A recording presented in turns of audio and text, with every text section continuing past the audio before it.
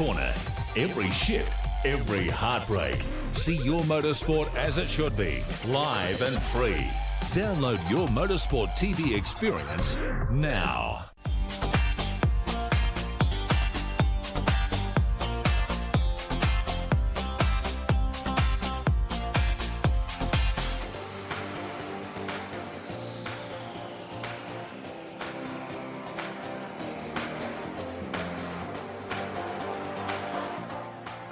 Welcome back to Wakefield Park. It's time to hear from our top three from the first of our Motorsports TV Supersport races for the day.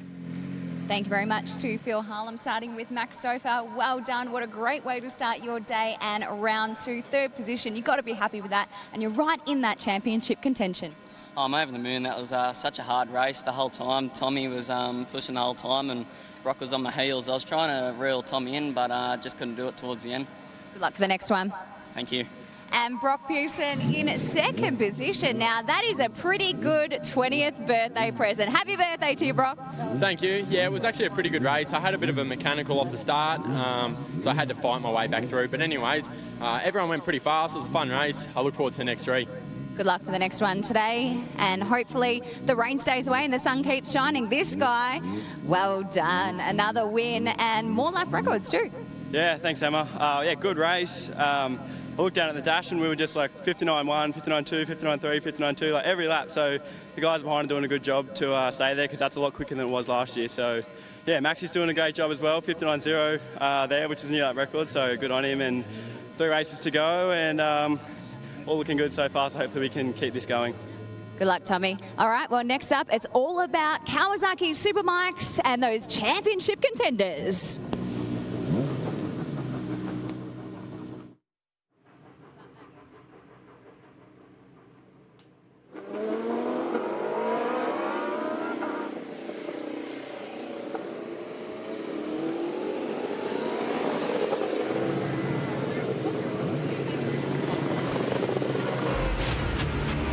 There'll come a time to put it all on the line during the course of the race and the course of the weekend.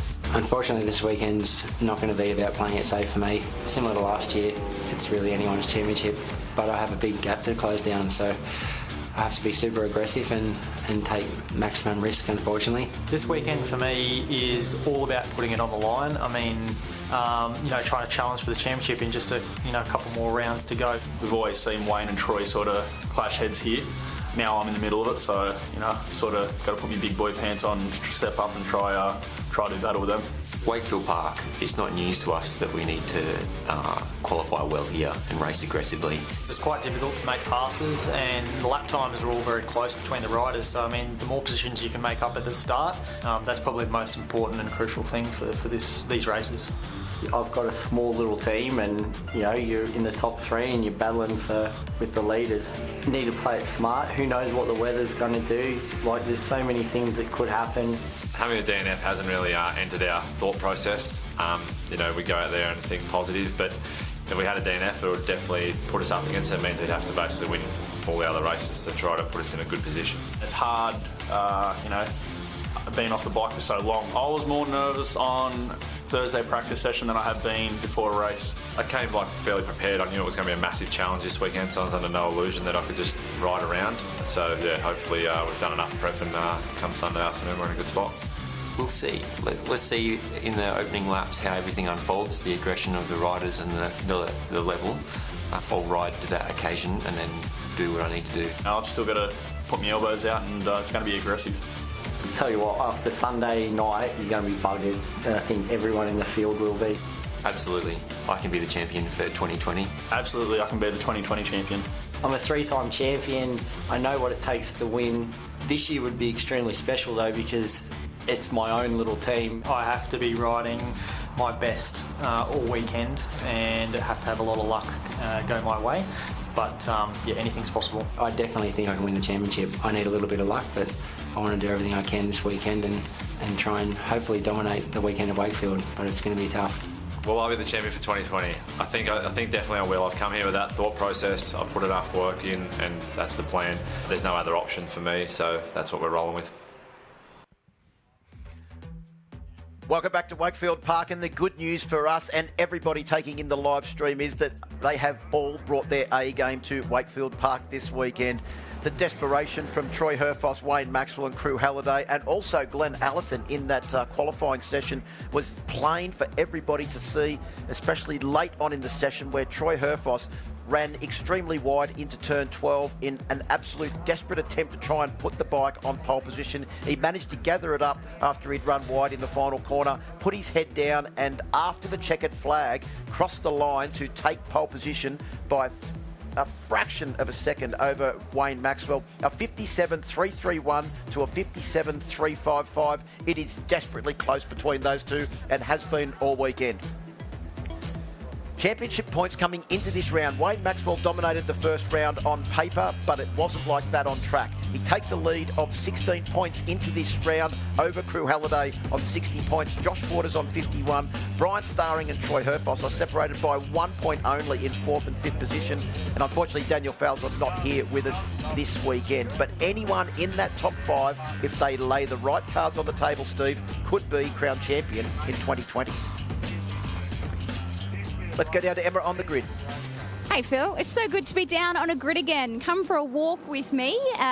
28 points separating top 5, as you guys just mentioned, championship points. Can you believe it? We're in the same position again, deja vu on last year, I think. Let's start with a guy that's sitting on pole position who's looking very cool, calm and collected. We're going to chat to everyone at a COVID-safe distance.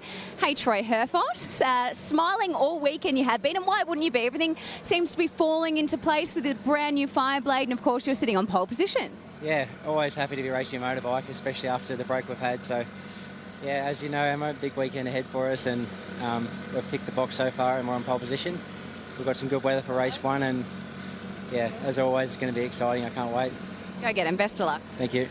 Can't wait for some very exciting racing, just like we saw last year, just like we always see in this class. Of course, we've got this guy right here who's actually sitting at the front of at the lead of the championship, but he has to trace down Troy Herfoss, don't you, Wayne? But you can do it, can't you?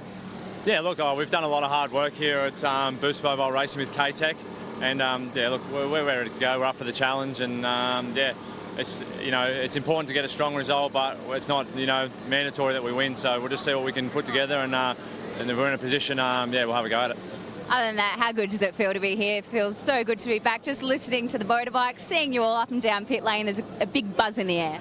Yeah, absolutely. It's great to be back here, to have see all the smiling faces, and it's been a long year for everyone, and yeah, can't wait to put on a show for the fans. Best of luck. Thank you.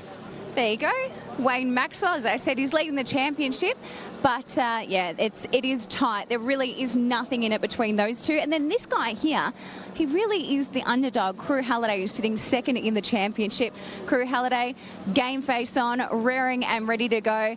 And we had a bit of a chat yesterday, and as you said, just flying under the radar, let these two fight out up the front, but really, you could be the one that just comes on out and wins all these races today. Yeah, you never know. You can always hope, but you got to be careful, because the guys behind me, they're close in the championship too. So it's not just trying to sit behind them and just wait for the right time. You got to be defensive with the guys behind me. So it's going to be an interesting race. I'm pretty nervous. We haven't raced since February, so it's going to be interesting. Best of luck. Thank you. Yeah, as you may have heard earlier in that contender package, Crew Halliday said that he felt more nervous on Thursday morning jumping back on the bike, because you've got to remember, a lot of these guys, they have not had a lot of time on the bike in the break. Mike Jones had a little bit of time because he's up in Queensland, but he's sitting back here in 5th position. Hey, Mike, always smiling. Back here in 5th position, but if you look at those times, there really is nothing in it. Yeah, absolutely.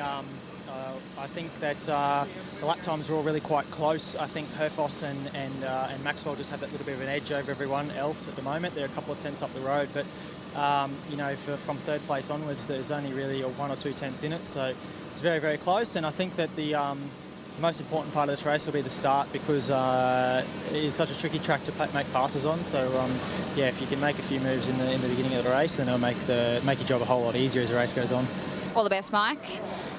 So Mike Jones, yeah, he didn't have the best luck at the very first round. He actually had a DNS, so that certainly put him back in the championship, but actually put him back in 7th. I'm just going to go over here to the right, sorry, Rich, catch up with Ben Henry from Motorsport Ducati. How are you feeling, Ben? Sorry, I've got to stay COVID safe. How are you feeling going into this? I know Mike, came into this 7th in the championship, but 5th isn't too bad. I was just saying to him, there really is nothing in these times. No, honestly, I think he's good for the podium today in this first race. Honestly, I do. Like, we've just been slowly keeping up on it, and I reckon by half race distance, I reckon you'll find we should be in a pretty good spot. I believe you, because last time you said, I reckon, you were right. He came from 7th and he ended up winning the championship. So nice words, Ben. Good luck, Ben Henry, co-owner of Motorsport Ducati team, of course, with Troy Bayliss. And now Brian's just putting on his helmet. I'll just jump on in quickly. Hey, Brian. How are you going? I know there's been, it's been a bit tricky for everyone coming back, jumping on a bike, a lot of physical into it because you've been on such a break. But yeah, how are you feeling anyway, heading into this one? You're right, it has been tricky, but look, now we're all here. It's so bloody good to be here, and to have life return to somewhat normality, which I've been doing this game for a long time, and this is normal, and makes me appreciate the fact that I'm still here. Great to hear that, Brian. It's great to see you again. And yes, it is great to be back. So yeah, Brian Starring, he is starting on the grid from 6th position, but he's actually sitting 4th in the championship. So he didn't do too badly at all in that first round back in Feb at Phillip Island. Why don't we just come back here and chat to his teammate, Glenn Scott. So Glenn is starting from 9th. Not too bad, Glenn, starting from 9th, starting within the top 10. How are you feeling about starting from 9th? What do you need to do to get the job done, to get up there with that lead pack?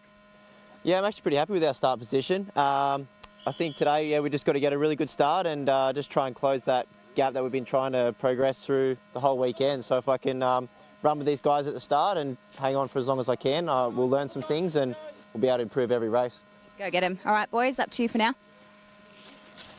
Yeah, thanks very much, Em. Great to hear from the riders down there on the grid. And I think Glenn Scott makes a great point, Steve Martin. He's a lot better racer than he is qualifier. Yeah, absolutely, that's for sure. And, he's definitely got a little bit of a way to go as well, coming back from injuries. But he's doing it right. He's working his way back slowly rather than trying to take big chunks. Big chunks never works out normally. Better to do it slowly and methodically, which is what he's doing.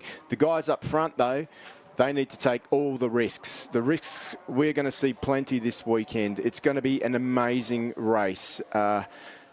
This championship is open to 4 or 5 guys. It's just going to be the bravest will win. And if you think the 600 race was physical, on one of these beasts around with 200 horsepower is just astronomical how fit they have to be. Arm pump could come into it, tyre wear. There's many factors that are going to play in this next 18 laps. Just a quick mention as well to Giuseppe Scarcello, a little bit further back there on the grid. Wouldn't have been here if it wasn't for the kind donation of Andrew Burley, who gave him a bike to race this weekend, because unfortunately had some mechanical issues with his Ducati 1299. So he's on the old 1199, but great to see Giuseppe, one of the real characters of the ASBK paddock, back there on the grid as well. This, Steve Martin, is going to be 18 incredibly intense laps as we decide who goes into race 2 this afternoon with that championship lead. Troy Herfoss is so pumped up, Wayne Maxwell, and you can see the nerves in Crew Halliday as well. Oh, absolutely. They're all got it all to play for, but the big aggro, the big talking point is between number 1 and 2 on the grid there at the moment. These two guys have been fighting each other for a long time on track, and we've seen them be best of friends, and we've seen them had fisticuffs. What will happen at the end of this race? We'll wait and see. We'll see them have fisticuffs at this very circuit as we make our way off on the warm-up lap. The other equation I suppose wild card I'll throw into this equation is Arthur Cece's. We didn't hear from him down there on the grid. He starts from position number 11, but he is a demon starter, and we've seen here at Wakefield Park the very short run down to turns 1 and 2. I wouldn't be surprised to see Arthur up there in the top 4 or 5. He could very well make an impact on this championship. Herfoss starts from pole position, as we just heard. Wayne Maxwell, championship leader, starts from 2nd, and Crew Halliday, 2nd in the championship, will start from 3rd. Your second row is Glenn Allett, and we didn't mention him either, but what a stellar ride he's had. Mike Jones with a little bit of work to do there from the second row of the grid, and Brian Starring looking for a good run. In 7th place on the 3rd row of the grid is Aidan Wagner. Josh Waters on the Nagura Civil Construction Suzuki in 8th place, and Glenn Scott inside that top 10 in 9th position. Jed Metcher there as well, making his way back, and Arthur Cece's a brilliant ride for him. Looking forward to seeing him out there. Yeah, also Lachlan Ephes as well, placed well on the grid. Brendan McIntyre and Giuseppe Scarcella, as we mentioned, on row 4, with Luke Johnson sandwiched in the middle of them. Michael Edwards, Chandler Cooper making his debut on the Superbike, and Nathan Spiteri in 18th.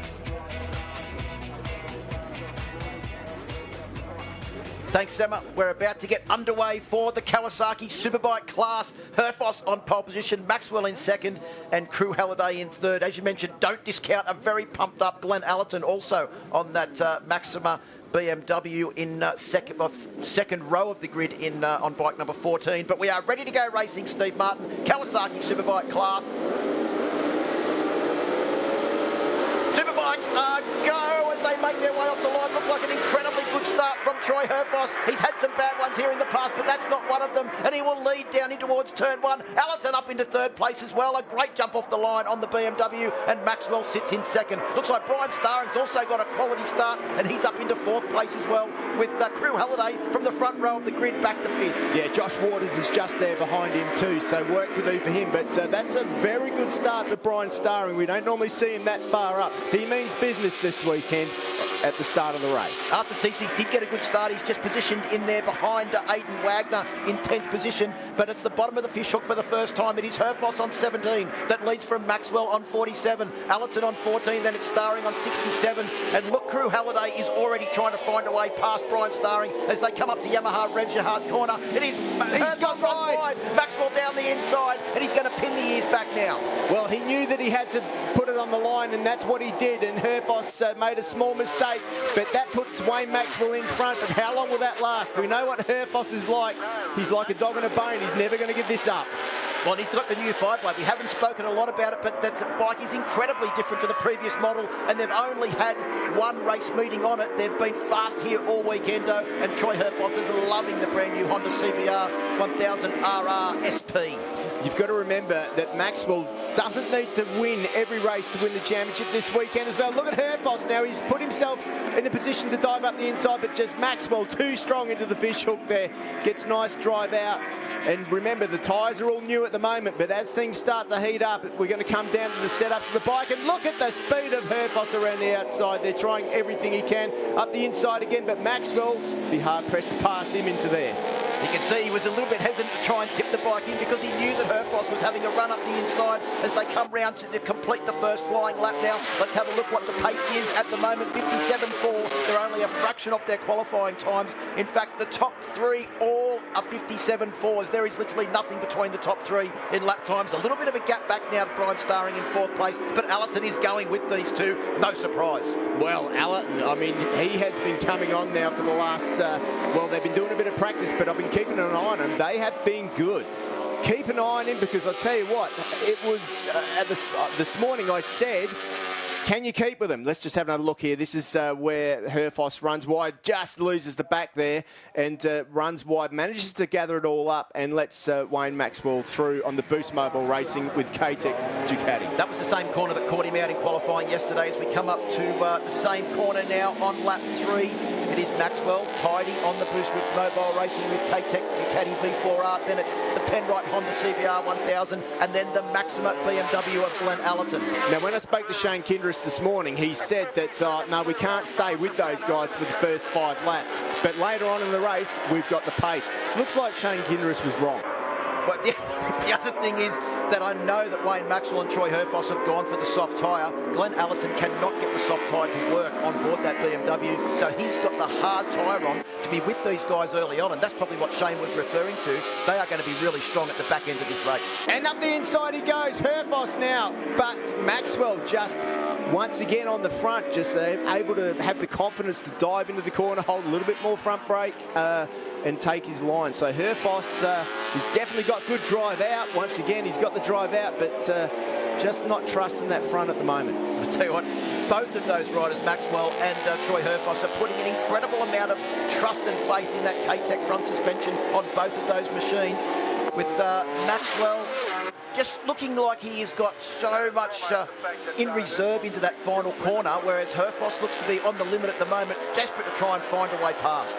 There's definitely different styles that you can see. I mean, Herfoss is probably not as strong on the front, but out of the corner, in the middle of the corner, I think Herfoss seems to have a little bit more drive at this stage of the race at least. You can see always here, he can get up the inside as they head down the hill into YMI.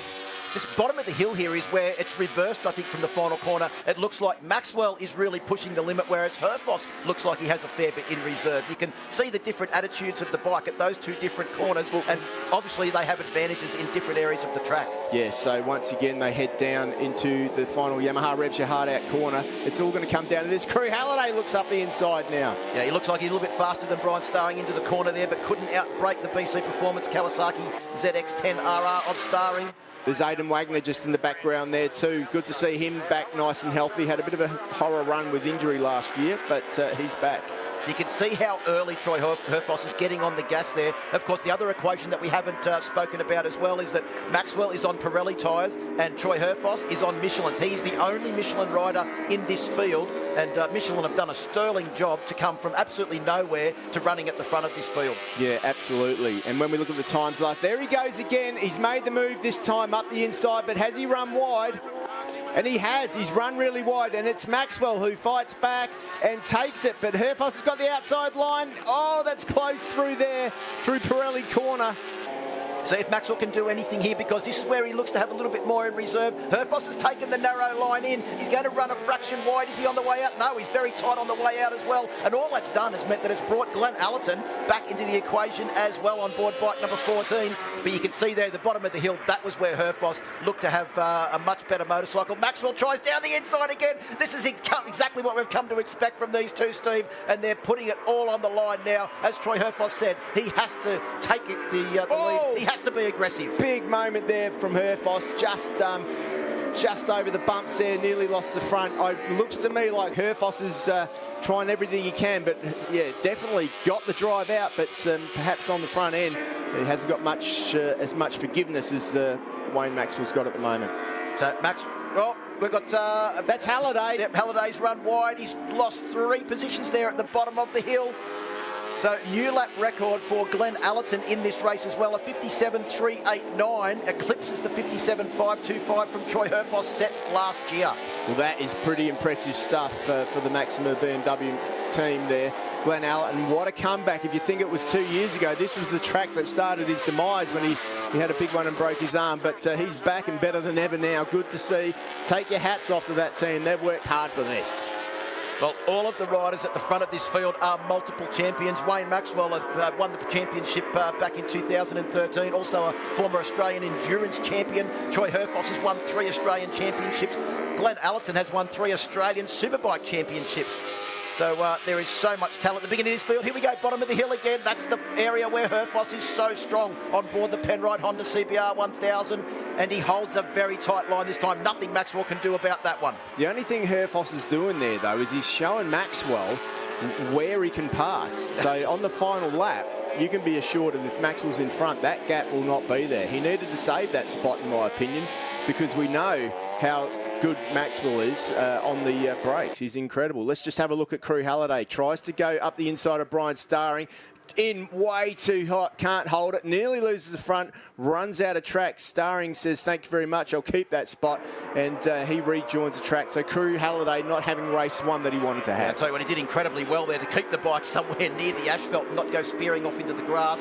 It is Herfoss that leads from Maxwell. There is literally nothing between them as they come to the top of the hill there at Kawasaki. They start the run down the hill now. I think Wayne Maxwell's been passed by Troy Herfoss into this corner enough times to know that's one of his strong points on this circuit. I don't think he was giving too much away, Steve. Well, you know what? Like, that would have been, if it was me on the bike, I would have saved that move for the last lap if I needed it, because it's like not a normal overtaking position. If it did stay this way at the finish line, who knows? 96 points would mean that Maxwell would extend his lead at the moment. 74 for Herfoss. Crew Halliday also equal in 3rd spot, so he would drop back. Starring 66, and Waters would drop from 3rd to 5th. We're on lap 10 now of the 18-lap journey, so we've just gone past half race distance. It is Herfoss that leads on board bike number 17, the Penrite Honda CBR 1000 RR, the brand new Honda CBR 1000 RR.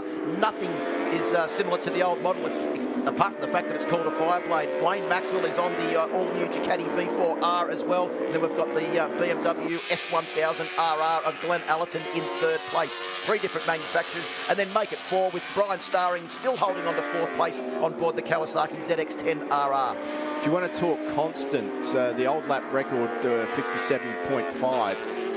Everybody's lapping at the moment 57.6, 57.8, so they're all lapping at around the old lap record pace, and I mean that seemed so fast last year. There's Mike Jones with that number 1 plate just in there behind Brian Starring, starting to make his way forward, but probably wanted to be further up than where he is. You see that? Aidan Wagner actually pulled aside and allowed Crew Halliday to get past because he knows that Crew Halliday is a championship contender, and I think that he's realised as well that Crew has got pace this weekend, and he is desperate to try and claw back some points with those positions that he lost in that late braking manoeuvre to try and get past Brian Starring at the bottom of the hill, and he's doing a good job now. Crew Halliday back up to 6th place. Yeah, Crew Halliday, a previous winner at this track. He certainly knows how to ride the bumps well around this Wakefield circuit, so keep an eye on him. You can't give up if you want to win a championship, and one thing's for sure, we will be crowning someone at the end of this weekend. Well, Troy Herfoss and Wayne Maxwell are glued together on track. They have been this way since we arrived here on Thursday morning. Literally hundreds and thousands of seconds have separated them in every session that we have had so far this weekend, and nothing separates them out on track at the moment. The current gap, 0.2 of a second, with Maxwell just shadowing bike number 17 of Troy Herfoss, the local hero, the wizard of Wakefield Park. It's going to be interesting to see how Wayne Maxwell plays this now, because he can actually finish in second position all weekend to this man in front and win the championship, but that is not in his DNA. That is probably the weakness of Wayne Maxwell. He's going to want to win some races this weekend, and on the other hand, the man out front, and he's been open in saying this, he needs to try and bank the field up and get more people between him and Wayne Maxwell if he wants to win the championship. The unfortunate thing for Troy Herfoss is that no one can match them for pace. Well, and, Glenn Allerton is not far off. No, but he's just enough back that he's not involved in this battle as we come down now to complete lap 12 on the 18-lap journey. As you mentioned, the current pace, 57.7 for Troy Herfoss, 57.5 on that last lap for Wayne Maxwell. Obviously, the soft tyre from the Pirelli is not dropping off, and the performance of those Michelins. I think Troy Herfoss did 40 laps on 1 tyre and was still lapping at the same lap time. So there's no concern with longevity of the Michelin either. No, absolutely not. Good to see that man in third position, though. Really, really happy for Glenn Allerton and the BMW team. They're doing a fantastic job there. I know I've already said it, but I think that in my mind, Glenn will be happy to get this podium position. It's been a while since he's had one, so I think there's more in the tank from him over the weekend. Let's just get that podium for him, and then I reckon you'll find that he just risks a little bit more in the upcoming races. But I think you'll find also too, Steve, that that team has only had bad luck in the last couple of years, so a third place looks like the luck has actually finally turned around. They're due for some good luck as Crew Halliday tries to go up the inside of Mad Mike Jones, just couldn't quite get the job done, but he's got a full head of steam as Crew Halliday. Yeah, he is doing everything he can. Aidan Wagner's found a little bit too from following his teammates, so he's on the back of that pack now. The guys can't get past the number 67, though, the BC Performance Kawasaki. It's always been one of the fastest bikes, and a fast bike around this circuit, a fast accelerating bike, can really help make it hard for your opponents to get past you. The gap between Glenn Allerton and Brian Starring has also remained pretty constant as well. At the moment, it is about 3.8 seconds between Glenn Allerton and Brian Starring. We'll keep our eye on that because Starring's lap times have been incredibly consistent in the low 58s every lap. Glenn Allerton just back into the 58s now. The only 2 riders still lapping in the 57s. No surprise, it's our race leader, Troy Herfoss and Wayne Maxwell. Nothing between them on that last lap. No, absolutely incredible to see those guys. And there he goes up the inside. Mike Jones finally gets past, but the cut back on the inside means Starring gets on the gas. Now it's a drag race, and it's Crew Halliday out there too. Starring goes back in front and holds the line. Here comes Jones again, having a look down the inside. Can't quite get the job done. You can see how good the V4 punched out of the final corner there, and he was able to get the run back on Brian Starring as they came down the straight. You can see Crew Halliday's just trying to find a way past, but there's no gaps being left by the reigning champion, Mad Mike Jones, on board that Desmo Sport Ducati V4R at the moment. Well, yeah, every time that, let's just have another look. He tries to go up the inside, does Mike Jones. He makes the move, but that means he gets out wide. The cut back from Starring. Sorry there, takes a hand off the handlebars. Save the sorries for afterwards, Mike. Either way. You can also see the attitude of Brian Starring's bike, how late he was on the brakes. I think that's why Mike Jones realised there was nothing he could do but run a fraction wide. It is still Herfoss that leads from Maxwell. But I hate to say it, Steve, but is Maxwell just playing it smart? Oh, he would be at this point in time for sure. We know that Herfoss has got to win everything this weekend if he's got any chance of winning the championship. It's not like he's second. Look at the front end moving around through there. He is pushing this thing to the limit. That Penrite Honda, though, what a beautiful machine, isn't it? It's good to see. Great to see Honda bringing a brand new CBRR. It's three R's, I think it is, out to play, and it's winning first time out. And it's also no surprise to see Paul Free take a brand new motorcycle and turn it into a race-winning motorcycle extremely quickly, and that's exactly what he's done. It's exactly what he's done with previous models of the Honda Fireblade as well for many, many years. And the fact that Troy Herfoss is challenging this race win is certainly no surprise at this track with the team that he's got behind him at Penrite Honda as well. Look at Brian Starring. He runs a little bit wide. Mike Jones the better drive this time, but once again, the drive out of the corner. Starring managed to hold off the pack. He's certainly making himself wide. So 16 laps complete now. We're on 17 laps. The penultimate circuit for race 1 of round 2 of the 2020 My Bike Motorcycle Insurance Australian Superbike Championships presented by Motul. Kawasaki Superbike class championship leader Wayne Maxwell is right on the tail of Troy Herfoss in second place. Herfoss simply needs to win every single race here this weekend if he wants to challenge for the championship in 2020, and Wayne Maxwell knows that he doesn't have to win every single race, but he desperately wants to. Yeah, things are starting to hot up in this group now. They know that the laps are dwindling down. Up the inside, Crew Halliday, everyone just a little bit tighter. But everywhere Crew Halliday looks to make a pass, Mike Jones is already there. So it's going to be difficult for him to get through. Something desperate, probably in this final corner. But look at Starring. That's got to be wide. No, he manages to gather it up. Well, he gathered it up, but I think Jones has actually got enough run that he might be able to have a little bit more top speed as they get towards the last lap board, which is out now. Our leaders have already started the last lap. This group is also on their last lap now, and Brian Starring is doing an incredible job at the moment to hang on to 4th place with 3 very hungry riders trying to take that from him as they make their way up the hill for the final time. Herfoss's lead over Wayne Maxwell is now out to 0.6 of a second as they went through intermediate number 1. They're down towards the bottom of the hill now, and I think Maxwell has just settled for second place, although there is a back marker coming into the equation now just ahead of Troy Herfoss on this last lap. It is Chandler Cooper making his debut in the class on board bike number 51. But no fear, Herfoss is through there with number 47 just up behind him, and he comes around the final corner. Out onto the Australian Motorcycle and Marine Finance machine. To the line now comes Troy Herfoss. He takes the first win. Maxwell in second place. And at the final corner, it is Crew Halliday that goes up the inside of Mike Jones to get some more points back in his championship challenge. Starring will take 4th place and Crew Halliday will take 5th. Aidan Wagner in 6th and Mike Jones in 7th place. But what a ride. Congratulations to these two. And Troy Herfoss just gesticulating a little bit there to Chandler Cooper. But Herfoss takes the win, Maxwell in second place, and Glenn Allerton, congratulations to the Maxima BMW team. Their first podium for quite some time. A great job. Well, there's Luke Johnson and Lachlan Epps having a little bit of a battle there at the final corner. They will swap positions, it looks like, with Epps, who will come across the line. He should take 12th position, and Luke Johnson in his Superbike debut will take 13th. That's a really good ride from Luke Johnson, actually. Good to see him up there, and big steps for him so early in his career. But, boy, what a ride from Herfoss. Herfoss takes the win by 0.728 of a second over Wayne Maxwell. So Herfoss on the Penrite Honda, Maxwell on the Boost Mobile Racing with K-Tech Ducati, and Glenn Allerton on the Maxima BMW, our top 3. We'll be hearing from them very shortly. Brian Starring in 4th place, Crew Halliday in 5th, Aidan Wagner takes 6th, Jones in 7th place, Josh Waters takes 8th, after CC's in 9th, and Jed Metcher rounds out the top 10.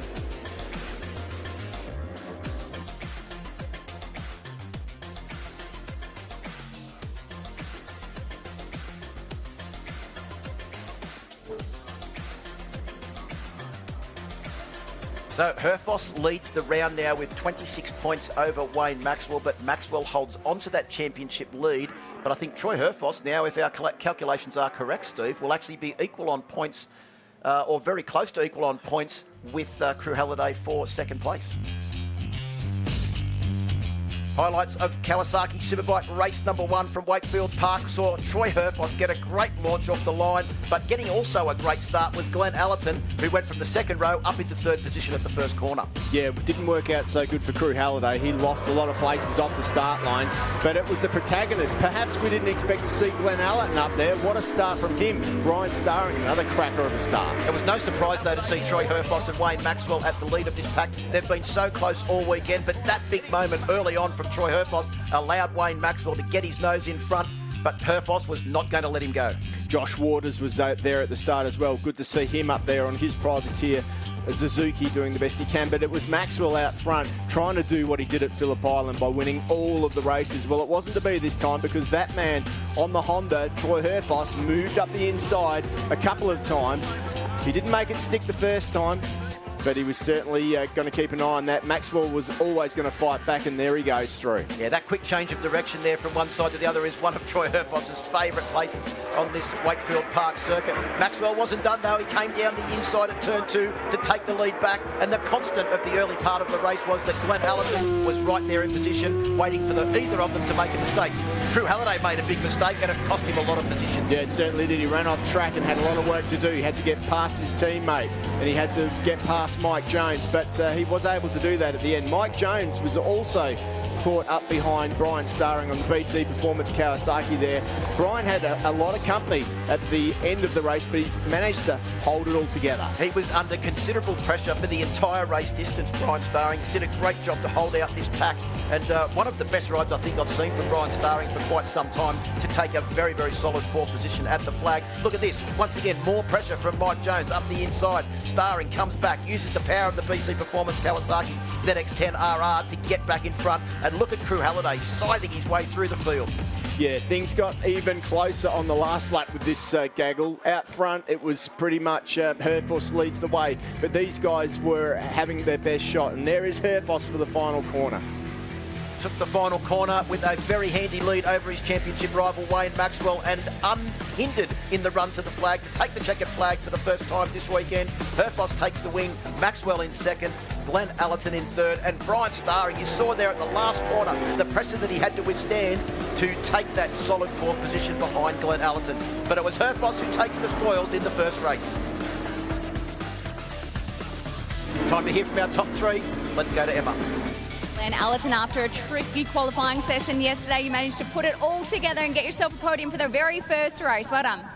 Yeah, thanks. It feels great to be back up here. It's been a long time since we've actually raced these guys and been able to, just get in behind them and see where the strengths and weaknesses are. But it's been a massive effort from the team, Shane and Wayne, and throughout this break we've been, head down, bum up, trying to get to this position so we can fight for race wins. And the hard work's starting to pay off. And, we were fast and the setting wasn't quite right. We showed with the fastest lap of the race. So if we can, tweak the bike a little bit more, we could be stronger this afternoon and hopefully fight for the win. Good luck, well done. And in 2nd position, everyone, Wayne Maxwell, you have set the scene. How about those battles? It is on. Yeah, look, I knew if Troy got clear air, he's a great competitor and he's super consistent, so I sort of tried to fight back straight away. I could have probably fought back again, but I just wanted to sit there and have a look and then try to have a go at the end, but he was too strong. So congrats to those guys. My guys, Boost Mobile with K-Tech V4 was really, really good. Bike worked good the whole time. A few little changes we made from warm-up wrong way, came back. So, we'll try again for race 2 this afternoon. Best of luck this Arvo. And everyone, Troy Herfoss, your winner for race 1. Congratulations. Just the start you need. 1 race win. Now you just need 3 more. Easy. Yeah, usually I'd be so stoked with a win, but I really wish there was more guys that could hold Wayne's pace out front there, or our pace, because at the moment it's not good enough for me to win the race and him finish second. But Glenn was really close then, and he looked strong. So yeah, I need to be a really big battle. I want to win, but yeah, it's not really good enough at the moment. We've got 3 races to go and a big points gap. So huge credit to the team, Michelin and Honda, K-Tech, all our partners. They've done such a great job, brand new bike, and another win at Wakefield, and I'm really excited for the next few races. Best of luck, hey everyone. Let's hear it for your top 3. First race, Kawasaki Superbikes. Yeah, thanks very much, Emma. Great to hear from our top 3 there. The championship has come down to Wayne Maxwell now having a 20-point lead over Crew Halliday, who in the last couple of laps took those desperate moves to get some more points back, and it means that he has a 2-point lead over Troy Herfoss, who now sits in 3rd place in the championship. So Herfoss did close up some points, but not enough for his likings, and Wayne Maxwell still leads the championship, but I think it's going to be all on this afternoon. And Brian Starring has now solidified 4th place in the championship, 2 points ahead of Josh Waters as well. Plenty more action coming up here from Wakefield Park. A break and then more action with the Supersport 300s.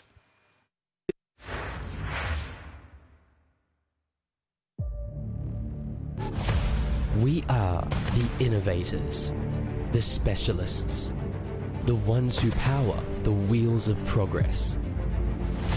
Extraordinary innovation for on-road and off-road terrain.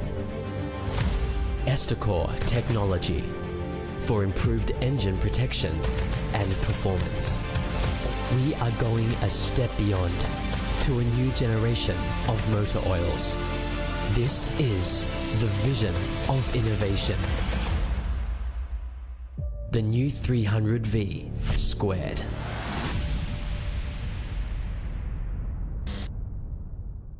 AMMF can help power your passion. We offer flexible, tailored finance solutions to motorcycle and marine customers Australia-wide. Our motorcycle and marine specialists can help you finance your motorcycle, scooter, personal watercraft or boat package with quick and easy approvals, fixed rate terms, flexible finance options and competitive rates. Call AMMF on 1300 263 123 or visit the website today.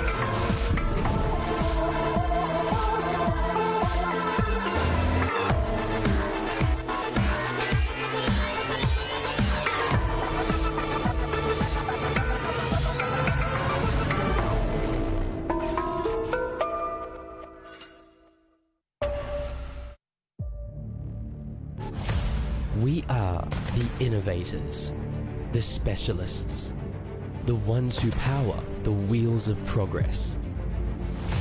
Extraordinary innovation for on-road and off-road terrain. Estacore technology for improved engine protection and performance.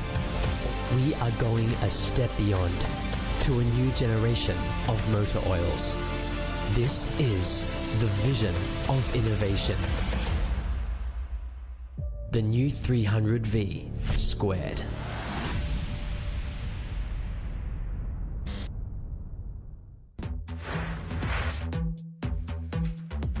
Welcome back to Wakefield Park as we get ready for the YMI Supersport class. And it is Harry Curry that leads the championship after a solid performance at Phillip Island, where he scored 3 race wins and pole position and took second in yesterday's opening race for the Supersport 300 class. the man that took the win is the same man that sits on pole position, and that is the reigning champion for the Blue Crew Oceania Junior Cup, Carter Thompson, riding for the GTR Motorstars team. Unfortunately for Harry Curry, there's a lot of other fast riders in this class as well that are also vying for the race wins and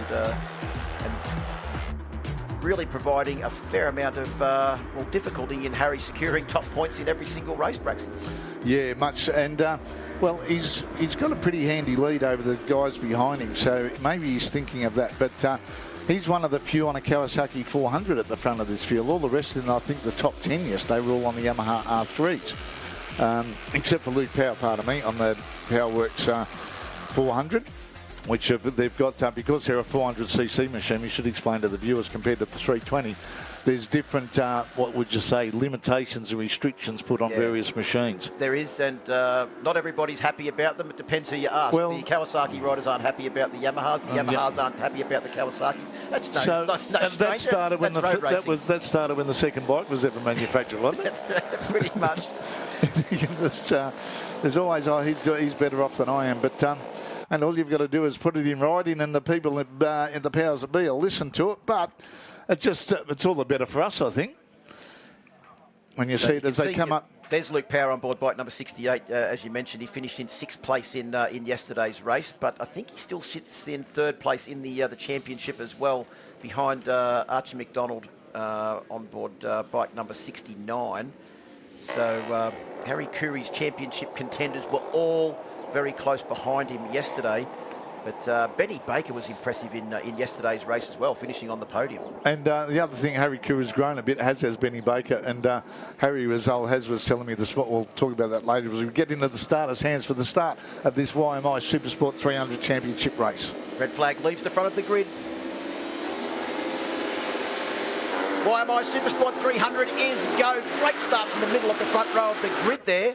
And it looks like it is Benny Baker on 72 that will lead them down into the first corner. Carter Thompson, for I think about the first time this weekend, has been pushed back from the lead of the race. And look who's right behind him. It's Harry Curry on board bike number 43, fresh from his 2nd season in racing in the German IDM Supersport Championship. But Carter Thompson now has resumed his usual position this weekend at the front of the field, and Harry has slid through with him as well to take up the running in 2nd. They'll be making those bikes very wide. It was Harry's full-time gig in the IDM this year, and moving on to the World Championship Supersport 300 next year. And another junior that's come through the ranks, part of the GP Juniors, and hats off to Chris Doby. I remember a couple of years ago I gave you an opportunity in this very category at Phillip Island. The Carter Thompson up the inside. You can see Harry Curry there was so desperate, but he's also got Benny Baker and also Archie McDonald on board bike number 69, who took 2nd place in his 2nd ever race in this class, who's now well and truly into the mix. In fact, he's gone up the inside of Carter Thompson as well, working extremely hard this afternoon with Jamie Stouffer and Heath Griffin to improve the setup of that bike, and whatever they've done, it is working a treat at the moment. Yeah, old Andy Offer in there is. Oh, look at the Archie McDonald's bike bouncing on the outside of the track as the front end fighting for grip. Jamie Stafford may have been a wizard on a motorcycle, but he's not too bad with the spanners and getting these things set up as well. Carter Thompson back up into 2nd place now. Look at Johnny Littress. He's moved up into 4th place at the top of the hill ahead of Benny Baker. Right behind Baker is Luke Power on board bike number 68. It's the ProWorks Kawasaki, and I love those retro leathers of the ProWorks team. Yeah, don't they look good? Mark Watson doing a great job with that team, based out of Blaney now. As our leader at the moment, Harry Curry, the championship leader, as he's got a stellar career in front of him at the moment, all things being well. This time yesterday we had a red flag came out when Joe Marinello and Zach Petney had a coming together. More like Joe Marinello took Zach out in a close proximity racing. Carter Thompson's Yamaha's bouncing again going into the corners, and it's John Littress, the Queenslander from the Sunshine Coast. He's right there. He's left school and he's starting an apprenticeship in a motorcycle mechanic dealership at Caboolture Yamaha as well. So good to see him getting a tray behind him. 1 minute 7.352 for the first flying lap of this one, as Max Stouffer's lap record being broken. Oh, look at them, they're touching bars. It was Archie McDonald and Benny Baker. And back there on bike number 68, Luke Power on his Powerworks Kawasaki. But look who's coming along for the ride. The early championship winner in the 250 Productions a few years ago, Brandon Demery, Jacob Hatch and Reese Orchard.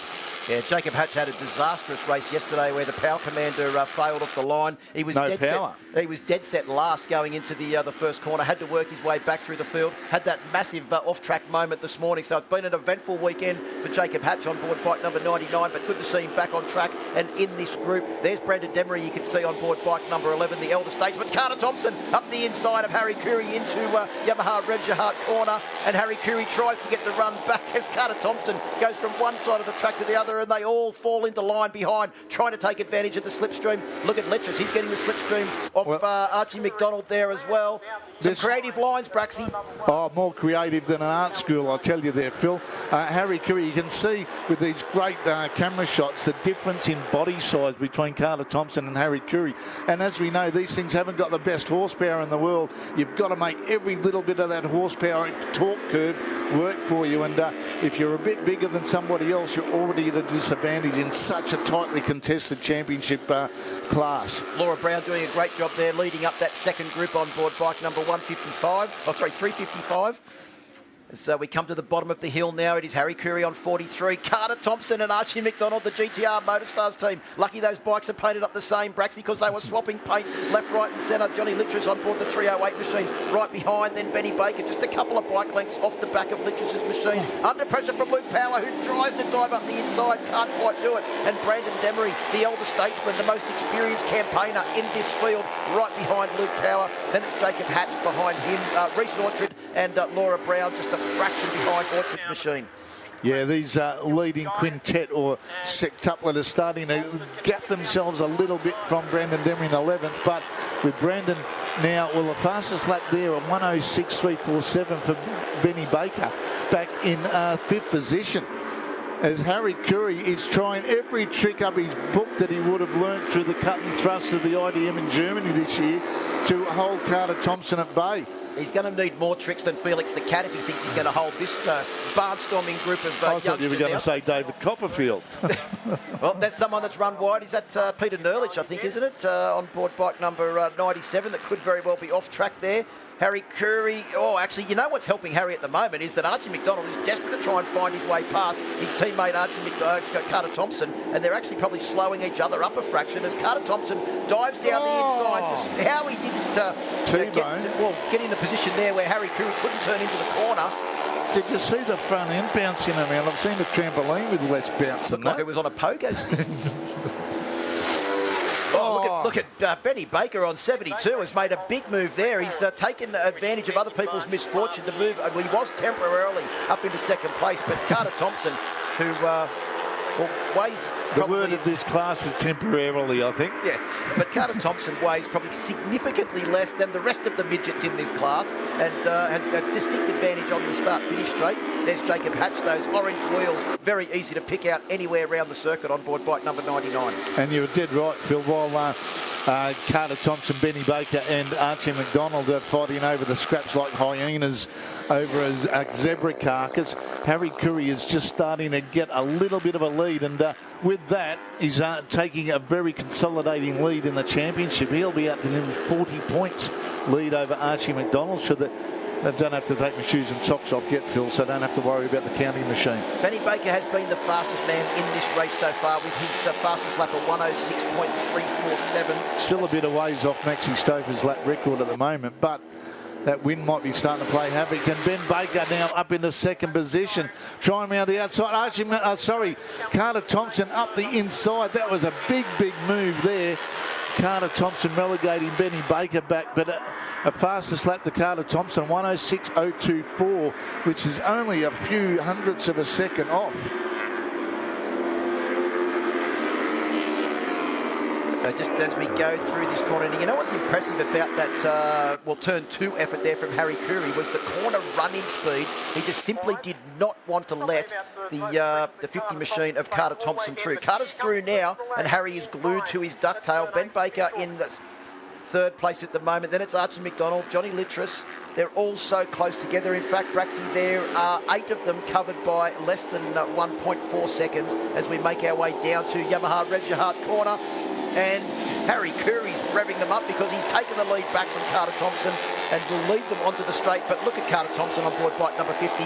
He will go breezing past Harry Curry, but can he hold off the very fast corner entry of Harry Curry? And also some good track position there as well from Harry. There goes Carter down the inside. Harry Curry, watch him get the drive out of here. Yeah, and he doesn't worry about the front end moving underneath him, does Carter Thompson. And that could, the way that bike's reacting is probably a good reflection of his lack of body weight on the machine, trying to keep the thing planted on the ground. Well, that's a pretty good call, Braxton, because the combination of an R3 and Carter Thompson still weighs 3/5 of absolutely bugger all. But Harry Curry, he's, well, he would have learned a lot in Germany.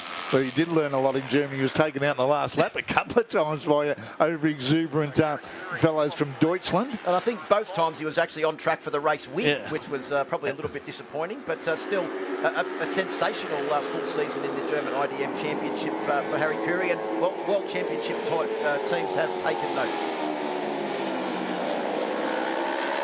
Harry Curry still in the lead. Carter Thompson is under so much pressure from behind. He cannot afford to try and put a rash move on Harry Curry to take the lead. Otherwise, he's going to lose 200 seconds. Here comes Danny Baker on board bike number 72, the Warwick Nowland Racing Machine. Down the inside, takes the lead. Littress was trying to go with them as well. And Archie McDonald is now all over the back of Littress's machine, with Luke Power making up the final rider in that little group.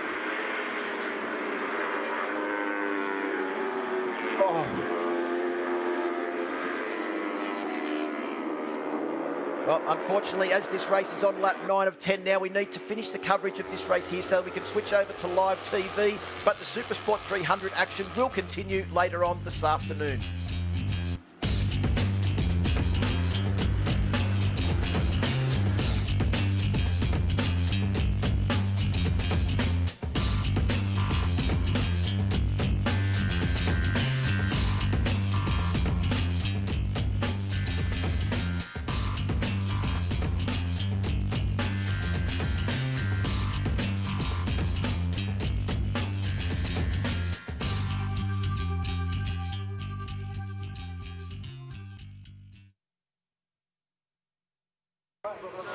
This is the first up of 7 rounds on the calendar, and it all kicks off right now. Welcome to 2020. I'm feeling good heading into 2020.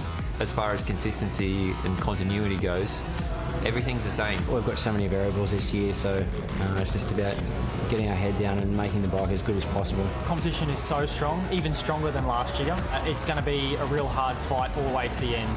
AceBK 2020 is going to be good for me. Now as we get ready to go racing for race 1, 2020 My Bike Insurance Australian Superbike Championship, and they are off the line. He's taken the lead, Herfoss, and he's got the run as they head up towards top of the hayset. It is Maxwell that takes the win. Halliday in second. Josh Waters will hang on for third. Congratulations to our top 3, but there's plenty more to come in 2020. This is only the start, ladies and gentlemen. The World Health Organization just announced coronavirus is now a pandemic. Borders are closed. All Australian sporting events have been cancelled. The entire country is in lockdown. It's been a long time between races. We've missed you, race fans. We are back on track. The My Bike Motorcycle Insurance Australian Superbike Championship, presented by Motul. Let's get it.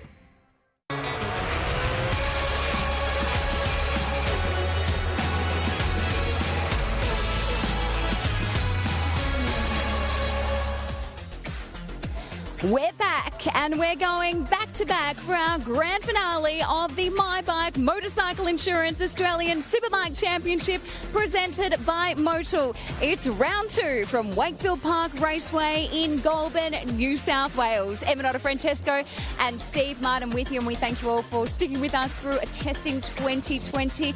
And wow, Steve, it feels so good to be back here with you, listening to the noise of bikes again, seeing all the teams, everyone down the paddock. And of course, all of our categories get to wrap up the championships. Oh, Emma, I couldn't believe it. When I rocked into the paddock for the first time in such a long time, my heart skipped a beat when I just heard all those bikes out on track. It was amazing. So happy to be back, not just for us, but for everybody.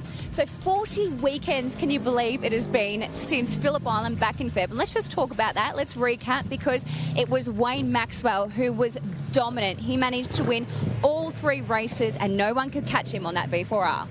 Yeah, but you know what? Here's a different story. There's a whole load of different protagonists that can take it to him. We know that Herfoss is good here.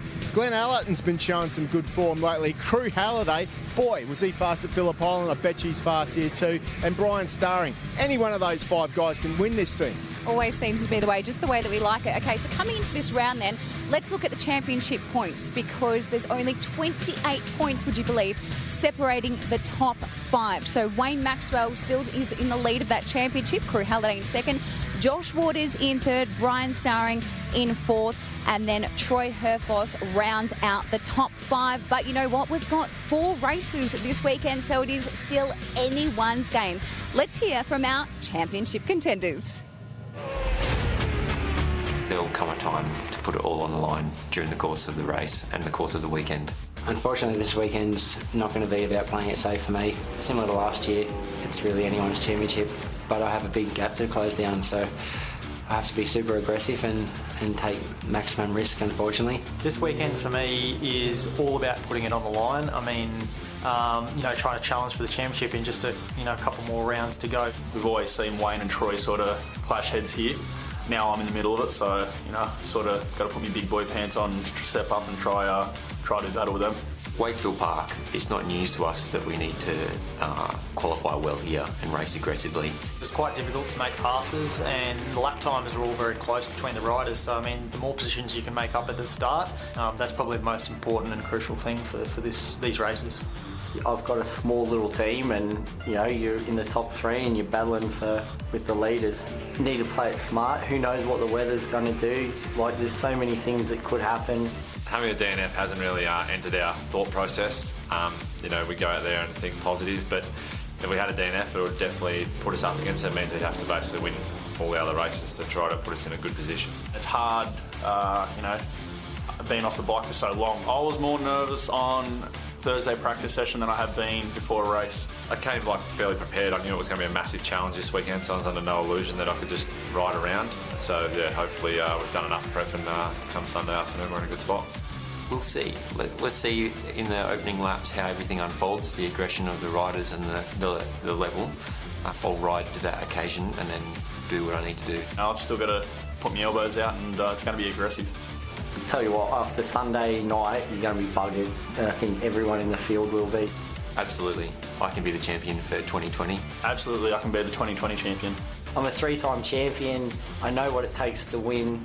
This year would be extremely special, though, because it's my own little team. I have to be riding my best all weekend and have to have a lot of luck go my way. But yeah, anything's possible. I definitely think I can win the championship. I need a little bit of luck, but I want to do everything I can this weekend and try and hopefully dominate the weekend at Wakefield, but it's going to be tough. Well, I'll be the champion for 2020. I think definitely I will. I've come here with that thought process. I've put enough work in, and that's the plan. There's no other option for me, so that's what we're rolling with. So there you have it, our top 6 contenders. As I said, 4 races, so we're going back to back.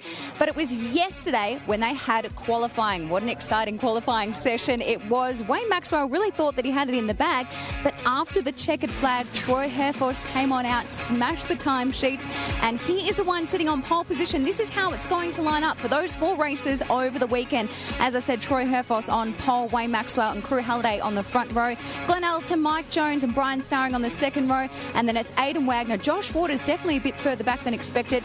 Glenn Scott and Jed Metcher, who rounds out the top 10. It is going to be an absolute belter of a weekend. Back-to-back rounds, the final showdown, our grand finale. This guy is definitely excited. It is a very good afternoon. Hello to you. Welcome back, Phil Harlem. Thanks, Emma. We're about to get underway for the Kawasaki Superbike class. Herfoss on pole position, Maxwell in second, and Crew Halliday in third. As you mentioned, don't discount a very pumped-up Glenn Allerton also on that Maxima BMW in second row of the grid on bike number 14. But we are ready to go racing, Steve Martin. Kawasaki Superbike class. Superbikes are go as they make their way off the line. Look like an incredibly good start from Troy Herfoss. He's had some bad ones here in the past, but that's not one of them, and he will lead down in towards turn 1. Allerton up into third place as well. A great jump off the line on the BMW, and Maxwell sits in second. Looks like Brian Starring's also got a quality start, and he's up into fourth place as well with Crew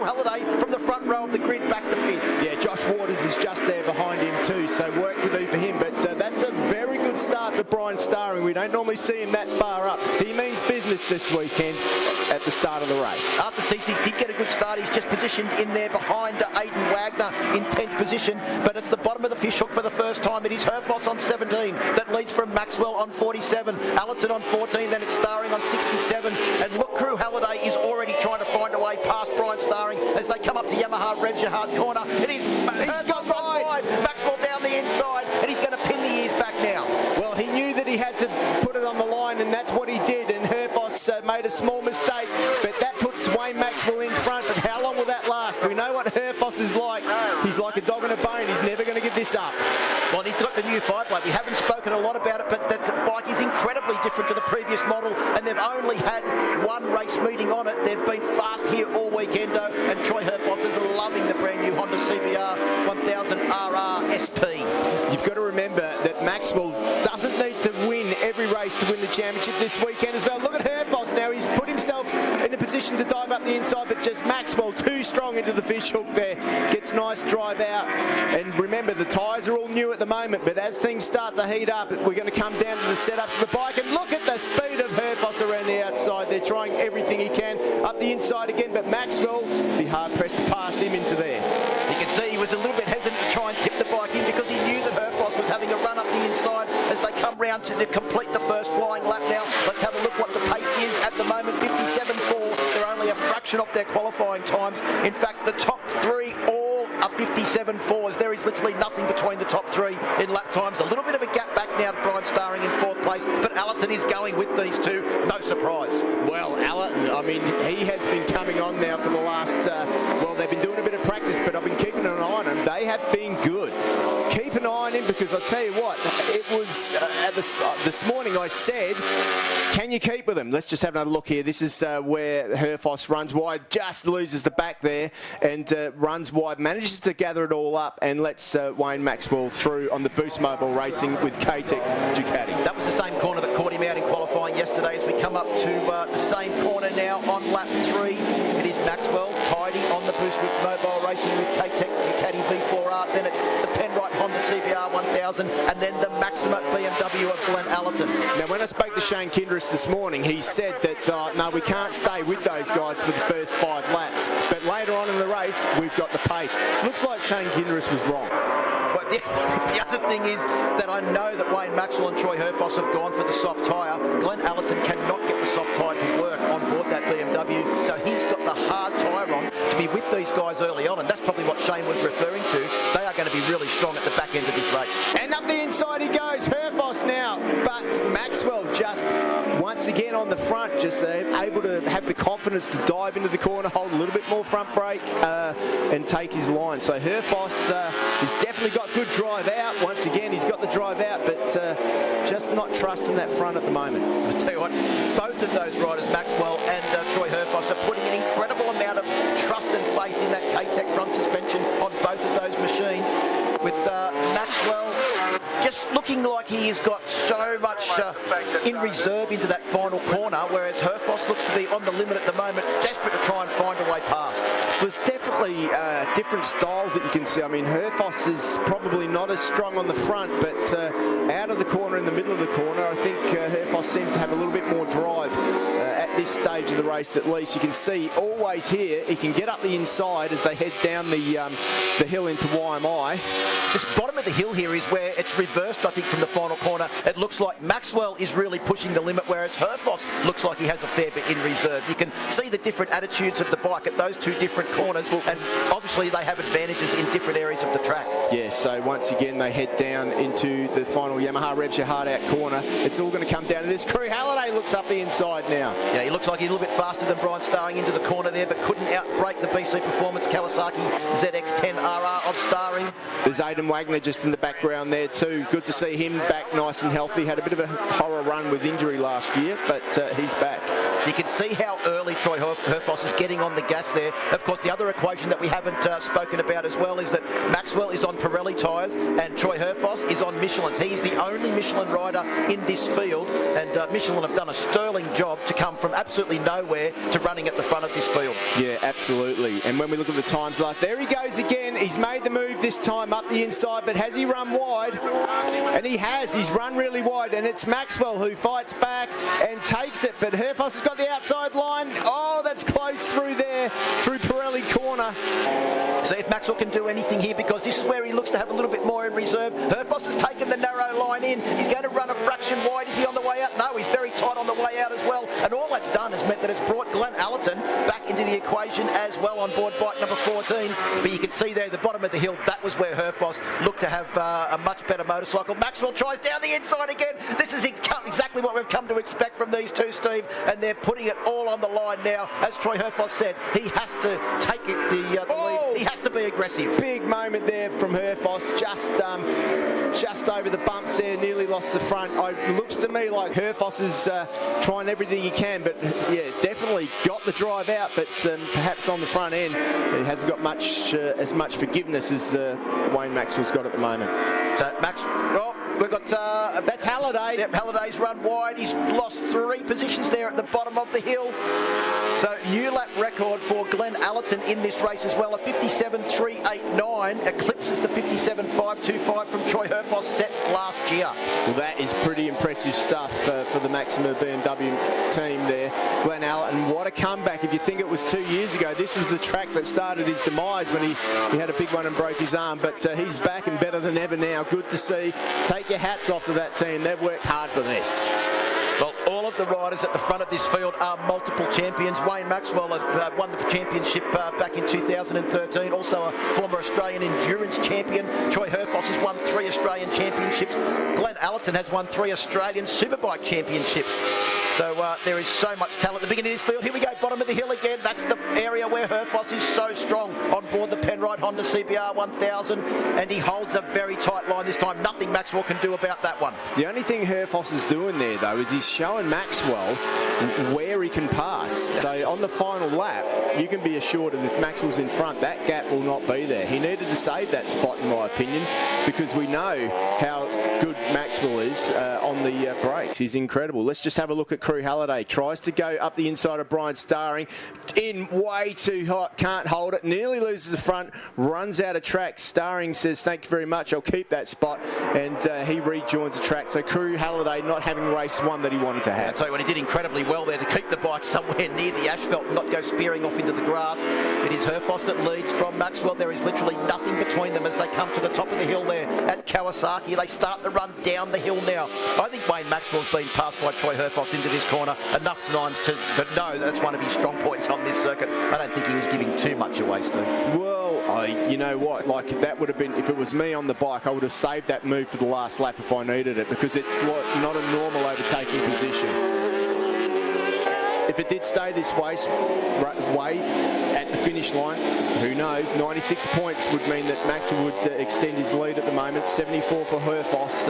Crew Halliday also equal in 3rd spot, so he would drop back. Starring 66, and Waters would drop from 3rd to 5th. Number 10. We're on lap 10 now of the 18-lap journey, so we've just gone past half race distance. It is Herfoss that leads on board bike number 17, the Penrite Honda CBR 1000 RR, the brand new Honda CBR 1000 RR.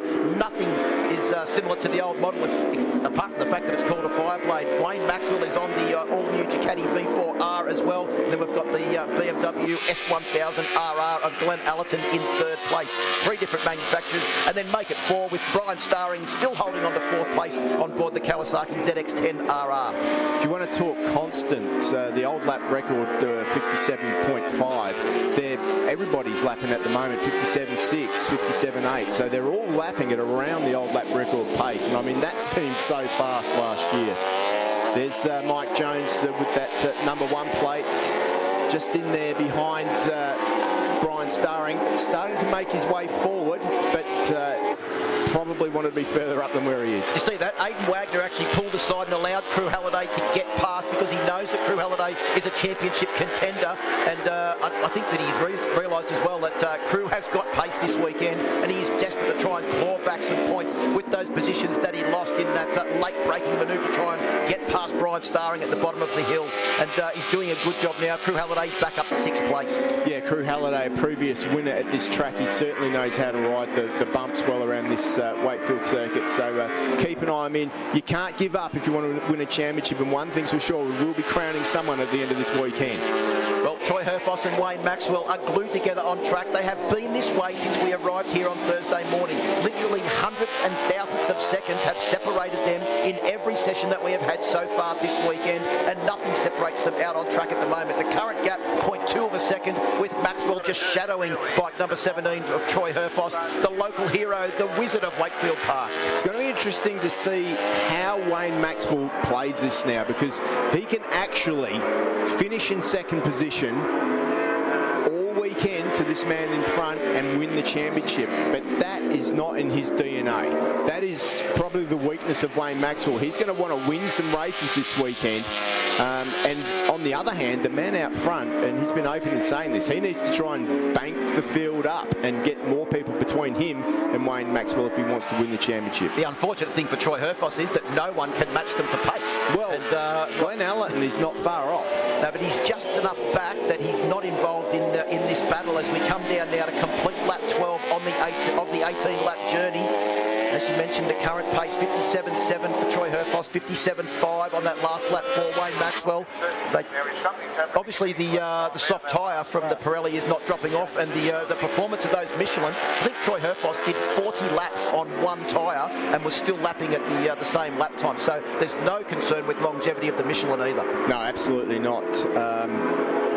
Good to see that man in third position, though. Really, really happy for Glenn Allerton and the BMW team. They're doing a fantastic job there. I know I've already said it, but I think that in my mind, Glenn will be happy to get this podium position. It's been a while since he's had one, so I think there's more in the tank from him over the weekend. Let's just get that podium for him, and then I reckon you'll find that he just risks a little bit more in the upcoming races. Well, I think you'll find also too, Steve, that that team has only had bad luck in the last couple of years, so a third place looks like the luck has actually finally turned around. They're due for some good luck as Crew Halliday tries to go up the inside of Mad Mike Jones. Just couldn't quite get the job done, but he's got a full head of steam as Crew Halliday. Yeah, he is doing everything he can. Aidan Wagner's found a little bit too from following his teammates, so he's on the back of that pack now. The guys can't get past the number 67 though, the BC Performance Kawasaki. It's always been one of the fastest bikes, and a fast bike around this circuit, a fast accelerating bike, can really help make it hard for your opponents to get past you. The gap between Glenn Allerton and Brian Starring has also remained pretty constant as well. At the moment, it is about 3.8 seconds between Glenn Allerton and Brian Starring. We'll keep our eye on that because Starring's lap times have been incredibly consistent in the low 58s every lap. Glenn Allerton just back into the 58s now. The only two riders still lapping in the 57s. No surprise, it's our race leader, Troy Herfoss and Wayne Maxwell. Nothing between them on that last lap. No, absolutely incredible to see those guys. And there he goes up the inside. Mike Jones finally gets past, but the cutback on the inside means Starring gets on the gas. Now it's a drag race, and it's Crew Halliday out there too. Starring goes back in front and holds the line. Here comes Jones again, having a look down the inside. Can't quite get the job done. You can see how good the V4 punched out of the final corner there, and he was able to get the run back on Brian Starring as they came down the straight. See, Crew Halliday's just trying to find a way past, but there's no gaps being left by the reigning champion, Mad Mike Jones, on board that Desmo Sport Ducati V4R at the moment.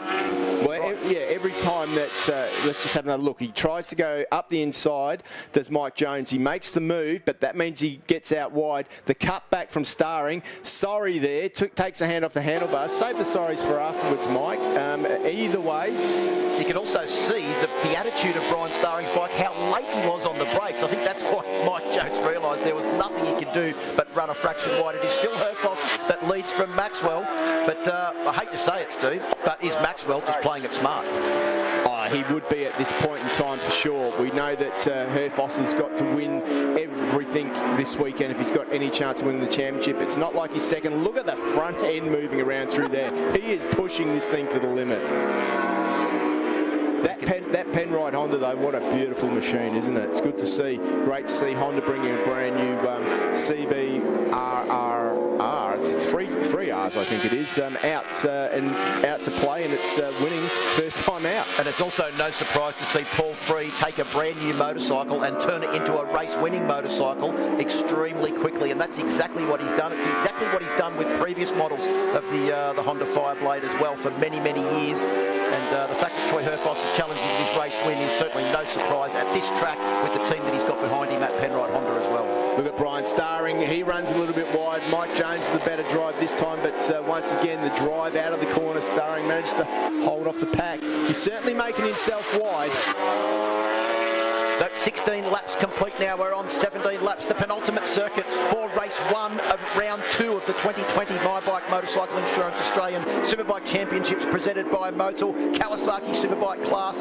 Championship leader Wayne Maxwell is right on the tail of Troy Herfoss in second place. Herfoss simply needs to win every single race here this weekend if he wants to challenge for the championship in 2020. And Wayne Maxwell knows that he doesn't have to win every single race, but he desperately wants to.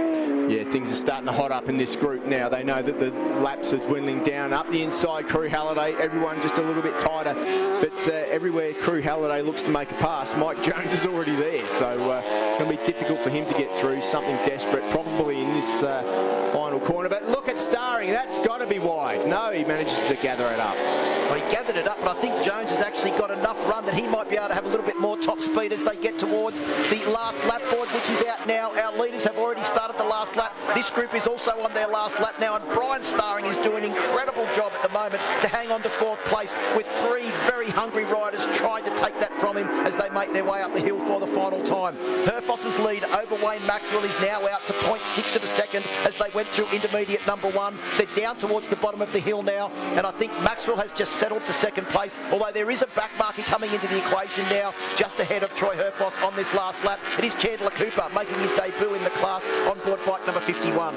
But no fear, Herfoss is through there with number 47 just up behind him, and he comes around the final corner. Out onto the Australian Motorcycle and Marine Finance machine. To the line now comes Troy Herfoss. He takes the first win. Maxwell in second place. And at the final corner, it is Crew Halliday that goes up the inside of Mike Jones to get some more points back in his championship challenge. Starring will take 4th place and Crew Halliday will take 5th. Aidan Wagner in 6th and Mike Jones in 7th place. But what a ride. Congratulations to these two. And Troy Herfoss just gesticulating a little bit there to Chandler Cooper. But Herfoss takes the win, Maxwell in second place, and Glenn Allerton, congratulations to the Maxima BMW team. Their first podium for quite some time. A great job. Well, there's Luke Johnson and Lachlan Epps having a little bit of a battle there at the final corner. They will swap positions, it looks like, with Epps, who will come across the line. He should take 12th position, and Luke Johnson in his Superbike debut will take 13th. That's a really good ride from Luke Johnson, actually. Good to see him up there, and big steps for him so early in his career. But, boy, what a ride from Herfoss. Herfoss takes the win by 0.728 of a second over Wayne Maxwell. So Herfoss on the Penrite Honda, Maxwell on the Boost Mobile Racing with K-Tech Ducati, and Glenn Allerton on the Maxima BMW. Our top 3, we'll be hearing from them very shortly. Brian Starring in 4th place, Crew Halliday in 5th, Aidan Wagner takes 6th, Jones in 7th place, Josh Waters takes 8th, Arthur CC's in 9th, and Jed Metcher rounds out the top 10. So there you have it, Troy Herfoss, the Wizard of Wakefield, our winner for Kawasaki Superbike Race 1. A quick break here. After this, you'll hear from the top 3. We're live from Wakefield Park Raceway. Stick with us.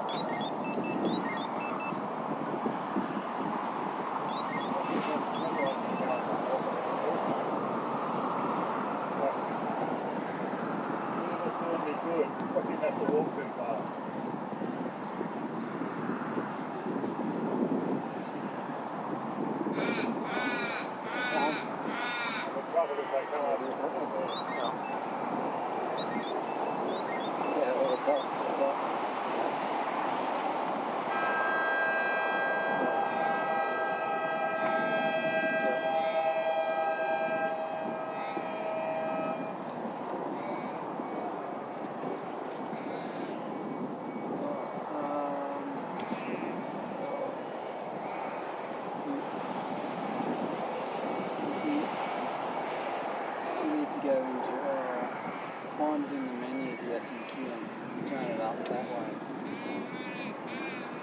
Or internally.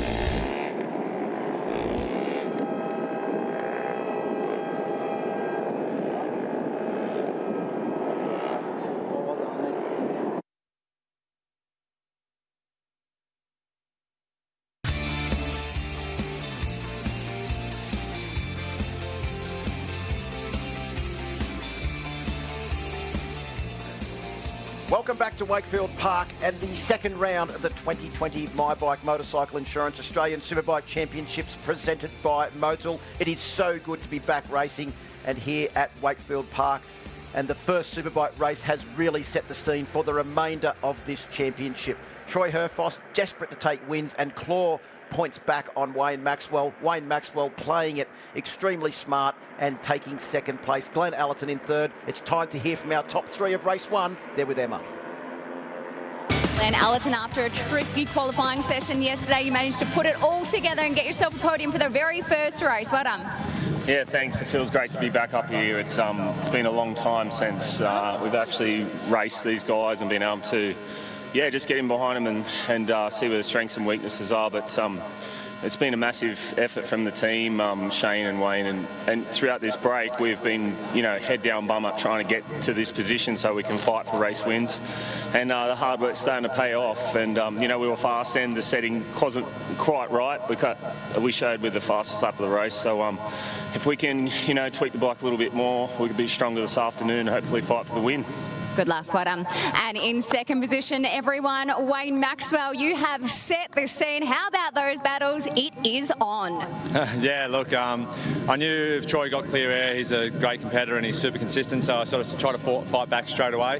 I could have probably fought back again, but I just wanted to sit there and have a look and then try to have a go at the end, but he was too strong, so congrats to those guys. My guys, Boost Mobile with K-Tech V4 was really, really good. Bike worked good the whole time. A few little changes we made from warm-up wrong way, came back, so we'll try again for race 2 this afternoon. Best of luck this Arvo. And everyone, Troy Herfoss, your winner for race 1. Congratulations. Just the start you need. 1 race win. Now you just need 3 more. Easy. Yeah, usually I'd be so stoked with a win, but I really wish there was more guys that could hold Wayne's pace out front there, or our pace, because at the moment it's not good enough for me to win the race and him finish second. But Glenn was really close then, and he looked strong. So yeah, I need it to be a really big battle. I want to win, but it's not really good enough at the moment. We've got 3 races to go and a big points gap. So huge credit to the team, Michelin and Honda, K-Tech, all our partners. They've done such a great job, brand new bike, and another win at Wakefield, and I'm really excited for the next few races. Best of luck, hey everyone. Let's hear it for your top 3. First race, Kawasaki Superbikes. Great to hear from our top 3 there. Congratulations to Troy Herfoss, Wayne Maxwell and Glenn Allerton. We're about to go racing again. It is the Blue Crew Oceania Junior Cup. Marianus Nicholas on pole.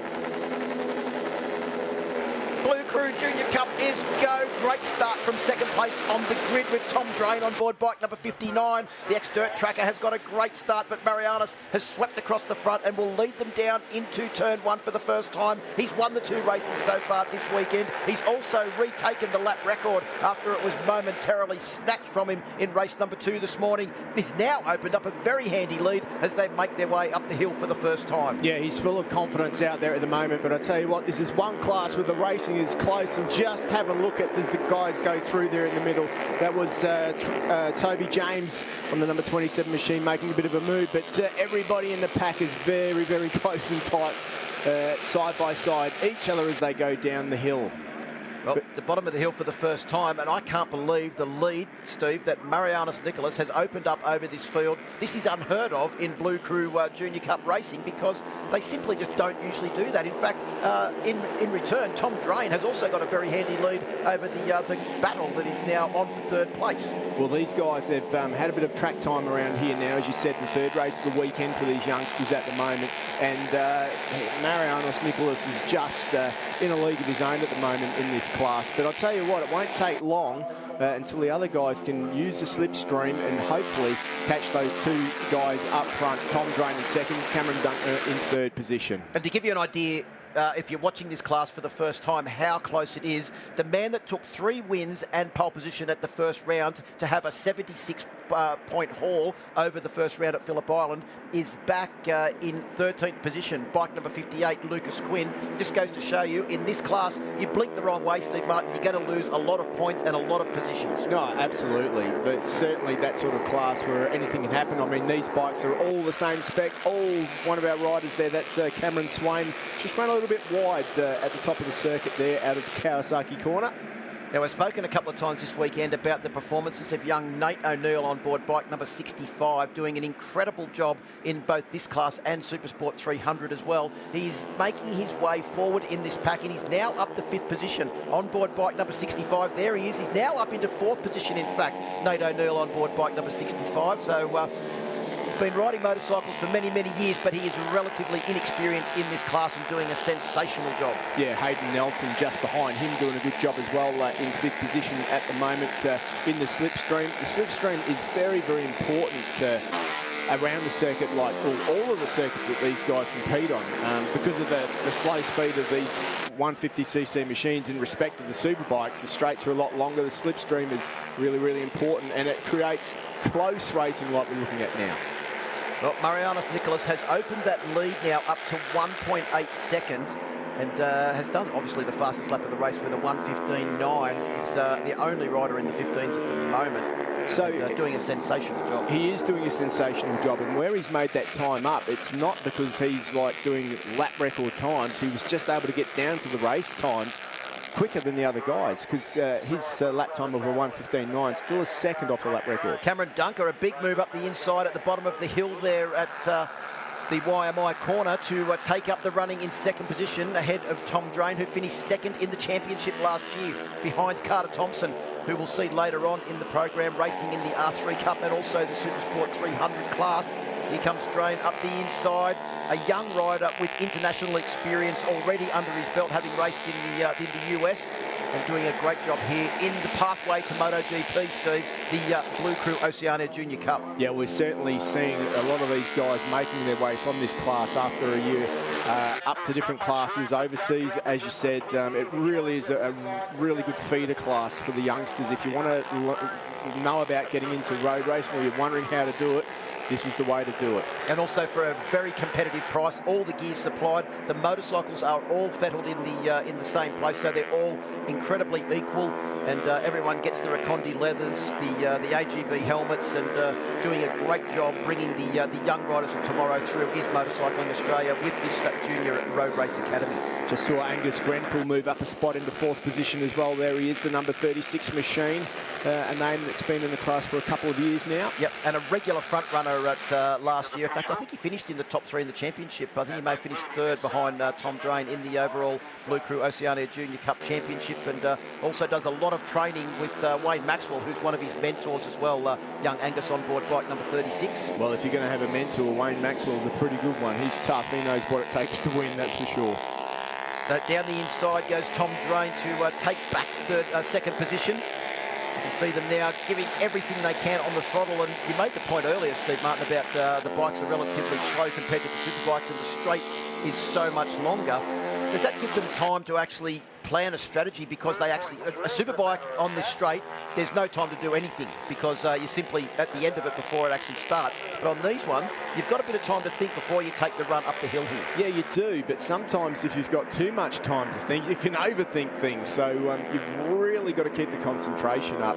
Make sure you position your bike right, and sometimes you've got to think 1 or 2 corners ahead to where you're going to do your overtaking manoeuvre, even on these bikes, because they are so evenly matched. But the slipstream, and if you can get a drive up into the slipstream, that's your best opportunity. And up the inside we go there, and a great move by Cameron Dunker down the hill, and he just shows you how a thinking man can do an overtaking move. Well, but it might have also been a case of, you could see there that Tom Drain knew he was coming. What you mentioned in the previous Superbike race about how Troy Herfoss had shown his cards early, maybe that's exactly what happened to Cameron Dunker there, that Tom Drain knew he was coming.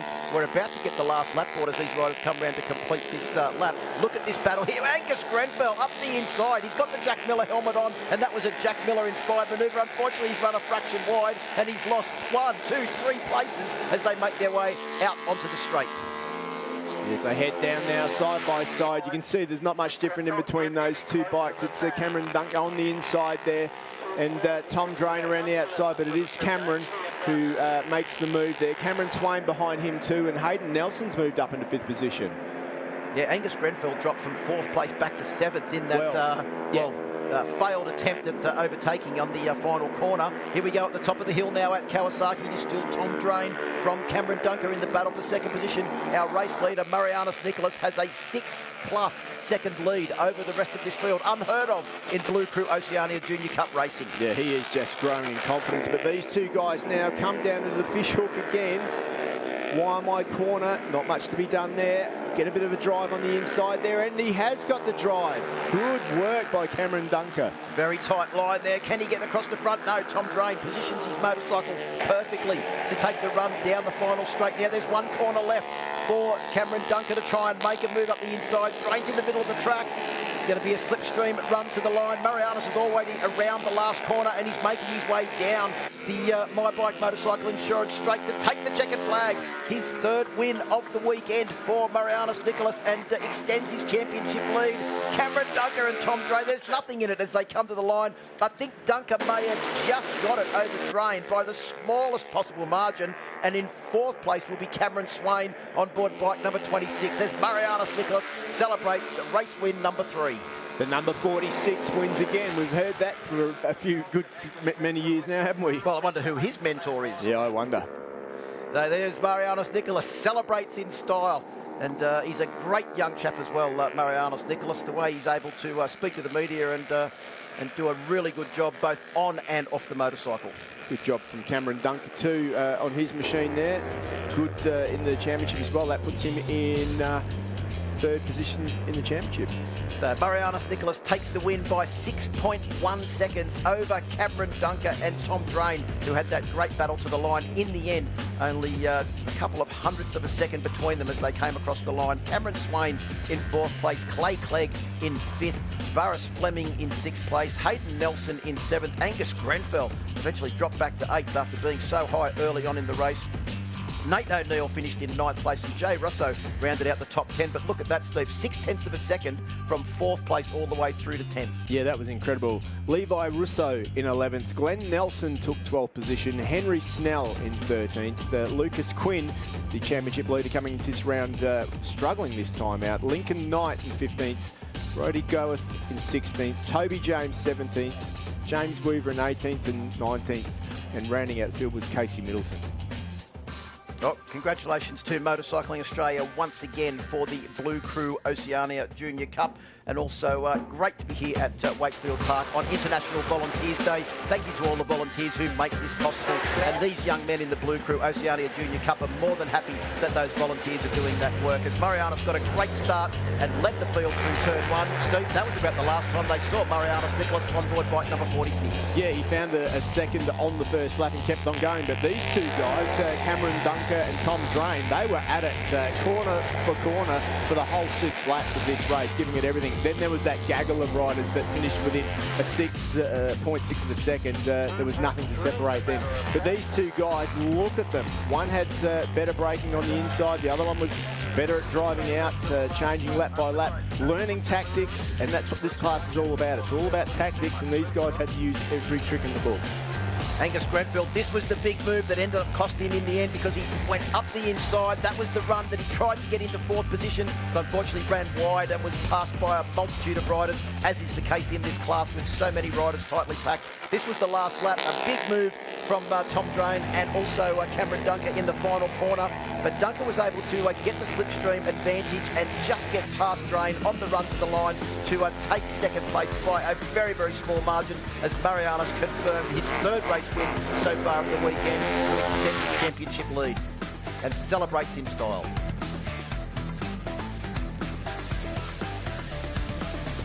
Have a short break here from Wakefield Park and back with more action from the 2nd round of the 2020 My Bike Motorcycle Insurance Australian Superbike Championships presented by Motul.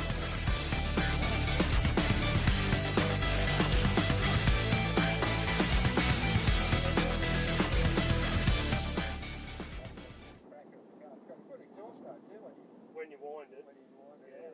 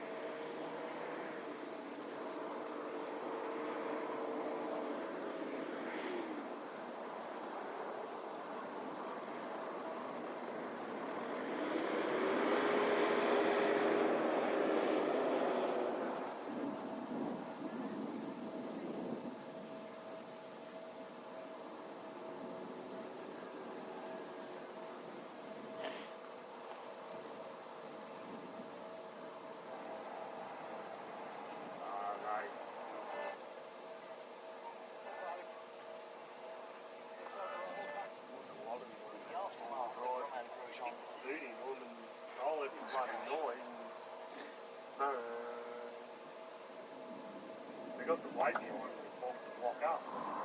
When there's no weight behind it, they don't lock up. It's in blur and all that.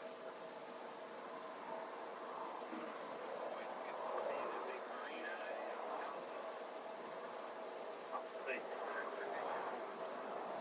You could use it, so you put something in the back, put a trailer on it. Gearbox would lock up and work when you had the weight behind the plate. Then you had nothing behind it, you kick the floor and then you go straight to the red line, the gearbox is just...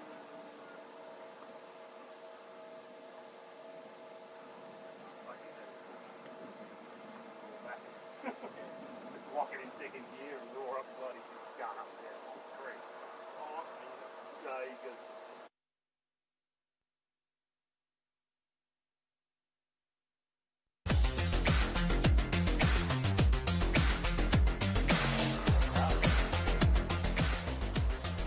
And welcome back to Wakefield Park. Round 2 of the 2020 My Bike Motorcycle Insurance Australian Superbike Championships presented by Motul from a very, very warm Wakefield Park, Steve Martin. And looking down there, there's not any action on track at the moment, but there has been so much action this weekend. I can't stop thinking about that first Superbike race. Troy Herfoss taking the win from Wayne Maxwell, and it has set up an extremely exciting 3 final races for the championship over this weekend. Next year, though, the 2021 calendar has already taken shape. The official pre-season test on January 27 and 28 at the Phillip Island Grand Prix circuit. Then we go round 1, the Australian All-Wheels Race Festival at Phillip Island, where we see cars and bikes back together on track, February 19 to 21. Round 2 at Winton Motor Raceway, March 12 to 14. Then round 3, we're back here at Wakefield Park in Goulburn, and the spectators will be out to see their local heroes on April 16 to 18. Round 4, the Supercars at Hidden Valley Raceway in Darwin. Great to be going back to the top end in 2021 on June 18 to 20. Round 5, we're back to Queensland and Morgan Park Raceway at Warwick on August 20 to 22. The Ben Motorsport Park for the International Festival with the Asian Road Racing Championships as well, September 23 to 26. And round 7 at the Phillip Island Grand Prix circuit, the traditional home of Australian motorcycling, in November. That date to be confirmed. Back down to Emma. I'm in pit lane catching up with Dave Fuller, our tyre specialist from Pirelli. Now, Dave, there's so many things to consider this weekend. Obviously, everyone knows Wakefield Park as a very bumpy track. What did you bring with you in preparation? Well, there's a choice of 2 fronts, Em, and choice of 2 rears, basically, out of our selection. And the 2 riders who are on the podium were trialling and using those 4 tyres effectively. So a different brand of motorcycle, different type of rider, I suppose, different power characteristics. So we're very fortunate that both were in a really good window on both riders on the podium. But now we've got very hot conditions. We're expecting a bit of rain. We're expecting lots of wind, lots of different variables that you have to consider as well. Yeah, hopefully we don't need to fit those rain tyres. We're just keeping the fingers crossed. The hotter it becomes, we have 1 rear tyre especially that should just come into its own. The hotter it becomes, the better it'll be. I hope you don't have to fit those rain tyres either, because my hair can't handle this wind, and Phil Harlem's hair can't handle wind or rain either. No, I also just wanted to thank you quickly as well, because Motul have been with us from the very beginning, and it's been quite a testing year, 2020. Yeah, I can't thank the distributors, and Link International have done a fantastic job. It's a great partnership with ASBK. We're just happy to be here again. Thank you very much, Dave Fuller. And Phil, I just wanted to check on your hair. How's your hair going up there in the booth, okay? There's no wind in here, luckily. Thanks very much, Emma. I don't have any troubles with my hair at the moment. Steve Martin, on the other hand, maybe a different story. As we get ready to go racing once again with the Yamaha R3 Cup riders making their way out onto the circuit. This is the first round for the Yamaha R3 Cup in 2020, and therefore the 2 races that we've had so far this weekend make up the total championship points. Carter Thompson, a perfect score, 2 race wins for 50 points. Archie McDonald is second place on 40 points, both of those riding for GTR Motorstars team. A great result for that team. Then it's Benny Baker on board bike number 72 for the Warwick Nowlan Racing team, 36 points. Then it's John Littress on 34 points, Tom Drain on 30. You can see how close it is. We've just seen Tom Drain out on track in the Blue Crew Oceania Junior Cup, and he's back out now on the R3 machine. Luke Power on board the 68 machine, he's in 6th place. Then it's Laura Brown, the fastest vet in Australia, in 7th place in the championship on 26. Brandon Demery also on 26. The 2 most experienced riders in the field equal on points in the championship. Steve, the Yamaha R3 Cup, we've got that great mix of experienced riders like Brandon Demery, and we've also got the youngsters like Tom Drain and so many other graduates from the Blue Crew Oceania Junior Cup, all out on track together. Yeah, it really is. They're all on the same brand, same spec, Yamaha R3, which means that it comes down to the rider. They're all on the same tyres, and this is going to be a very, very tactical race. There is Brandon Demery, of course, a previous champion in this class. Good to see. And Tom Drain, you mentioned, like just straight off the 150 onto the R3 Cup, and perhaps he's riding in the 300 Supersport as well. So plenty of track time for some of the riders out there this weekend. You can see how many riders from the Blue Crew Oceania Junior Cup are riding in this class as well, because those Recondi leathers are scattered everywhere throughout the field. And it's great to see them back out on track so quickly. Some of those riders doing 3 classes this weekend. They'll sleep well on Sunday night. Fastest of all, though, Carter Thompson. Keep an eye on him. He's on fire this weekend.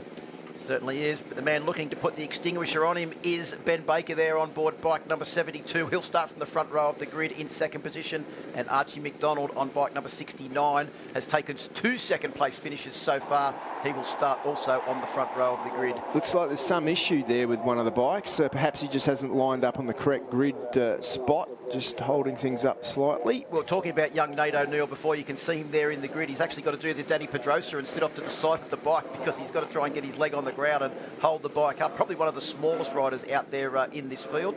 There's Laura Brown, you can see riding the Bike Biz machine here this weekend, board bike number 355. Now, Laura had a really good round one, didn't she? She was on fire at Phillip Island earlier in the year as we almost get ready for a start.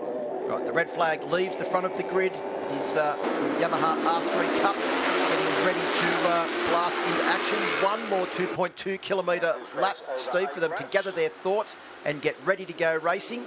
And someone that's very keen to get back and get this all underway is Johnny Littris on board bike number 308. Unfortunately, you don't score points for winning the warm-up lap. No, you certainly don't. But Johnny Littris, we know how good he is in all classes. Another guy that's come through the Blue Crew Oceania Junior Cup. So Carter Thompson, Ben Baker and Archie McDonald will start from the front row of the grid, followed by John Littris, Jacob Hatch, who's had a very entertaining weekend so far this weekend, and Glenn Nelson, who'll start out of row number 2. Tom Drain, Luke Power and Laura Brown on that third row. Not a bad row to be on. You can certainly make your way through the pack from there. So row 4 will be headed up by the most experienced campaigner in this class, Brandon Demery, with the youngsters Reece Orchard and Angus Grenfell joining him. Zach Pettendy, Cameron Dunker and Matt Rindell will start out of row number 5. Jake Farnsworth in 16th, 17 is Nate O'Neill, and in 18th on the 222 machine, Lincoln Knight. And that rounds out your field. There he is right there as he makes his way around on the Yamaha Excite machine.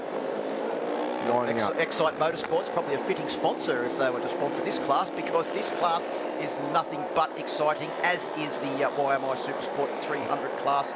The future stars of tomorrow, and well, some of them are stars now in their own right, Steve, as they make their way down to the grid now on the My Bike Motorcycle Insurance start-finish straight. There's Luke Power, who's doing double duty this weekend in this class and also the Supersport 300 class, but he has to swap from the Kawasaki Ninja 400 back to the R3 and vice versa for the two different classes. So he's doing a great job to do that, and different leathers he has to wear for each bike as well, so they all match. Getting ready for a start now. Yamaha Motor Finance R3 Cup. Carter Thompson on pole position. R3 Cup is go. There's a great start there from Carter Thompson. Looked like a pretty good start from the second row of the grid as well. Just trying to pick up who that was. I think it may have been Littris as they make their way down in towards turn 1 for the first time. Littris is up into a 4th position, but I thought he may have been a fraction higher as they made their way into turn 2 and started the long run up the hill. Looked like a pretty good start there too for the rider back there. I'm just trying to see who that is in 5th position. I think that may be Glenn Nelson on board bike number 39. At the top of the hill, though, it is Carter Thompson that leads and trying to make a break, as he has done so far this weekend in all of the races early on. Yeah, Benny Baker's up there too. Good start from him. Archie McDonald held his spot. That we are going to have the start under investigation as well. Looks like maybe someone has jumped the start, so we'll keep you up to date on that if we find out what the situation is. Just saw there Laura Brown also in that top 8. Brandon Demery's jumped through a spot. Luke Power in the top 10 at the moment. There's Laura Brown on the orange Bike Biz machine. We're about to come around and complete the first lap in this 8-lap journey for the Yamaha Motor Finance R3 Cup, and it is Carter Thompson and Ben Baker at the lead of the field. Ben Baker's doing a great job to stay with Carter Thompson there down the start-finish straight. As we've mentioned, Carter Thompson is the smallest and lightest rider in this field, so he does have a small advantage in top speed over the rest of the field. But Benny Baker, who has seemingly grown about a foot in stature since the break from the round 1 at Phillip Island earlier on this year, doing a great job to hold him at bay. Oh, good battle there. I think that's Glenn Nelson and Jacob Hatch on board bike number 99, who's had a wretched weekend of luck so far. The Power Commander issue yesterday, a massive off-track excursion this morning, and doing a good job to hold down a solid position in this race. Well, you make your own luck in this game, and he's certainly making it out there at the moment on track and pushing to the limit. But it is Carter Thompson who is out front at the moment, and I'll tell you what, it is pretty close with Archie McDonald. Another newbie to the class, really, who's made his way up through the ranks from the Oceania Junior Cup as well. Good to see him. It hasn't taken him long to adapt, has it? Yeah, his first race on this motorbike was at the first round of championship at Phillip Island, where he scored 2nd place in only his 2nd race in the YMI Supersport 300 class. He's doing a good job here in the R3 Cup class as well. And Benny Baker, who has been on fire this weekend, has now taken the lead over Carter Thompson. He wants some redemption, Benny Baker, on the WRNR machine, and he's making his way up the hill and trying to pull out a little bit of a lead. In fact, Carter Thompson and Ben Baker have opened up a 2 or 3 bike length lead over Archie McDonald and John Littress, who in turn have got a couple of bike lengths over Jacob Hatch and Glenn Nelson. Nelson on board bike number 39 was that rider that appeared to get a sensational start. Yeah, absolutely. As they head down the hill now, through the flip-flop and into the overtaking point in the fish hook there, Waimai corner. Everyone through nice and safely. Hard on the gas there. It's all about being smooth and tucked in behind the screen, especially if you're Benny Baker out front. You've got to try and keep tucked in as aerodynamic as you can be to try and stop little Carter Thompson up the inside. Carter looks for a way through. Couldn't quite make it. He's under considerable pressure now from his teammate Archie McDonald, who wants to turn the tables on his GTR Motorstars teammate. Of course, some pretty experienced people in that team with Damien Cudlin, Jamie Stoker, who's all doing a great job to bring that GTR team forward. They're doing well in the Yamaha R3 Cup. They're also doing extremely well in Motorsport TV Supersport with Maxi Stofer. And interesting to see how these young riders will develop over the next couple of years. Old Johnny Littress up the inside as well, a multiple Australian dirt track champion, up into the third position now. And Reece Orchard has been confirmed as that rider that was under investigation. His start was a fraction too good, Steve, and he's been given a 10-second jump start penalty. Yeah, so that's going to scupper his hopes of getting on the podium. Up the inside, nice smooth. Yeah, Carter Thompson, he's certainly come of age, hasn't he? He's been around for a couple of years now. I remember riding at Luddenham a few years ago. He seemed to be about 2 foot tall then, riding the bike. He couldn't even touch the ground in the little 150cc machine Yamaha, but things have changed now. Now he's an animal on a race bike. He's also had some overseas experience as well in the last 12 months after taking victory in the Blue Crew Oceania Junior Cup in 2019. He is our reigning champion. He's doing a great job at the moment, leading the Yamaha R3 Cup class as he comes across the line. Look who's moving forward at a rate of knots. It is Littress on board 308 on the Caboolture Yamaha, doing a great job now as they make their way up the My Bike Motorcycle Insurance hill towards the top at Kawasaki. Well, that two-bike gap that you were talking about has disappeared, Phil, and that's why we like it. It's a 4-way battle for the lead at the moment. And let's not forget Jacob Hatch, who's also closing that leading bunch down. Yeah, Glenn Nelson as well. And also remember the importance for Reece Orchard to try and get as far forward as he can, so that when that 10-second jump start penalty is applied at the end of this race, he loses the smallest amount of positions possible. Great shots there from the drone at the bottom of the fish hook. An extremely tricky corner at Wakefield Park. So if you did some laps here yesterday, the lines that those guys are taking through there, to me, they look like they've got years and years of experience under their belt. Wow, man. I mean, they are riding above their knowledge at the moment. You know what I mean? Like, these guys are really just putting it on the edge. They're learning lap by lap, corner by corner. They've all got great backgrounds, and that's a beautiful thing. There's coaches here that teach these guys. If there's questions, you know, they've all got plenty of people that they can call on. So it's a great, you know, class for these guys. Well, Carter Thompson's opened up a little lead now as they make their way up the hill again. But look at Littress, McDonald and Baker. They start to reel him back in towards the top of the hill. And I think Jacob Hatch has just about caught up onto the back of them as well to make it a 5-ride party at the lead of this group. And Jacob Hatch, another rider that raced in the Blue Crew Oceania Junior Cup in its inaugural year last year as well. They're getting close to Max Stauffer's lap record now too. 105.9 that time through for Carter Thompson versus 105.6 set last year by Maxi Stauffer. So they really, really are pushing the envelope right now. And things are only going to heat up as this group continues to concertina together. I was just thinking there of Archie McDonald's comments in the earlier race this morning, what he could try and do to get a little bit more speed on his teammate Carter Thompson. He's adopted a different approach now, trying to make himself as aerodynamic as possible as they make their way down the straight. And I think that's Baker just going past there, has a bit of a look at Archie as they make their way through the kink and down into turn 2.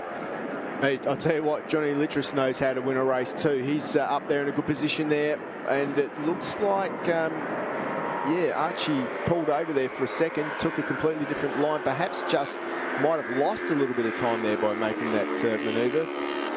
Now there's a couple of bike lengths between those two guys. I think he knew that Luke Power was right there in his slipstream and that was trying to find a way past. Jacob Hatch looks like he may have just lost a little bit to that lead group that he caught up to. On the last lap, he was about 0.2 of a second slower than Ben Baker just in front of him. As they make their way round through this very tricky and an area where you're constantly changing direction and the bike is on the side of the tyre. Then it's this short run down the back straight into the very bumpy braking area for turn 12. You've just got to be so precise around this circuit. You cannot afford to be offline or hit a bump at the wrong angle. These guys are doing a good job at hiding how bumpy it is, but I tell you what, you hit it at the wrong angle and you're off. Last lap board is out for our race leader, Carter Thompson. He holds a lead of only 0.169 of a second over a hard-charging Johnny Littress, who just set his fastest lap of the race, a 106.0. Only one rider so far in this race is into the 105s, and that is our race leader, Carter Thompson, set a little bit earlier on, but the leading group all 106.0 on that last lap. And Carter Thompson is under considerable pressure now from Littress, and Archie McDonald is also under considerable pressure from Ben Baker on board bike number 72 for that final place on the podium. John Littress is just in the right spot now. He's a little bit on the inside there too to get a good drive. He's got to plan this meticulously. If he can get a good drive out of here, get the slipstream, for sure he's going to try up into the final. Yamaha revs your hard out corner to outbrake Carter Thompson. Carter Thompson stays wide. Littress can't do it. It's just a matter of keeping clean around this final corner now. He needs to get the drive out of this final corner if he's any hope of slipstreaming Carter Thompson to the line. I don't think he can do it from there, Steve, as Carter Thompson weaves his way down the start-finish straight and will take his third win of the weekend to make it a perfect score in Yamaha R3 Cup. Littress in second place, and I think taking third place just by a very small margin is Carter Thompson's teammate Archie McDonald to make it a sensational weekend for the GTR Motorstars team. Yeah, what a great race by Carter Thompson. He really has come of age in a hurry. And you can just see there, he's got that look in his eye when you talk to him too. We'll see him hopefully when we speak to him on the podium, how good he is. Well, I think last year he won half the rounds in the Blue Crew Oceania Junior Cup and announced himself as a certain star of the future, and he's doing that exactly now in the Yamaha Motor Finance R3 Cup. There is the confirmation of your results. 0.089 of a second, the official winning margin for Carter Thompson over Johnny Littress, who rode the wheels off the Caboolture Yamaha bike number 308 to take second place ahead of Archie McDonald on board the second of the GTR Motorstars machines. Ben Baker on the WNR machine takes a solid fourth place ahead of Jacob Hatch, who's riding for the Demery Racing Team this weekend. In fifth position, Glenn Nelson in sixth, Luke Power took seventh, Tom Drain eighth, Reece Orchard in ninth, and Laura Brown, another great ride from her to round out the top 10. Yeah, Angus Grenfell in 11th. Matthew Rindell took out 12th position. 13th was Brandon Demery. Zach Pettendy in 14th. Jake Farnsworth 15th. 16th was Cameron Dunker. Nate O'Neill in 17th, and Lincoln Knight in 18th rounded out the field.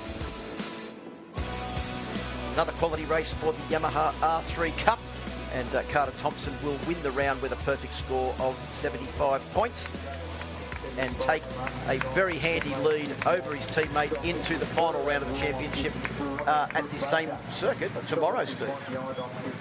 He'll sleep well tonight, won't he? John Littress too. Good result for him to see that. There are the championship points. Carter Thompson on 75, ahead of Archie McDonald on 58. Littress, that second place was so important to keep him in touching distance of Archie McDonald in second. Ben Baker in fourth. Luke Power in fifth. Not much separates that group from second back to Luke Power in fifth, and even Tom Drain in sixth place on 43 points. Then it's Laura Brown in seventh, Brandon Demery in eighth, Glenn Nelson in ninth, and Jacob Hatch rounds out the top 10 with 31 points. Yeah, good little battle there between 5th, 6th, 7th and 8th, isn't there? That could go any way. Important for Laura to get some good results tomorrow, because she could go up that leaderboard for sure if she can get some good results. Yeah, solid debut on the bike biz Yamaha R3 for Laura Brown this weekend. As we get ready to hear from our top three. They'll be with Emma in just one moment. Beautiful circuit, this Wakefield circuit, isn't it? We're lucky to come here. Look at how nice and green it is at this time of year. They've had some good rain, which is good to see. Australia needs a bit of rain. Well, time to hear for our top three. Down to Emma with our three place getters for the Yamaha R3 Cup. Starting with Archie McDonald. Great battles out there, Archie, and God, it looks hot. How were the conditions? It's a bit windy, you know, it's a bit hot as well, but I stuck through it and, yeah, got third. Fantastic. And those battles, always scintillating racing in this class. Yeah, it's tough. Everyone fought as hard as they could, but, yeah, it's pretty tough. But, yeah, you got to put in all you can. Great work. And in second position, John Littress, well done to you. Just missed out last time round, but now a podium. Well done. You know, yeah, thank you, Emma. It's good to be on the podium this time. You know, couldn't do it without the team, but you know, all my big sponsors, AGV, TCX, Pirelli tyres, Peregrine Leathers, West Sliders, and everyone else that just helps out and makes the team possible. And it was an awesome race out there. Had heaps of fun, and good job to Carter and Archie for the competition. Great work, John. Well done. And Carter Thompson, your winner. A perfect score this weekend and such a massive schedule. How are you managing it all? Yeah, it's a little bit hard with changing tyres and all that, but I've been trying to get my fitness up all during the year, so I feel really good. Well done. And next up we have the Motorsport TV Supersport. It is race number 2. It's been a really difficult year, but it's great to be back on the 600. Wakefield's a track that really suits me. I quite like it. Quite hard braking, quite technical. Takes a lot of skill, takes a lot of bike setup.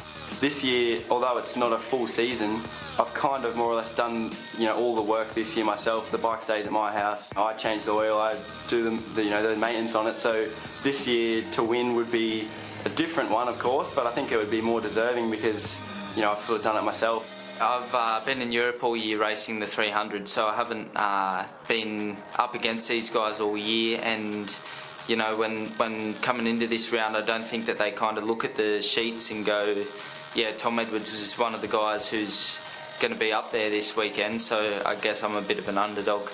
Last year I finished second in Supersport 300 and third in R3 Cup, and I didn't like that. It wasn't a good feeling. It was a tough year, so to win the championship this year would mean a lot. It'd be pretty special, especially in my debut season.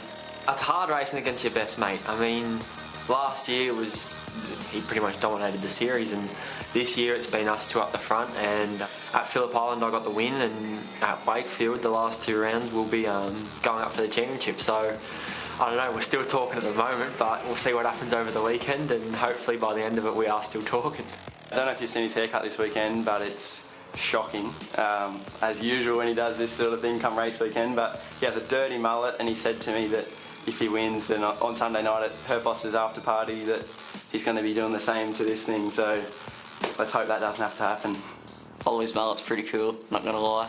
So when it comes down to it, there's a championship on the line. By the end of the weekend, obviously this being the last 2 rounds of the season, I want to finish with a win. In the back of my mind, I believe I do have a chance of winning this championship, but I can only really go out and do what I can do, just ride hard and see what happens from there. I would love to walk away from this weekend with back-to-back Supersport championships. That would be very good. I've cut myself a mullet for this event, and hopefully mullet power takes over, I can have a win.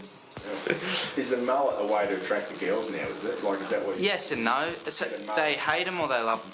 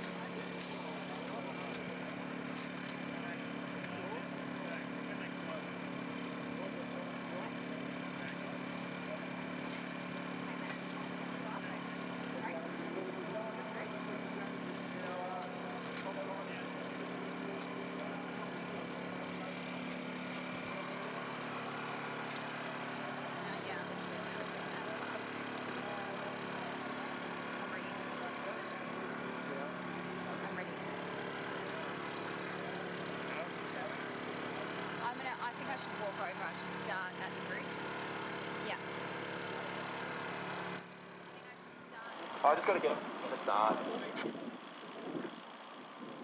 So we'll see if it works.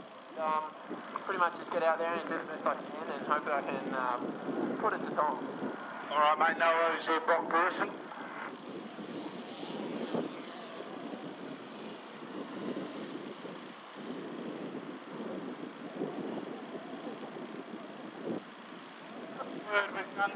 Your old Maxie's, mate, you could start. You're right up there, and you guys were swapping lap records, but you were the one that finally claimed it. So you've got your name in a couple of different classes with the lap record. You are really.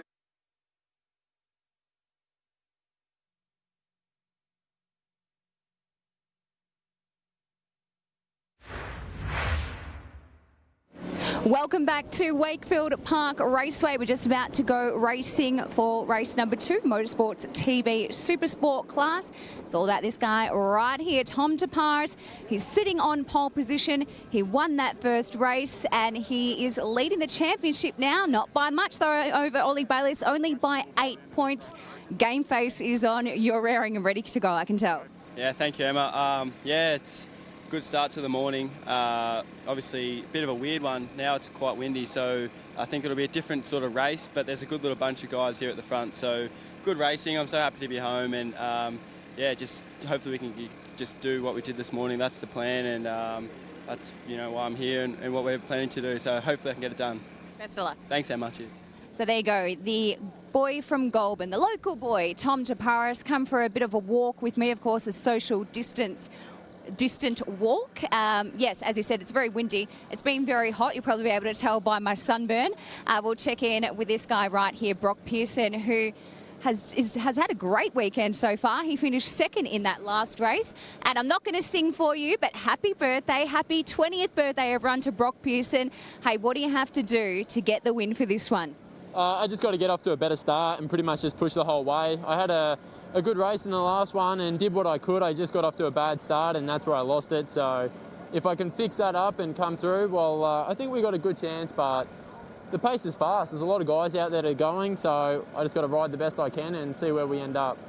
It's very fast. I think it was about 5 times in 6 laps between the two of you. You were just breaking lap records. It's unbelievable. There really is nothing in this. Yeah, no, the pace is really fast this year. A lot of guys have had some off time to get up to speed and work on a few things, and it's shown. So what can I say? It's always going to get faster. The bikes are always going to get better. So yeah, it's bound to happen. All the best. Thank you. Yeah, so the championship is really on. Don't forget, I mean, they've had 1 race, they've got 3 to go. We're going back to back. We've got a double round. We're going to come back again tomorrow and do it all again. I'm going to check in with this guy right here, Ollie Bayliss. He didn't have the best race last time out. I don't think he had the best start either, but he'll tell us what happened. Let's hear it from the horse's mouth. Ollie, what happened in that last one? Yeah, we just got off to a bad start and then got held up a little bit, but we've kind of changed the bike around, knowing that it's going to be a positive change, and this time we'll be up the front. Go get him. Good luck. Cheers. I like that positivity. This time we'll be up the front. Famous last words. We'll keep walking and talking. I just want to check in with Max Stouffer, who's really in that championship contention. Hey, Jamie, how you going? Sorry, I'm just going to jump around here. Hey, Max, you're the one that has this lap record, and I know you're ready to go. You want this bad. Oh, yeah, I do. I had great pace in race 1. Just struggled a bit towards the end, but I can't wait for this race and see what I can do. Good luck, boys. Welcome back to Wakefield Park. As Emma said, it is the second round of the championship and we are getting ready to go racing with the second race for the Motorsports TV Supersport class. But before we have a look at that, let's check out the highlights from race number 1. Tom Taparis got that great start, but you can see Ollie Bayliss said on the grid he didn't get the best of starts, and there he is back in 4th place. And had to battle his way back from there. But there was a lot of fast riders, and Brock Pearson also didn't get a good start either early, Steve. And you can see him back a couple of positions behind Ollie. To come back from there to 2nd place was a sensational ride. Yeah, good ride from Tommy Edwards there. He's up in 2nd spot at this point in time, remembering that he's on the old model machine. But it was Brock Pearson who started to make his way forward through the pack. And you can see there Ollie Bayliss diving up the inside of Tommy Edwards there to make his way through, but he already had lost a lot of ground at this point. You can see the three front runners up the front. Tom Taparis, though, what a race he did. He just took over from last year where he was dominant again this time out. And the early pace from Max Stouffer was also very impressive on board bike number 127. Only his second round on a Supersport machine, and he is already challenging for the championship and challenging for race wins against the seasoned campaigner of Tom Taparis, and also the very, very experienced Brock Pearson, the Queenslander on board bike number 17, who, as Emma mentioned, is celebrating his 20th birthday today. He'd love a race win to cap that day off. Oh, he certainly was, but it was all Tom Taparis out front. Got that little bit of a gap. Maxi Stouffer, of course, we mentioned him. He got that lap record, and you can just see there as they head over the line again for the last lap. It is Tom Taparis with Brock Pearson and Maxi Stouffer, the three front runners, with a little bit of a gap on the final lap. I think at this point, they were all just happy to get on the podium. Yeah, unfortunately, it wasn't the best race for Jack Passfield on board bike number 42. Had some machine issues this weekend that has really hampered his progress. But Tom Taparis, nothing's hampering his progress at the moment. He was celebrating as he made his way down the My Bike Motorcycle Insurance start-finish straight. Took his first win of the weekend and also brought himself up and put himself in the championship lead at the same time. Max Stouffer took another podium on board the Supersport machine, and Brock Pearson, his best ride for some time. Perhaps Tom Taparis should work on his bike himself more often. He's doing pretty good. So the championship is set to be determined here this weekend, and Tom Taparis takes that championship lead. The riders are coming round and getting ready to grid up for the second and final race of round 2. There'll be two more races tomorrow at round 3. And it's going to be extremely exciting, especially if the weather gods throw in a couple of curveballs, as they have done in the past here at Wakefield Park. Yeah, you can expect anything at any time here at Wakefield Park. We've seen it in the past. The wind's picked up a little bit from the earlier race as well at the moment, so that's another thing the riders will have to contend with. They've also had time to make some adjustments, and we saw that with Ollie Bayliss.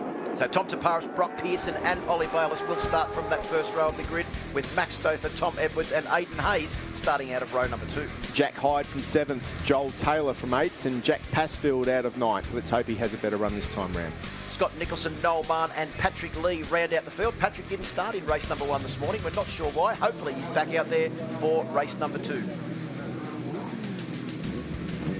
And the riders making their way back onto the grid. Supersport, Motorsports TV, Supersport getting ready to go. Great to have Tom Edwards back from overseas on board bike number 64 as well, to add another quality rider into this championship. 14 laps the journey. Tom Taparis starting on pole position, and we are ready to go racing. Motorsports TV, Supersport is go. Wasn't another good start for Brock Pearson. He's going to get swallowed up by the second row of the grid, and there he is. He's dropped back down to 4th or 5th position. Ollie Bayliss has got a cracking start, Steve. He's up to 2nd place. Max Stouffer in 3rd, and Brock Pearson going around the outside. He's made 1 place back already. He's all fired up and trying to get back up to that lead group. Oh, that's Aidan Hayes. Oh, this is not the way to start there. He just lost the back end, probably didn't warm that rear tyre up enough, and Aidan Hayes out, but it looks like he's up and okay. But Ollie Bayliss is diving up the inside already. Remember, championship to be decided this weekend, and these two guys are 1 and 2 in the championship. They're good mates, and as we said, they're good mates until the light goes out. Then the friendship stops, and unfortunately for Aidan Hayes, his race is over on the first lap. But the good news is he's up and A-OK, and hopefully he'll be back tomorrow as Taparis leads from Bayliss, Stouffer and Pearson. What a quality top 4. Oh, Stouffer's run wide, and here comes Tom Edwards. He's going to take over. Is he? No. Max maintains 4th position, and then Jack Hyde doing a great job as well on board bike number 28 to hang on to this very rapid lead group. Well, it looks like those changes to Ollie Bayliss's bike have worked. He's right up there on the back of Tom Taparis now, and he knows, having lost the championship lead in the race earlier today, that he needs to stay with Tom Taparis if he's got any chance of winning this year. It's got to be right now. Aidan Hayes back out on track. Good to see. A little bit of the scenery stuck in his swing arm there, but nevertheless, he's out. He could probably do a couple of laps and get some information. That is a solid effort from Aidan Hayes to get that bike up and going and back out on track as well. As we're saying, he is the fittest that I've ever seen, Aidan Hayes, and was looking good this weekend as well. The interesting other side bit is that Tom Taparis and Ollie Bayliss have essentially swapped crew chiefs this weekend as well, haven't they, for the season? Marty Dowd, who took Tom Taparis to the championship championship last year, is working with Ollie Bayliss, and Glenn Richards, who was helping Ollie Bayliss out last year, is this weekend fettling the bike of Tom Taparis, and according to Glenn, he hadn't been doing a very good job in maintaining it himself. No, probably not. And I must say that, you know, Glenn, I know that they actually put a new clutch in. When they got to the track, they put a brand new clutch in Tom Taparis' bike, because Glenn said that the clutch in this bike won't even last the first practice session. So at least that's something. Hopefully the reliability of his machine will be there this weekend. Well, the one thing about this weekend is that Brock Pearson has been a constant at the top of the timesheets, and he's now moving into position to once again press his intentions for a race win. Bayliss down the inside. Oh, he couldn't quite get past. I think Tom Taparis just let the brakes off and wasn't going to let the Queenslander through. So Taparis, the younger of the local legends from Goulburn, still leads this race. Of course, his mentor was Troy Herfoss, and that was a Troy Herfoss-esque move in just letting the brakes off there and running in a little bit quicker, because he knew that Bayliss was trying to come up the inside. Yeah, Bayliss is obviously strong at that part of the circuit there, and he needs to keep an eye out, and Taparis knows now, so he should close that gap down. Look at Max Stouffer, but here's that incident involving Aidan Hayes. Oh, geez, I can't really tell. I think he may have had to just get on the brakes a fraction to not run up the back. Yeah, almost on the GoPro replay there, it almost looked like he clipped the back of the guy in front of him, and that sent him off track. Either that or he hit a bit of a bump. But anyway, we can see that he's okay. So good replay there. I'll tell you what, the incredible fitness level of Aidan Hayes has probably held him in good stead there. He was able to get back up after what looked to be a pretty nasty crash and get back out on track. Back to the front now, it is still Taparis, but look at Brock Pearson. He is now set up camp on the ducktail of Ollie Bayliss' machine. Is coming down the inside. I think he's got the job done. Can he hold it on line and not run wide? No, he's run slightly wide, which has allowed Bayliss back through, but he's in the slipstream, which is going to give him another opportunity up into Motul corner, through the MA corner and into Motul corner. One of the fastest corners here. There's not too many lines, but he can't do it because Bayliss is good into there. It is pretty one line through there, but there are opportunities if you're brave enough. But you can see how comfortable Brock Pearson is with the bike set up. That machine was all over the shop. He was so late on the brakes into that very bumpy Yamaha Revs Your Heart corner. Turn number 12, a very tricky place to overtake here at Wakefield Park.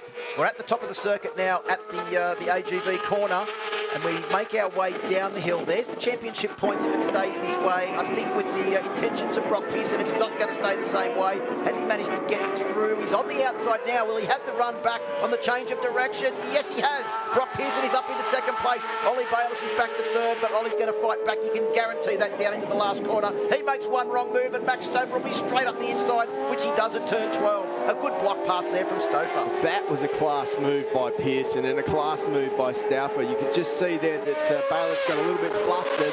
You can't afford to get flustered in this class. You've got to keep your cool, because if you do lose your cool for 1 second, you don't lose one spot, you can lose 2, 3 or 4. Well, 14 years ago, Max Stouffer's dad, Jamie, won his first of 2 Australian Supersport championships, and 14 years later, his son is fighting for the championship as well on board bike number 127. Tom Edwards, great to have him back, as we mentioned, riding in the Supersport 300 World Championship. Here is that overtaking manoeuvre from Max Stouffer. Look at that. That is just class, class, class. Down the inside of Bayliss, who was so deep on the brakes himself. And look how smooth he does it too. Everybody else, you see their bikes out of control all over the place, but Stouffer is smooth. He's got one of the smoothest styles I've seen. Well, I think he may have inherited that one from his dad as well, who was pretty smooth on a Supersport machine.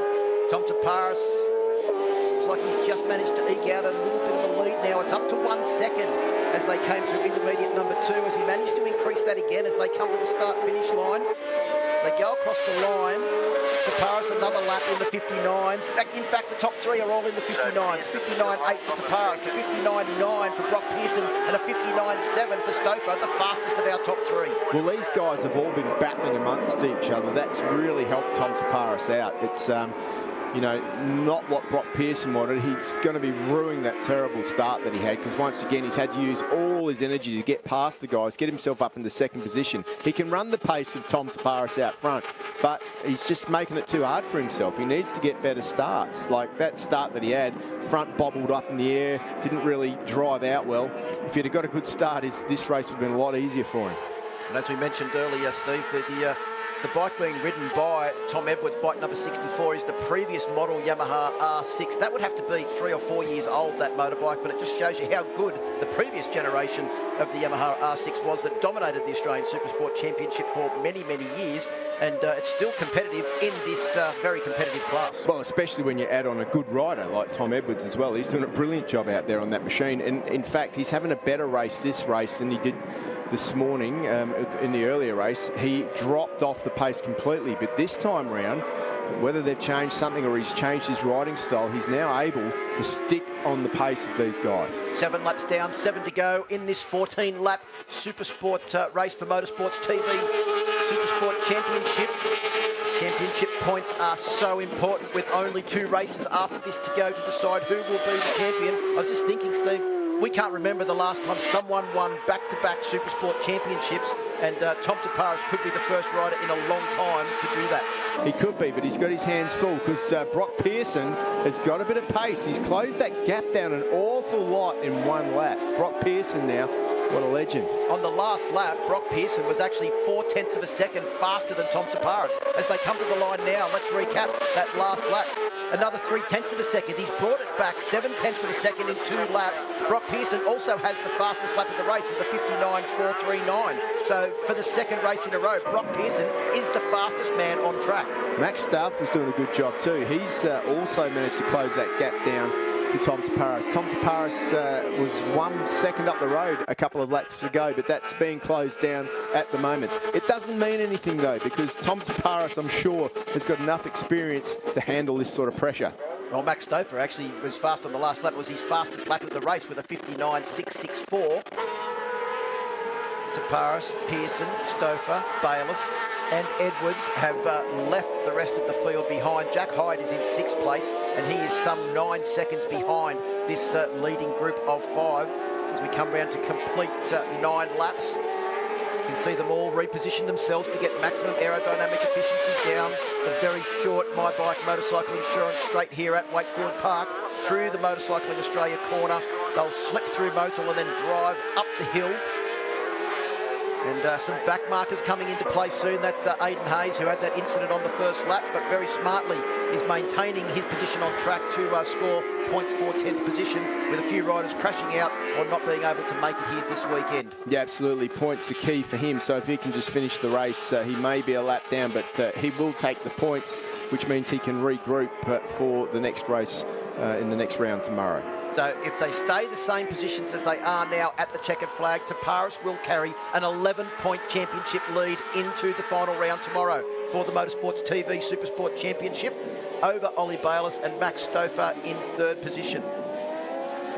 So Aidan Hayes will pull to the side here and let the lead riders go through. Great job there from the experienced campaigner from Northern Sydney. Yeah, normally he would be racing with these guys. He is definitely fast enough to run with those front guys when he's on form. But the right thing to do there, stay out of the battle. Bit of a bobble there from Brock Pearson. Has a look over his shoulder. And yes, that is Max Stauffer right there, and he is not giving up. I think it looked like Brock Pearson just got on the throttle so early coming out of turn 2.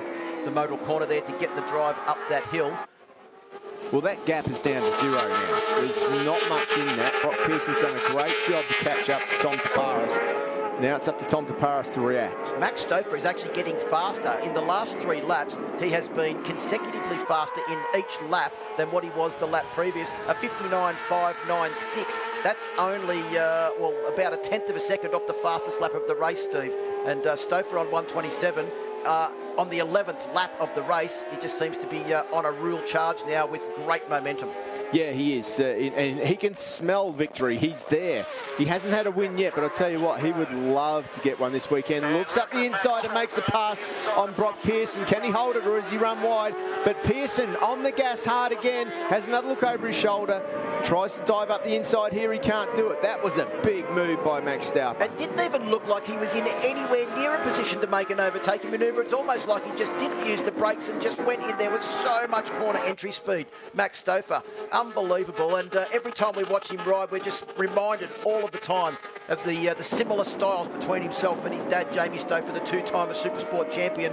And I just can't believe this is Max Stouffer's second meeting on that Supersport machine. Of course, he did race in a 5-hour endurance race with his dad as his teammate and took victory in their class at Sydney Motorsport Park a little bit earlier on this year as well. Yeah, it's always good to get some bike time, but I'll tell you what, class overtaking, class steering, good setup as well. They all come into it, and normally you wouldn't expect a young guy like Maxi Stouffer to know what he even wanted out of a 600. But I tell you what, he's got that bike handling and turning well. Good in the middle of the corner there. He manages to, you can see he doesn't use all the road, and that turning is what's really helping him. He doesn't use as much track as the other guys, and he seems to be able to go over the bumps on the full lean angle as if they're not even there. So good suspension setup too. He is really on a charge now, Max. Well, let's go down to the pits. Emma's with a very, very esteemed guest here this weekend. Yeah, just down here checking in with Troy Bayliss. Ollie is still sitting in fourth. Looks like he's struggling with the pace a little bit so far this weekend. Yeah, he's not himself. I'm sure he's sort of not real happy with how it's going. It sort of started a few weeks ago, probably a month ago. He had a few weekends on the V4R, and then jumped back on the 600, had a big crash, and hasn't got his head back around. He's not himself, so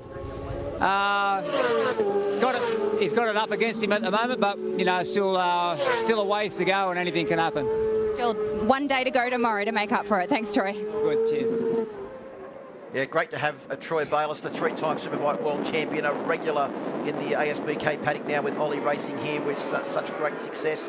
And sort of a good person to come back and debrief when you finished your race. And I'm sure that Ollie Bayliss will come out fighting again tomorrow. Sometimes it just takes time after a crash. There's no explanation. If you have a big crash, you know, it's only the best of the best of the best with the most experience that can just get back on and go as if nothing happened. But sometimes when you do have that big one, you can't explain why, and all it takes is seat time to get back to get back to where you want to be. And he's obviously not riding where he wants to be at the moment. But look at this up the inside. What a big move! What a big move! You can't say he didn't try it there. He gave it his all on the final lap. Oh, Max Stouffer, he tried it the last tip, but didn't quite get there. Tom Taparis will take the win. Brock Pearson takes second place, and Max Stouffer, who had that red-hot dip for the race win at the final corner, will take third position. And I can't believe that he even attempted to put that manoeuvre on. Steve, he was so far back and looked like he was going to get it done, but just came up a fraction short at the final corner. Good battle here between bike number 39, Scotty Nicholson, and also Jack Hyde for 6th and 7th position. But Tom Taparis takes the win, his second win of the weekend. Brock Pearson takes second, his second place, and Max Stouffer, who will have a look at this audacious manoeuvre in the final corner. He just went spearing up the inside of Tom Taparis, couldn't keep the bike on track, and a bit of dirt track experience there for Max Stouffer to get on the gas while he was on the dirt and maintain third position ahead of Ollie Bayliss, who finished in fourth. Look, what do you want to do? Do you want to finish second or go for the win? He went for the win. What a great move, but Tom Taparis was too good. I think Max Stouffer's made his intentions perfectly clear. Tom Taparis takes the win from Pearson, and Stouffer joins them on the podium. Ollie Bayliss in fourth. Good solid points and has kept himself in contention for the championship tomorrow. Tom Edwards in fifth, Scott Nicholson sixth, Hyde in seventh, Barn in eighth, Aidan Hayes in ninth, and Patrick Lee, unfortunately, another wretched effort for the rider on bike number 24. And he'll hope that tomorrow is a whole lot better than today. Well, the riders will make their way back down to Park from A. We will be able to hear from our top three. But there it is, the championship points, because they did finish in that same order, as we mentioned a couple of laps ago. An 11-point championship lead for Tom Taparis over Ollie Bayliss. It is not an unsurmountable lead that Taparis takes into the final round. Max Stouffer in third place on 8-3 as well. And tomorrow, 2 more races for Motorsport TV. Anything can happen. Yeah, that was some race, and I mean the guys came through. I mean Tom Taparis is an unbelievable rider. You know, he's full of it. You know, full of skill, and boy, you're never going to see a race better than that. Well, there we are, off the start for the highlights of the Motorsports TV Supersport class. Taparis led, and that incident on the first lap, very lucky for Aidan Hayes to get out of that one and get back on track, because that looked like a very nasty incident. Taparis had built up a pretty handy lead early on, but these three were going at it very hard behind. Brock Pearson in second place. Stouffer, well, that was the first of his big overtaking manoeuvres at turn 12, the Yamaha Revs Your Heart corner, Steve Martin. It wasn't to be the last. Yeah, we might have to call that Stouffer corner because he had a little bit of a go there, but it was Tom Taparis controlling things out front. Tommy Edwards in the background there. Once again, up the inside. Brilliant he was on the brakes and putting the bike up the inside. Great steering. Young Max riding above his years for sure on that number 127 machine. But the two standouts that could take it to the man were these two guys here. I mean, unbelievable. No one's been able to stay with the number one before. Tom Taparis, all last year, I think he won every race except for one. An incredible result for him. And into the last lap, he thought he had it, but the number 127, Max Stouffer, had other ideas. He did. He got great position as they came round through the final corners. Had a big lunge down the inside. Luckily, he was able to keep the bike somewhere near the asphalt and maintain third position, but that was an outrageous manoeuvre, and you could see the first person to go over and congratulate Max Stouffer on his third place was Tom Taparis, who takes the win, his second of the weekend. He'll be with Emma. Well, we'll start with the guy in third position, Max Stouffer. Double podium, Max. Well done. Sets you up perfectly for tomorrow and a great spot in this championship contention too. What can I say? It was a great race. I was trying to sort of save my tyres a bit towards the end because I was still struggling for grip. But I was close to Tommy, and if I didn't have a go, I don't think I would have been able to sleep tonight, and I had a go, and I'm happy. Rest up. We'll see you tomorrow. Thank you. And in second position, Brock Pearson. Now, that is the best birthday present ever, right? We organised one podium for you, and now here's your second. Great work. Yeah, it was a good race. I definitely got the speed to sort of go with Tom and sort of make a move on him, but I just got to try and work a few things out on the bike to try and make it a little bit better. If we can fix that, we'll be there. It's just sort of riding smooth's okay, but trying to push out a little bit more. The bike's just a little bit uncomfortable. So anyways, we'll get it worked out and come back tomorrow and hopefully do a little bit better. There might be a bit of wind and dust around tomorrow. That should make things even more fun too. Yeah, it'll probably blow the bike around a little bit more, but anyways, it's Wakefield, it's rough as guts, so won't change much. Rest up, see you tomorrow. And Tom Taparis, well done. 2 races, 2 race wins. Anything can happen tomorrow though, because we're going to come back and do it all again. Yeah, thanks Emma. I can't applaud Maxie enough. Like I said it this morning, he was having a go, and I was, 2 metres off the race line, then on the inside into the last corner, and he still had a go. So I can't applaud him and his team enough. He's going so well for a young bloke, and he's going to be overseas doing great things very soon. But yeah.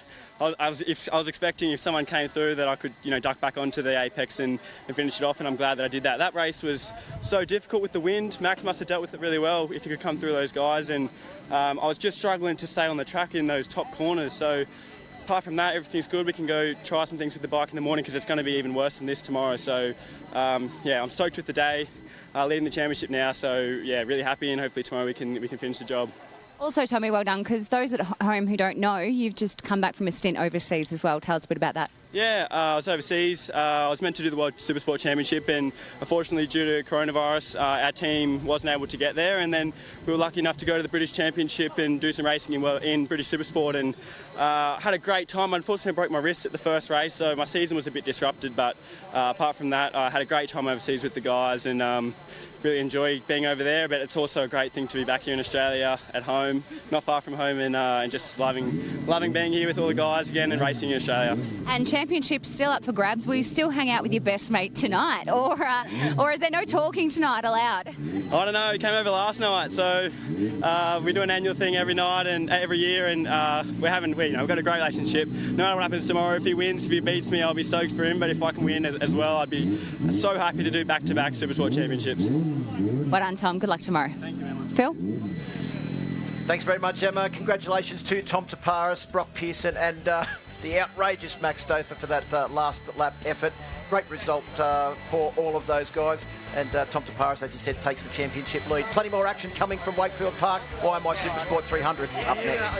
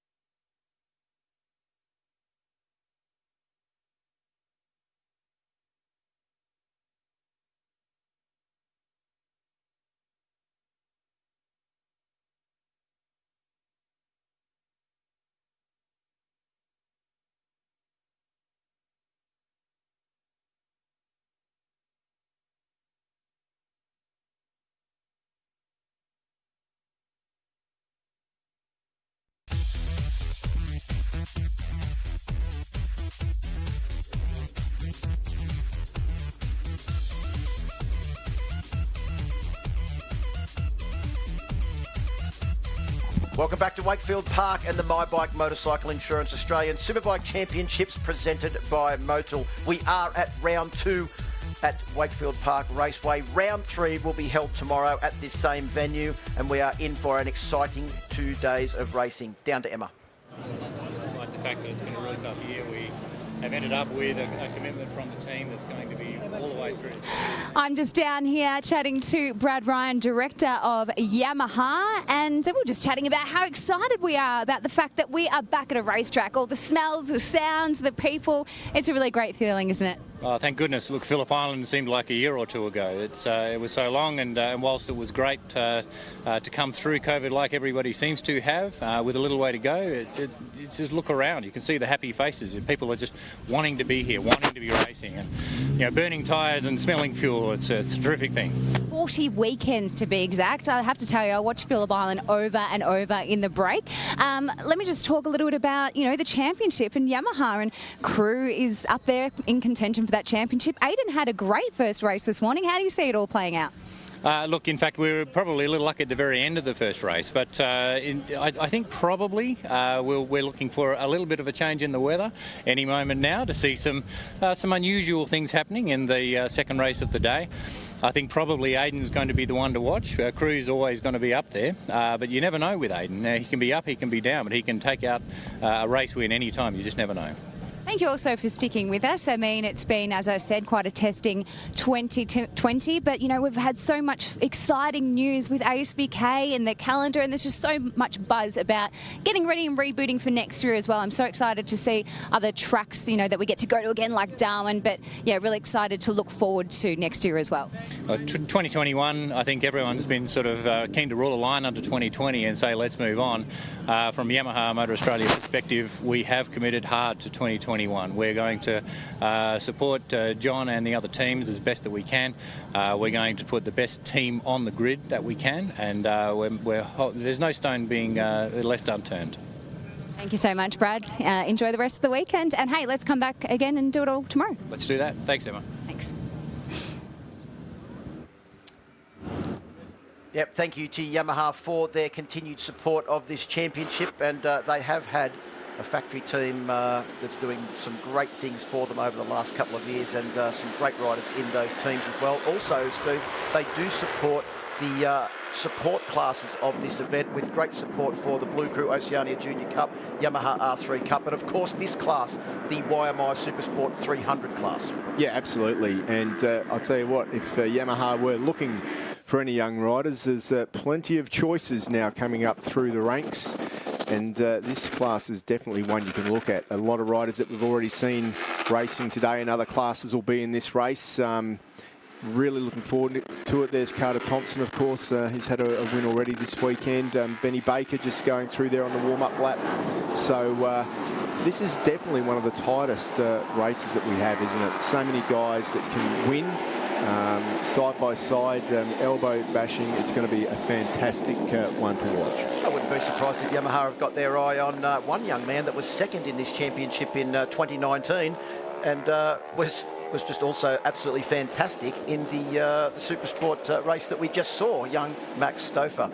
As the riders are coming around to take up their positions on the grid, we will see Carter Thompson take up pole position. He has been on fire on board the GTR Motorstars machine this weekend, starting from pole position in this class. Ben Baker will also be on the front row of the grid with him as well. And Harry Curry, the man that leads the championship, and after race 2, increased that championship lead. He's also on the front row of the grid as well. Yeah, watch out for Harry Curry. He's just on the left of your screen on the front row there, the number 43 machine. He's one to watch. 10 laps around this circuit of pure action ahead. Luke Power, Archie McDonald and John Litchfield will start from row number 2. Ready for a start now, Supersport 300. YMI Supersport 300 is go. and they blast off the line. Looked like a pretty good start from Carter Thompson, but Ben Baker's got a cracking start and could very well lead them through turn one. No, Carter Thompson just lets the brakes off, runs in nice and fast, and gets the run through there. Looked like Luke Power also got a pretty good start from the second row of the grid. Towards the top of the hill, it is Baker that sits in second behind Thompson. Then it's Archie McDonald and Harry Curry, who started from third. Oh, back to fourth. That's Jacob Hatch, unfortunately down on board bike number 99, and his wretched weekend continues. Yeah, unfortunately, just got caught up there on the inside and clipped the wheel and went through. Looks like he's okay, but we've got the red flag.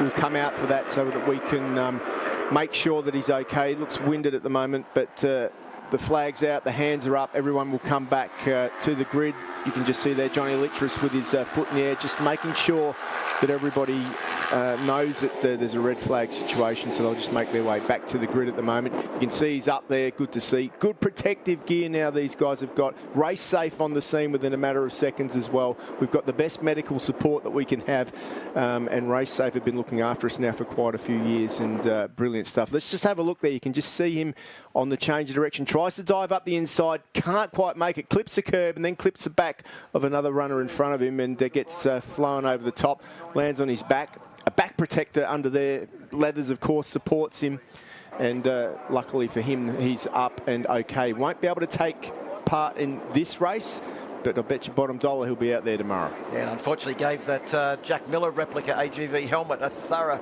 smashing into the tarmac there. But as you mentioned, Steve, that's the reason why these guys use the best protective equipment they can. Yeah, absolutely. All the support from the different helmet manufacturers as well have really been doing a good job. asbk.com.au, of course, if you want to catch up with all the dates and all the information and results and where the rounds are going to be, that's the place to go and watch. Especially that very impressive 2021 calendar, which is shaping up to be a great year for the Australian Superbike Championship. Yeah, the team from MA have been working so hard in the break to try and make sure that we did get a conclusion to this championship that seems, as we said, started at Phillip Island, seems like so long ago, and great to be back out here this weekend. I know that they've had a lot to deal with, so congratulations to the people from MA, and thank you for your patience to make sure that we did get racing again in 2020. Also, a quick mention to International Volunteer Day. Great to see all the volunteers out here this weekend, so thank you to you people too.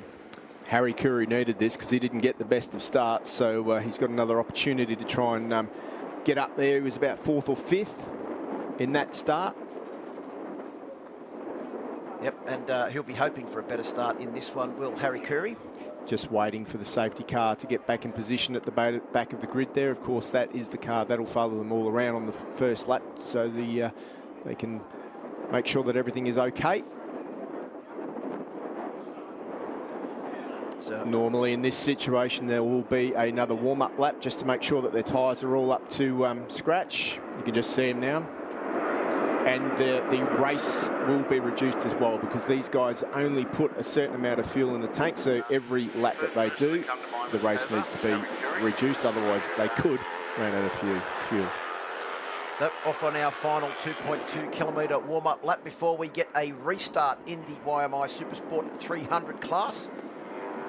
And we have a history of riders doing well in this class, Steve, and then heading off overseas or moving up to the Supersport Championship over the last couple of years and doing great things.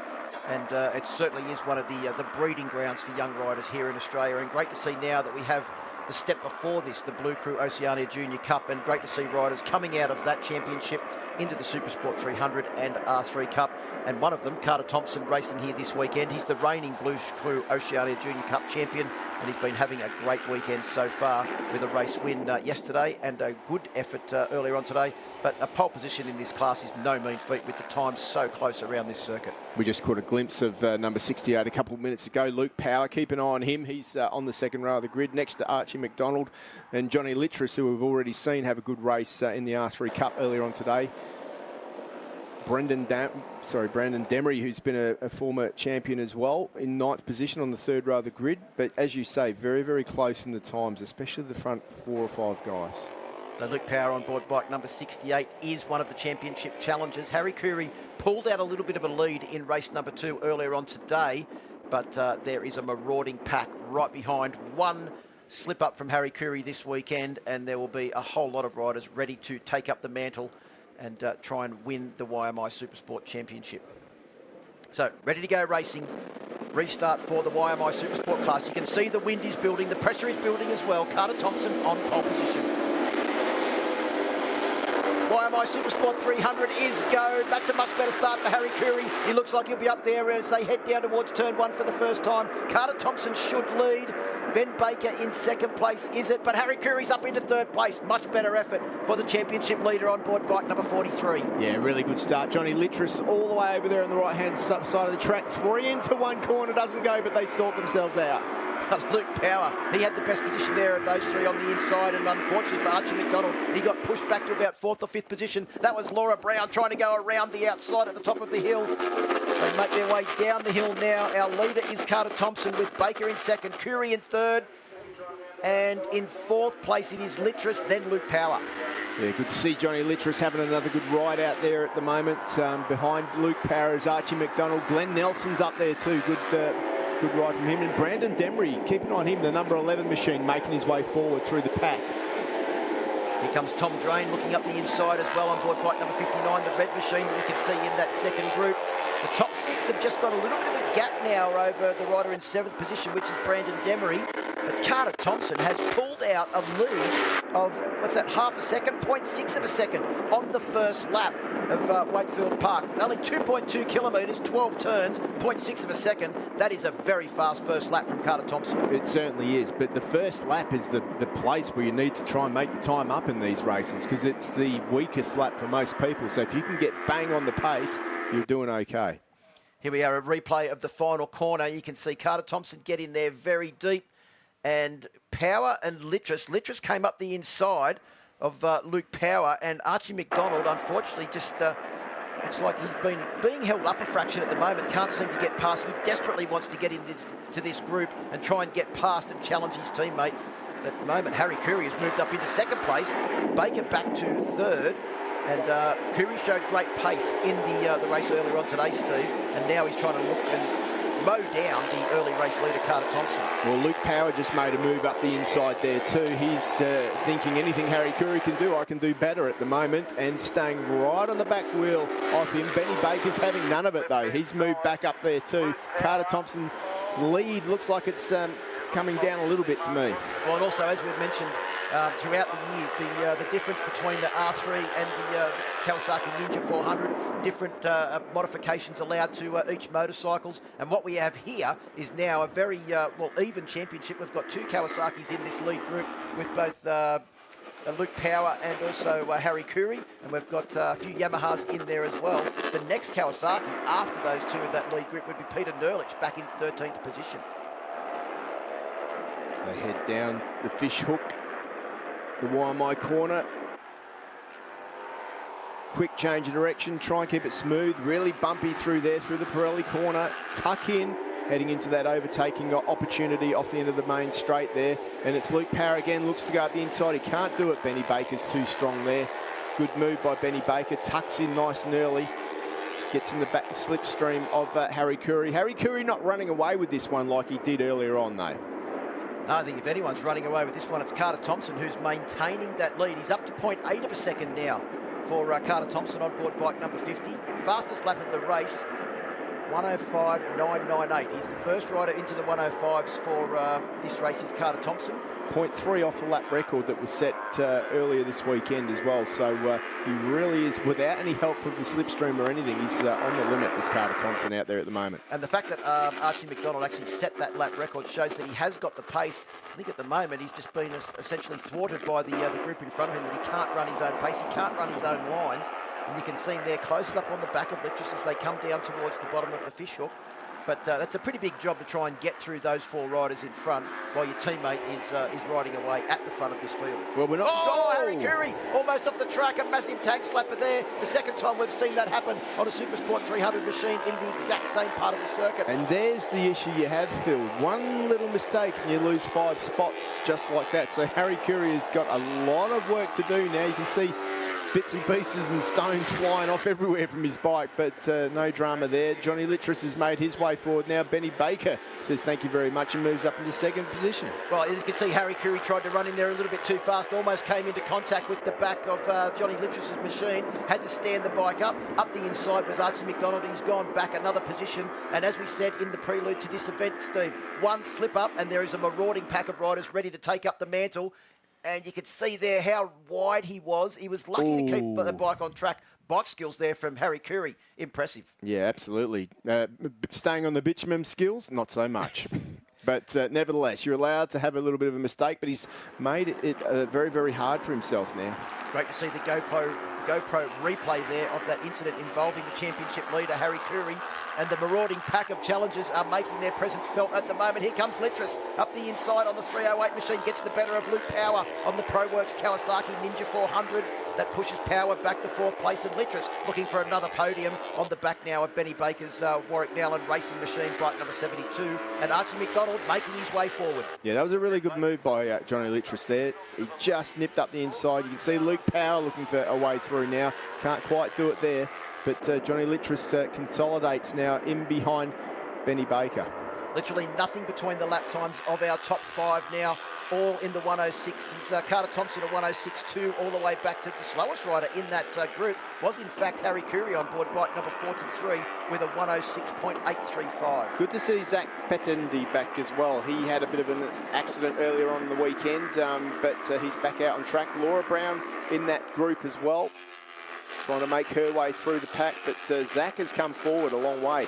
Was in the Blue Crew Oceania Junior Cup last year, made his way up to the 300s this year. That was Glenn Nelson down the inside on board bike number 39 with a solid move at the bottom of the fish hook, runs a fraction wide.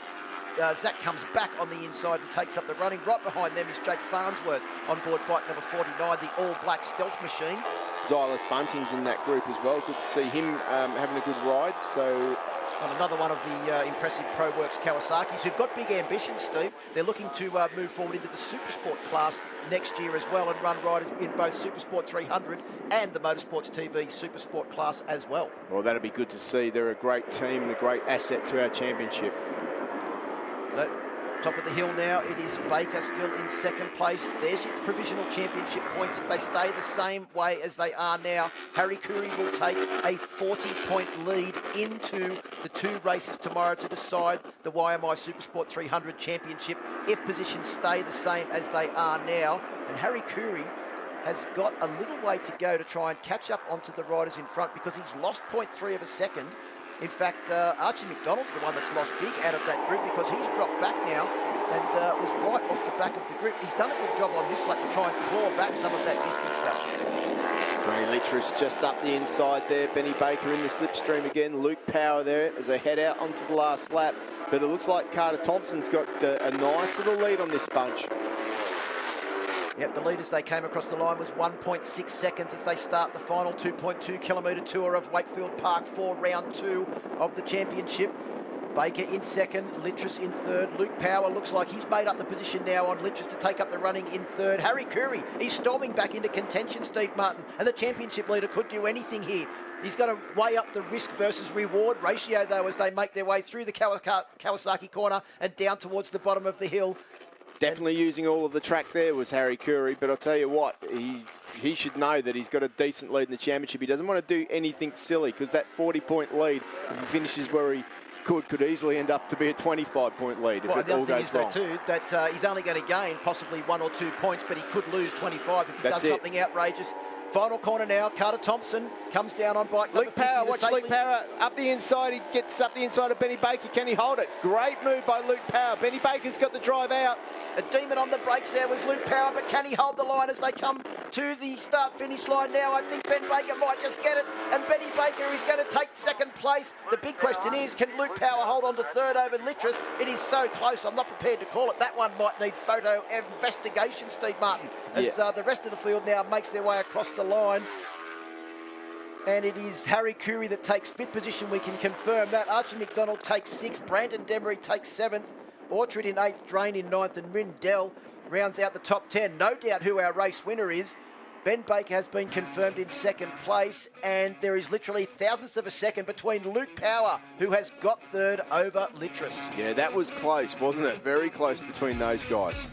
So Carter Thompson takes the win by 1.5 seconds. Ben Baker in second, and Luke Power on the podium in third. So Luke Power keeps that championship hope alive, getting third place and some solid points with it. Litris in fourth, Coorey in fifth, will lead the championship by 40-odd points heading into tomorrow. Archie McDonald in sixth, Brandon Demery in seventh, Orchard in eighth, Drain in ninth, and Rindell rounds out the top 10.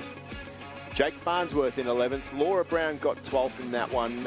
Zach Paterendi, we saw him in the race in 13th. Glenn Nelson in 14th position. Xylis Bunting was 15th. Peter Nerlich in 16th. 17th was Clay Clegg. James Jacobs in 18th. Cameron Dunker, who we saw in the Oceania Junior Cup earlier on today, in 19th. And Joseph Marinello out there making a bit of a run as well. Yeah, unfortunately, Joseph Marinello, the third rider in the Pro Works team, looks like he didn't have the race he would have hoped for. One person did was Carter Thompson. He got a great lead, but the first start, this big incident at the top of the hill caused a red flag stoppage, and we had to come round, start again with a reduced race distance, Steve. And Carter Thompson once again started from pole position and got another cracking start. Yeah, that was a great start by Carter Thompson. He certainly just fled from the field. Harry Coorey was right up there too, exactly where he needed to be. But he made it a hard race for himself. He got caught up, ran off the track, nearly had that moment and got passed by 4 or 5 guys. And from that point on, it was always going to be a struggle for him. Good battle there between the 110 machine of Zach Pettendy and also Glenn Nelson on 39. Farnsworth on the 49 machine also involved in that battle. But this was the battle for second place because Thompson had a fantastic lead. Baker, Litris and Power had a fantastic battle. They certainly did. They were all battling with each other. Who knew what way it was going to go in the end, because there was no one giving any quarter.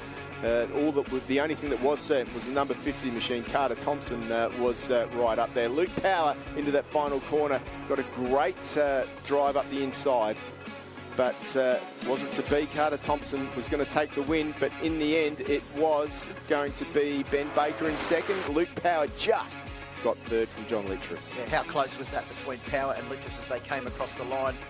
Carter Thompson takes the win. Can't wait to hear from him. Another win. He's had so many this weekend. Time to go to the podium. Luke Power, have a look at that smile. That was such a close finish. You really deserve this podium. Well done. Thank you, Emma. Man, it was such a crazy race. I was seeing drops of rain in my visor and I was thinking, oh God, here we go. But man, to get the podium is so cool. Thank you so much to the Pro X race team, all their sponsors, Blaney, Wellsprung, Bridgestone, Penrite, all of them. I'm so happy. That was awesome. Well done. Good luck tomorrow as well. And in second position, Benny Baker. Great work. You've had plenty of luck this weekend. Did you just hear that? Drops of rain. That's going to make things interesting today. And tomorrow, we're expecting dusty and windy conditions as well. Yeah, well, hopefully the rain holds out for the qualifying this afternoon. It was a pretty tough race. I'd just like to thank Yamaha, Warwick, Shoei Helmets, Peregrine, SCK, UTEC, Martin Tooth, Ash Daly, Shannon and Brian, just everyone else who supports me. Thanks. Great race. Well done, Ben. And again, back to the podium and yet another win. Everyone give him a round of applause. Carter Thompson. Well done. Thank you. It was a tough race because I could hear the bikes behind me all race and I was getting nervous towards the end. I think you're going to sleep very, very well tonight. Well done. Give him a round of applause. Yeah, thank you. Congratulations to Carter Thompson, takes the win. Harry Coorey still leads the championship by 40 points over Archie McDonald, but look how close it is now between Archie McDonald in second. Ben Baker and Luke Power are tied for third place in the championship, and John Litris is only 9 points further behind them. Carter Thompson has come from nowhere to be 6th place in the championship, ahead of Brandon Demery, Reese Orchard in 8th, Laura Brown in 9th, and Jacob Hatch, despite that off-track adventure, still holds down 10th place in the YMI Supersport 300 Championship. Plenty more to come from Wakefield Park. Superbike's coming up next after this break.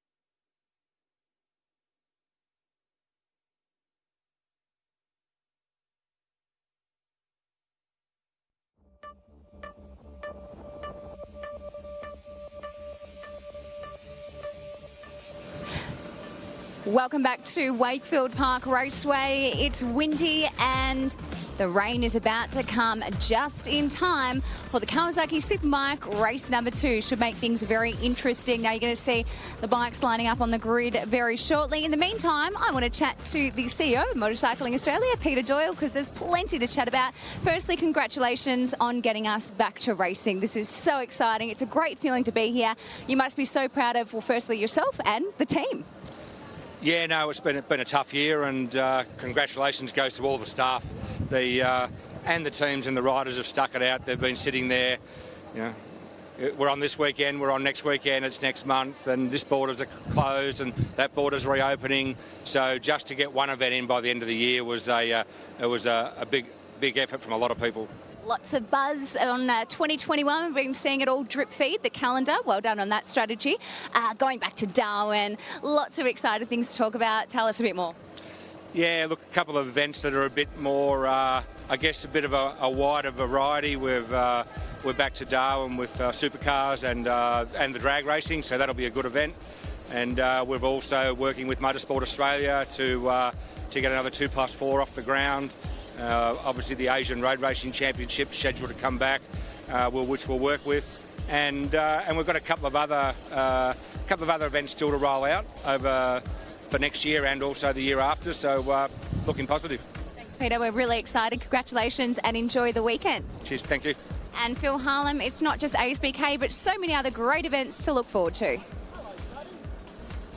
That's exactly right, Emma. The Pro MX Championship for 2021 is shaping up in spectacular fashion as well. Round 1 at Wonthaggi in Victoria on April 11. Round 2, Canberra in the Australian Capital Territory on May 2. Round 3 at Gilman in South Australia, May 30th. Round 4 at Maitland in New South Wales on June 27. Not long to wait for Round 5 at Wodonga in Victoria, July 25. Round 6 in Queensland on August 8. And Round 7 and 8 at Coolum in Queensland on August 14 and 15. Of course, for all information, all the W's, ozpromx.com.au. The Australian Off-Road Championship is looking equally huge in 2021. Rounds 1 and 2 at Nowra in March. Rounds 3 and 4 at Victoria on April 17 to 18. Round 5 and 6, Kyogle, New South Wales, July 17 and 18. Rounds 7 and 8, QMP in Queensland on the 6th and 7th of August. Rounds 9 and 10 at Kingston in South Australia, September 18 and 19. And rounds 11 and 12 at Omeo in Victoria from the 16th to 17th of October. Back to you, Em. Just down here still on the grid, catching up with someone who's very, very important this weekend because you might win yourself another championship. It's Dion Coote, team boss for the Penrite Honda Racing team. Look, you were so close last year. Can you get it done this time round? It'll come down to the wire. We're intended on doing our best to win every race, and whatever happens behind us, we can't control. So our best is to win every race and see what plays out behind us. Can I just ask you quickly about Troy, though, because he seems in the right mind frame. I mean, he has been smiling all week long, and it seems like everything's just working for him. The bike and every single situation, especially with getting that pole position and a race win. Yeah, he's super happy with the new bike. It's working well. It's got a lot of speed, and the whole package between the K-Tech, the Michelin tyres, and the new CBR 1000 is amazing. Thanks, Dion. Good luck. Thank you. Great to hear from Dion Coote, who was a pretty handy rider in his own right back in his day of riding superbikes as well. Race 1 highlights, and wasn't there some? Troy Herfoss got a great start and led early, but that moment down into turn 2 early on allowed his great rival Wayne Maxwell to take up the running in the lead. But Glenn Allerton, after a solid qualifying performance and good practice form, was there right behind them, Steve, in 3rd place. Yeah, it was good to see Glenn Allerton up and racing with those two boys up front. I think he was saying under his helmet, you know what, I want a bit of this. I think I like being up the front. But that man Herfoss dived up the inside. Maxwell, though, struck back at every opportunity that he got. And boy, those were hammer and tong. But Glenn Allerton was there to pick up the pieces if it went wrong. Crew Halliday got it all wrong. Not good for his championship hopes. I'm sure he'll put that right this time round. Yeah, lost a lot of positions there and was on a charge back through the field to try and get as many of those points back as he could. As Mike Jones went up the inside of Brian Starring, had to apologise and was made pay there as a couple of riders went past. You can see that the challenge for Mike Jones was pretty hard because there was a lot of riders in that group. As they came to the final corner, though, it was Herfoss that had the lead over Maxwell and took the checkered flag to take 25 valuable points in the Kawasaki Superbike Championship quest. But Wayne Maxwell finished in second and took 20 quality points to extend his championship lead over Crew Halliday, who still sits in second position. A nice COVID-safe hand bump there too. Good to see. So, Superbike action coming up for the Kawasaki Superbike class after this very short break.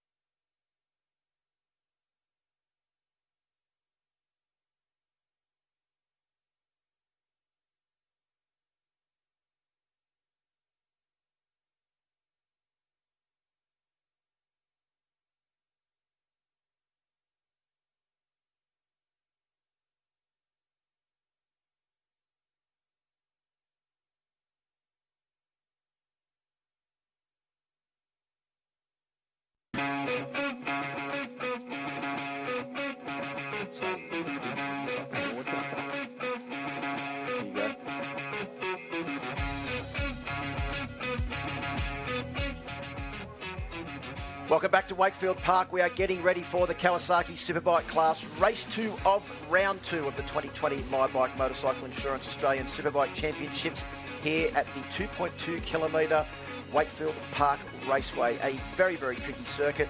And that first corner, it may look like a corner, but it really is, Steve, a very, very fast kink. You do. You go through there absolutely flat out in fifth gear, as we saw. Got to knock a lot of speed off on the side of the corner, drifting out back to second gear, drive out over the bumps, flick over with all of your strength into the bumpy turn 3, and then back through the gearbox, once again using all your strength to flick onto the right-hand side of the tyre. Keep that throttle on through the middle of there, and then get smoothly on the gas out of 5 Kawasaki corner.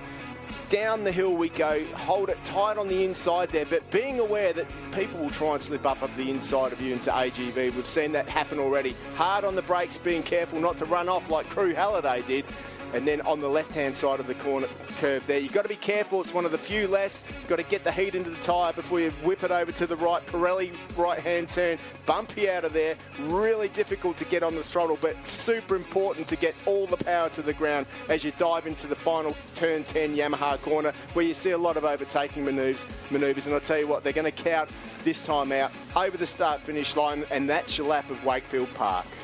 Yes, the My Bike Motorcycle Insurance Superbike straight is very, very short on a Superbike. Time to head down to the grid and hear from some of our riders with Emma. Thought I'd start on pole position and Troy Herfoss. There are a few drops of rain. It looks like we are going to miss it, though, about half an hour away, so that's good news. But the wind has certainly picked up since the last race. Yeah, it's tough conditions, so yeah, it'll be hard to lead the race. I watched the 600 race just now, and Tommy done a great job, although it looked like it was quite difficult for him to lead the race. So yeah, just same as always at Wakefield, but it's definitely good for me. I've got some points to catch up, so anything we can throw at Wayne, that'd be great. Just do it, go get him, and let's get it, because this battle is on. Wayne versus Troy, and I tell you now, he has really closed that gap. Troy Herfoss is only 22 points behind Wayne Maxwell. Wayne smiling away. Wayne, that was such a good race to watch last time. Can you do it this time round? Troy's ready for you, by the way. Yeah, I know that. That's one thing you don't have to tell me. Yeah, look, it's a good race. It's a balance between trying to win and get maximum points, and trying to be smart and make sure the championship's there. So it's in the back of our mind. Probably much the same again, and hopefully we're just a little bit off in a few places. So made a little adjustment, and we can go with Troy in a couple of those corners. Yeah, we're going to put a lot of pressure on. So we'll see how we go. Best of luck. Thank you. There you go, Wayne Maxwell. Yeah, I mean, the championship they're thinking about, but tomorrow we get to come back and do it all again. So if there is a second or third, then they can make up for it. But the battle really is on between those two. Let's check in with Glenn Allerton, because, wow, you did very, very well in that last race, let me tell you, because you didn't have a great qualifying session yesterday, did you? But you put it all together and managed to get yourself a podium for the last one. Well done. Yeah, thanks. Yeah, we had a weird thing in qualifying, but today's the race, and it's important to get a really good start here. It's a tight track, so there's a pack of guys behind me that all want the same thing I do, that's to win. So we've got to get a good start, get off the line, and go with the leaders, and then hopefully we can, with the tweaks we've made to the bike, we can be there at the end. Good luck. We'll keep walking down the grid. I actually really want to check in with, I know we didn't get Crew Halliday this time round. He seems like he's in concentration mode, but let's get his teammate Aidan Wagner, because he did very well in that last race. Great result in the last race, Aidan. Let's not forget you were injured in the first round, so not the best for Phillip Island, but well done in the last race. Yeah, thank you. Yeah, all healed up well now, and I seen on the pit board that Crew was right on my tail after he made a little mistake down there, and he's going for the championship this weekend, so I moved out the road, but unfortunately we got held up behind Brian and Mike. This race, plan on getting a better start and sending it. Send it, I like it. That's what we like to hear. Send it. That makes for great racing. Well done, Aidan. Good luck for this one. Let's move over and chat to Josh Waters, because I know you've had some difficulties coming into this weekend. Josh, hey, how you going? What do you need to do to catch that lead pack for this one? We've obviously been making changes all weekend, so hopefully we've figured something out. I really need to try and stay with the group ahead of me, so there were some things that went wrong with the other bike, and I've changed bikes for this race, so all I can do is try my hardest, and you need to slip, slop, slap. I know. If my mother's watching right now, I'm in so much trouble. Well, hey, there's no rain, it's windy, it is hot. Best of luck for this one. Go get him. Boys. Thanks very much, Emma, and great advice there from Josh Waters as well. He's the master of more than just riding a motorcycle, isn't he? He's talented in many ways. He is. So, Steve Martin, you were able to do a couple of hot laps here this weekend. Talk us through Wakefield Park. I certainly was. And an unbelievable track this is. You dive into the tight turner off the corner, off the end of the straight there, hard on the gas through Motul, changing up through the gearbox. You can just see the different bitumen patches that the guys have to deal with. Bumpy through this one as you go through the AMMF corner. Quick change of direction, run it out wide, then try and tuck into the right at the apex at Kawasaki there, getting smooth on the gas. Down the hill you go. Once again, right on the inside. Quick flip, change of direction. It's really hard on the brakes down here as you go through the gearbox. Hard to reach the gears. because this is one of the few left-handers on the corner, you're going to get so smooth on the gas, short shit through there, change a direction again. You don't get much rest on this circuit, but it is bumpy through here, really bumpy. You've got to try and get on the gas though, because that's where you make up a lot of time. Hard on the brakes again into the final corner. Good overtaking up the inside there. Try and hug it tight if you can, and use all the track on the exit. Try and keep the wheel down if you can. It can claw airwards on a Superbike, and that is a lap of this Wakefield Park circuit. And how good was the footage from that new GoPro as well? So clear, I felt like I was on the motorcycle with you. Well, you can be when we get back to doing 2-up rides, Phil. Might need to wind the rear preload up a fraction if we're going to do that. Well, we're off on our warm-up lap, Steve, and all I can say is I hope this race is half as exciting as the race earlier on today, and we will be in for an absolute treat to round out round 2 of the championship.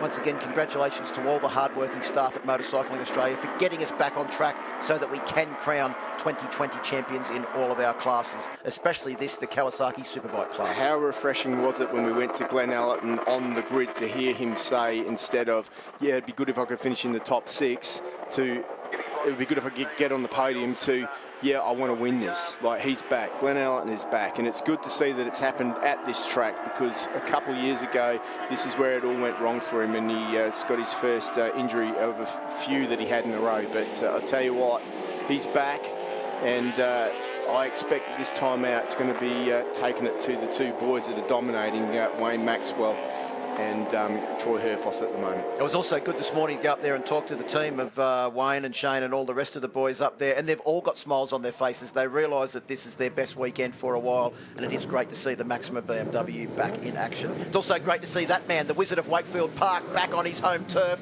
He might live on the Gold Coast now, but you can't take the Goulburn out of Troy Herfoss. He's got a lot of fans here this weekend, and we are in for an exciting race now as we get ready to finalise round 2 of the championship here at Wakefield Park.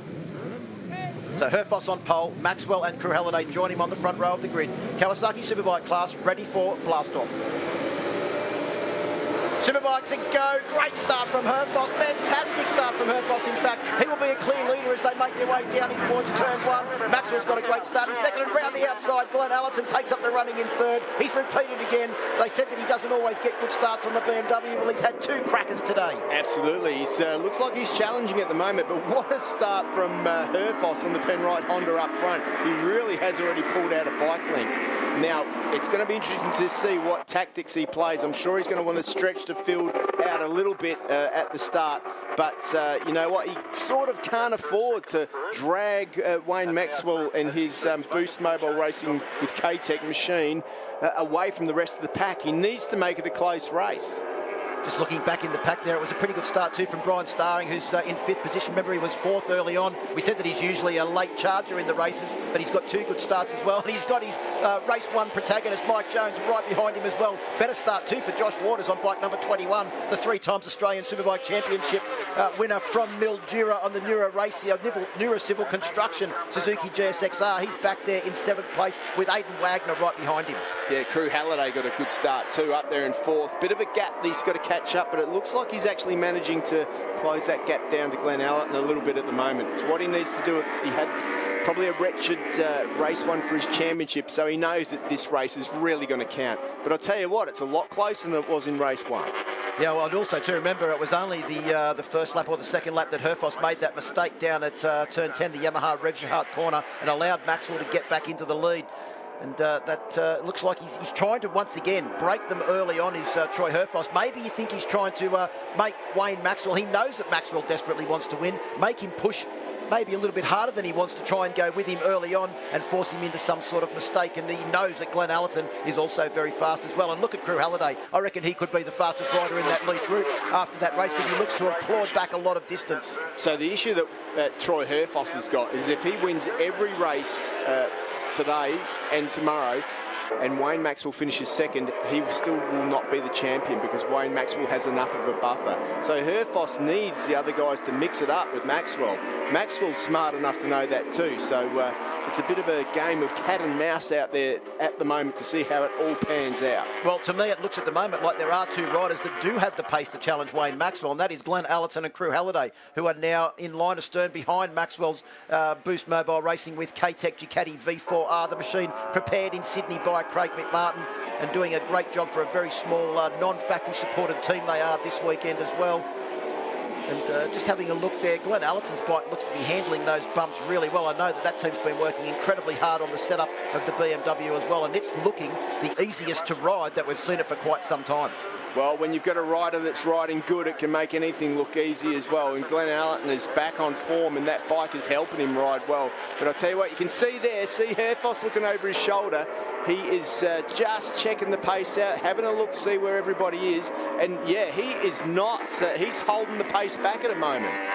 On the first lap, he was 57, but Maxwell was the fastest man then at 57.555. So I think Maxwell was just trying to make sure that he stays with Herfoss. Troy Herfoss slows this down too much, and Wayne Maxwell will push past. You can guarantee that. But then Herfoss will try and push back past again, and all the while hoping that Glenn Allerton and Crew Halliday can get themselves into the mix. I'll tell you what, these are tactics, right? But they are going to incense the number 47. Wayne Maxwell will not be happy, and you can see now just how it's starting to concertina up. These four guys are not what Wayne Maxwell wanted to see. He wanted to have a nice, clear race with Troy Herfoss.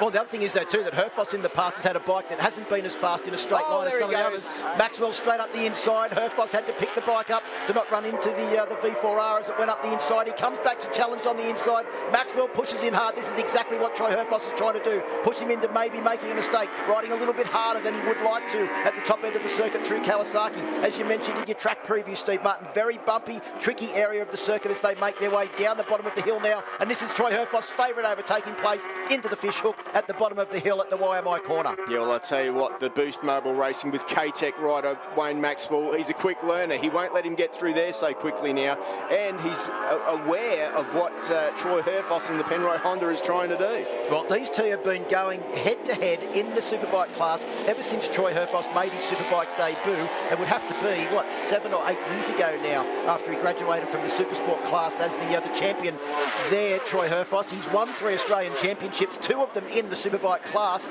and right behind him is the 3-time Australian Superbike champion Glenn Allerton on board bike number 14, and I've never seen him looking more determined than he is this weekend. He's been training hard in the COVID break, doing lots of cycling and getting as fit as he possibly can. He's going to need to be fit to take on these two. Troy Herfoss cycles more kilometres each week than he does in his car. Yeah, well, that is not surprising. Well, it is on out there at the moment. You can see the guys. Herfoss's favourite overtaking spot. Maxwell's closed that down now. He says, yeah, you won't be using that anytime soon again. So Wayne Maxwell, quick learner. He knows where he's good too. So it's been a while since Maxwell's won a championship, hasn't it? So he really wants this bad. Won the championship on the Phil Tatum prepared Suzuki. I think it was 7 years ago, Steve Martin. But the only thing is, Wayne Maxwell has also finished in the top 3 in the championship every year since 2008, I think it was. The year that Glenn Allerton won the championship. Yeah, he has been a protagonist. I mean, he could have won every one of those championships. There was never a year that he wasn't competitive. He's won races every year, but just for one reason or another or luck, he hasn't been able to put it together. But you know what? He's under a lot of pressure right now. Yep, he's got a very small, tight-knit team behind him too, Wayne Maxwell, with Craig McMahon preparing the bikes. Adrian Monti, his crew chief, a wizard with the K-Tech suspension. Greg and Julie from Races Edge, and also Ken and Barry Horner from Irving Vincent in his corner as well. But then again, Troy Herfoss has got the wizard Paul Free looking after his Honda CBR 1000. Paul Free has an art of turning brand new motorcycles into race winners in their very first appearances. And of course, then you've got Shane Kinderis looking after the BMW of Glenn Allerton. Of course, Kev Marshall, the man that's forgotten more about Yamaha tuning than most people will ever know, preparing Crew Halliday's machine. Yeah, absolutely. Brian Starring not as far up as he was in race 1. You can just see there Mike Jones in front of him. Aidan Wagner's starting to make his way forward. Josh Waters is up there too. But Maxwell is putting the hammer down now. He has stretched it out a little bit. Brian Starring's just dipped into the 57s as well, and Mike Jones and Crew Halliday ahead of him are back into the 58s.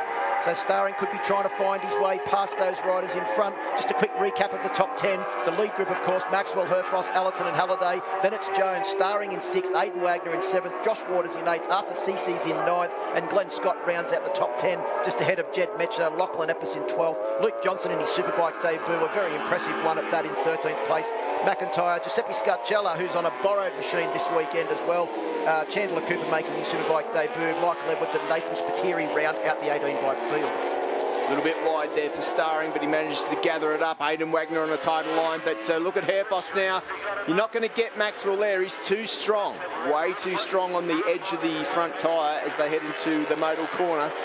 Well, the completion of this lap will mark half race distance, and look at the lead that Maxwell has managed to pull him and Troy Herfoss away from Glenn Allerton and Crew Halliday. Halliday looked to me like he's trying to find his way past the 3-time Australian champion now, Glenn Allerton, as they make their way up towards the top of the hill. And Maxwell is not going to play any games. He's not going to be holding the pace back so that other people can get involved in this battle, and they have managed to gap the rest of the field now to the tune of about 1.1 seconds. Yeah, well, that's Maxwell. He's decided that, you know what, I'm not playing the game of wait for the others to catch up. I'm going to get out there and then drag us away from everybody else, and then you can go back in front. Herfoss up the inside, runs Maxwell wide, makes the move though. Interesting to see what happens now. Wayne won't be too bothered because he's got a bit of breathing space now. He'll be able to monitor the situation. He'll get the information on his pit boards.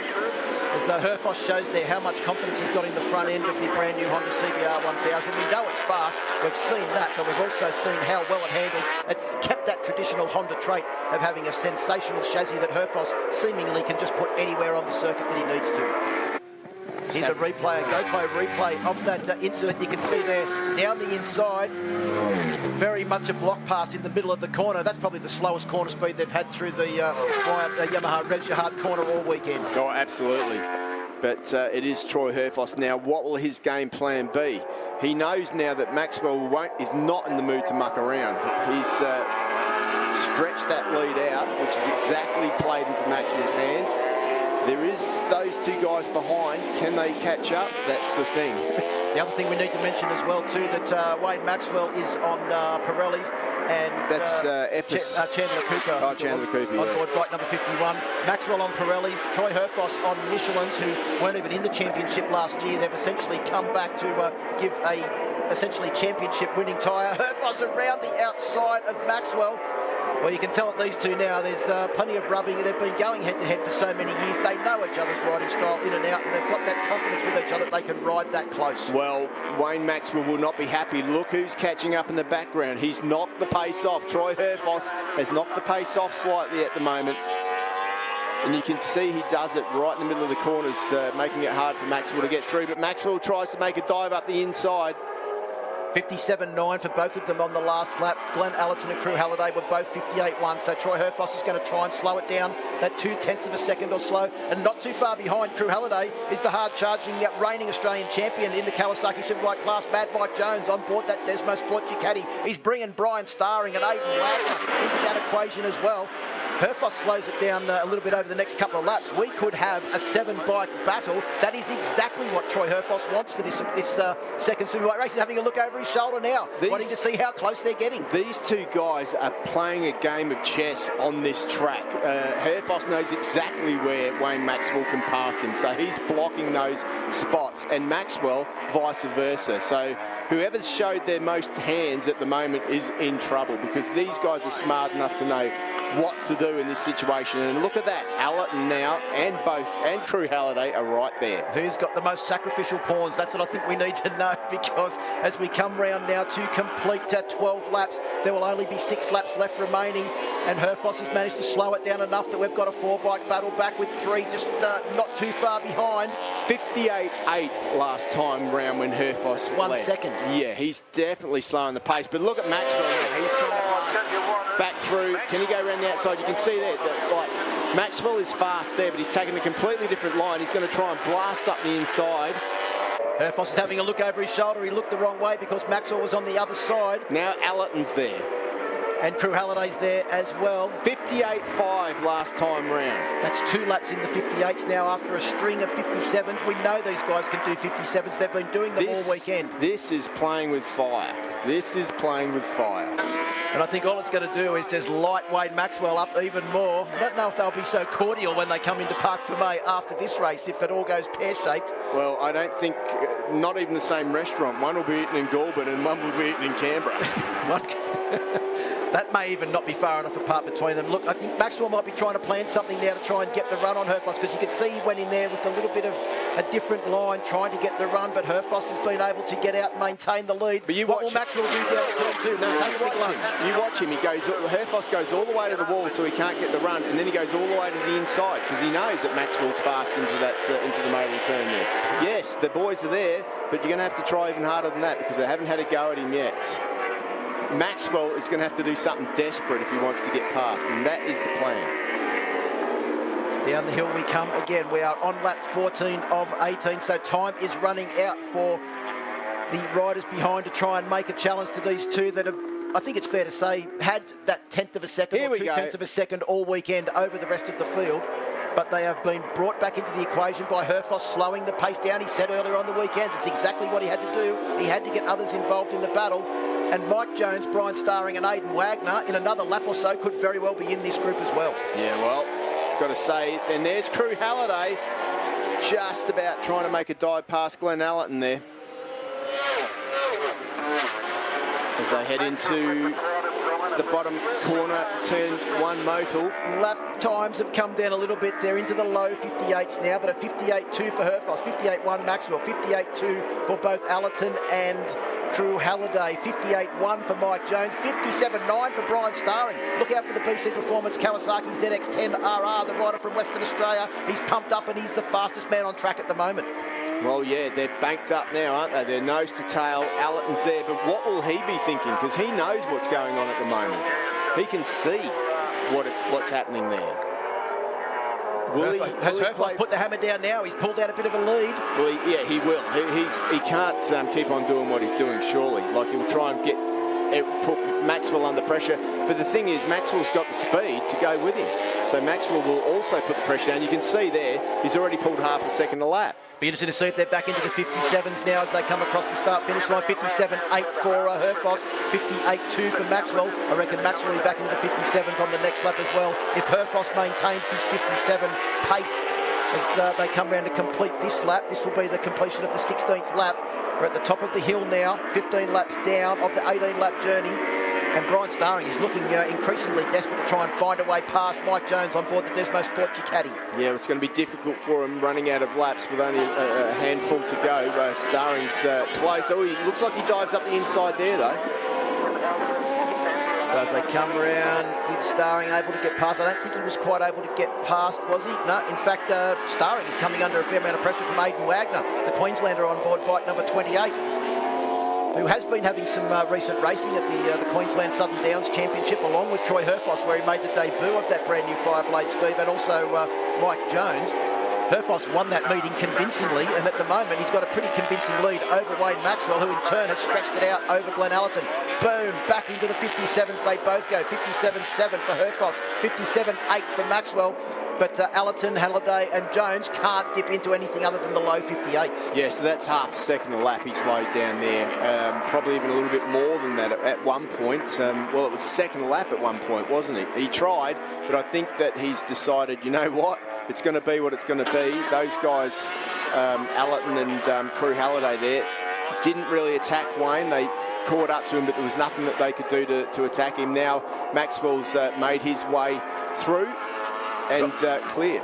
Back marker there, Chandler Cooper got out of the way. Didn't want to incur the wrath of Troy Herfoss again, like he did in race 1 earlier on today. Oh, Starring! Oh, that was late sideways, just couldn't quite hang on to it. He's run off into the gravel trap. He's lost a lot of positions, has Brian Starring, but he's done a pretty good job to try and keep the BC Performance ZX10RR on track. Hopefully he did manage to keep it up because he got sideways there. That's dropped him right out of the equation now for the podium positions. Yeah, and we're on the final lap. Herfoss has got a 0.4 of a second lead over Maxwell, who in turn has got a 1.5 second lead over Glenn Allerton. Now it's just a matter of whether Wayne Maxwell is going to have a go at Troy Herfoss. Maybe a little bit of payback. Who knows? Not close enough at the moment, but anything can happen in these last few corners. Depends how quickly Maxwell can get over here. If he's in a position to try and make a lunge at the final corner. I reckon he will. If he's close enough, you know Wayne Maxwell is going to have a go. He's never going to die wondering, but Herfoss is so fast into this corner. We saw it early on in race number 1. He got a good line. He comes in there. He's safely through the final corner and should take the win. Has a look over his shoulder, and all he can see is the 47 of the Boost Mobile Racing with K-Tech machine. He takes the win, and another solid 25 points for his championship. Wayne Maxwell takes second. Glenn Allerton, another podium in third place. Congratulations to the Maxima BMW team. They've done it 2 races in a row. Their first podiums in a very long time. But the victor, once again, Troy Herfoss, the Wizard of Wakefield Park, on board that stunning new Penrite Honda CBR 1000. Bit of a handshake there. Interesting to see what Maxwell thinks about that when we speak to them on the podium. Been an impressive Superbike debut from this young man, Luke Johnson, on board bike number 16, the Moto Go Yamaha. Battling there with a Superbike veteran in the form of Brendan McIntyre on board bike number 62. Yeah, good to see Luke Johnson out there doing a great job, and Brendan McIntyre as well. Always good to see him and have him as part of the field out there. Oh, and that immaculately presented Western Motorcycle Suzuki GSXR 1000. But congratulations once again to Troy Herfoss, Wayne Maxwell and Glenn Allerton. Your top 3, exactly the same. A carbon copy, in fact, Steve, of race number 1 for the Kawasaki Superbike class. Time to hear from our top 3, but before that we'll have a short break here at Wakefield Park and back with continuing action from the My Bike Motorcycle Insurance Australian Superbike Championships.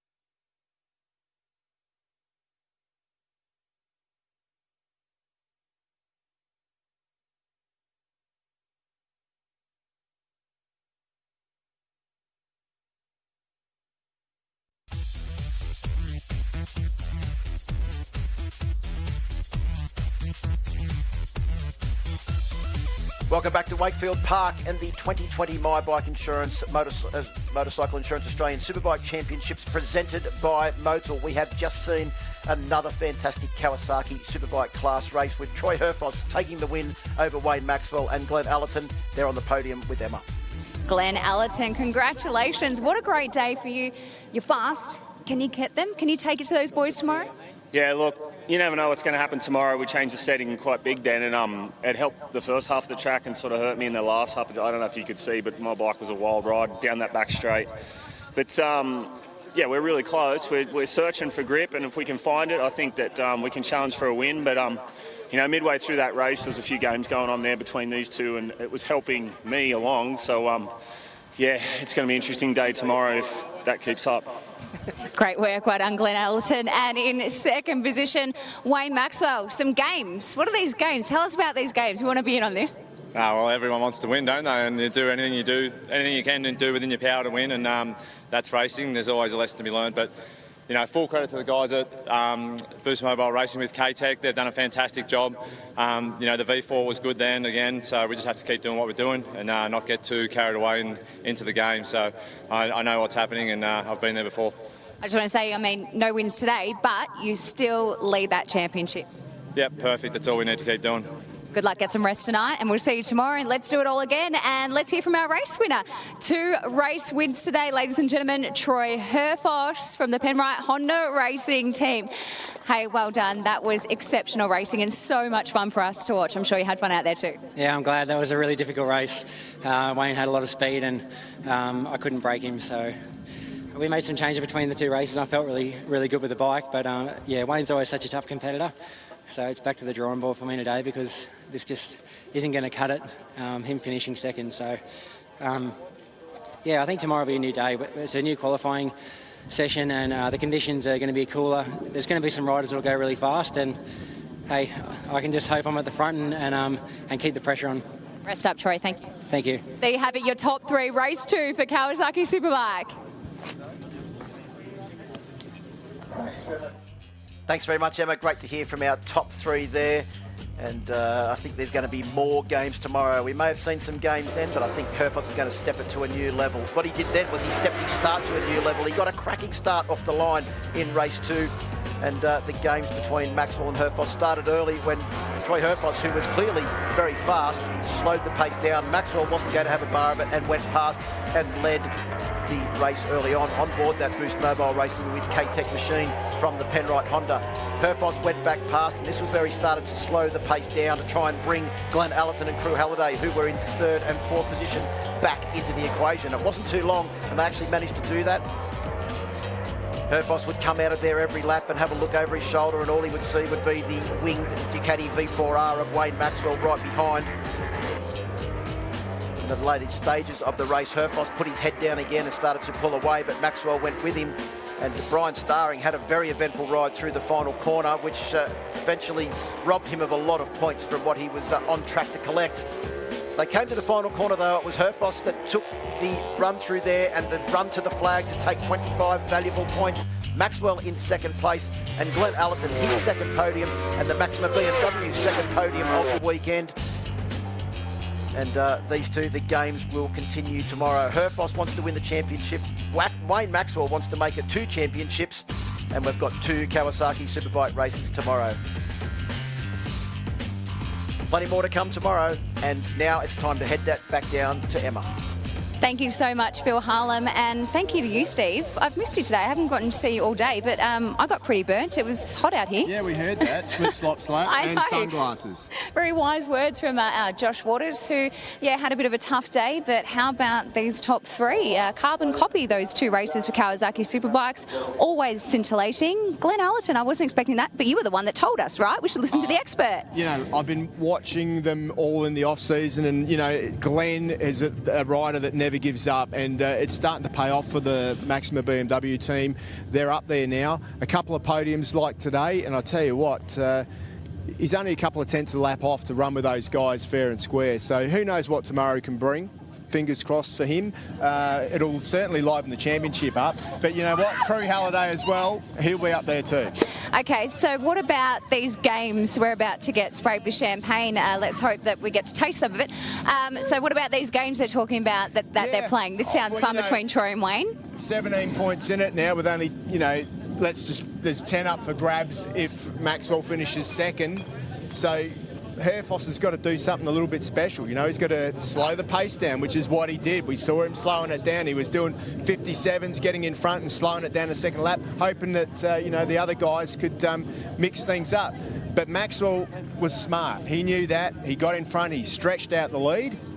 And, you know, as we heard Wayne Maxwell say, games are games and they're here to play. They haven't played for a while. What about the Yamaha racing team? We saw a really great afternoon from Ada. I'm not sure where he finished that one. I'm not sure. First race was great. Yeah. Both Crew Halliday, a little bit off the pace. Well, he had a better race this time out. I mean, you know, he was under a lot of pressure. He had just such a brilliant round at Phillip Island at the start of the year. Really fantastic ride from him. So he was under pressure here. Yamaha haven't won a, you know, title for a while, and he was in the box seat.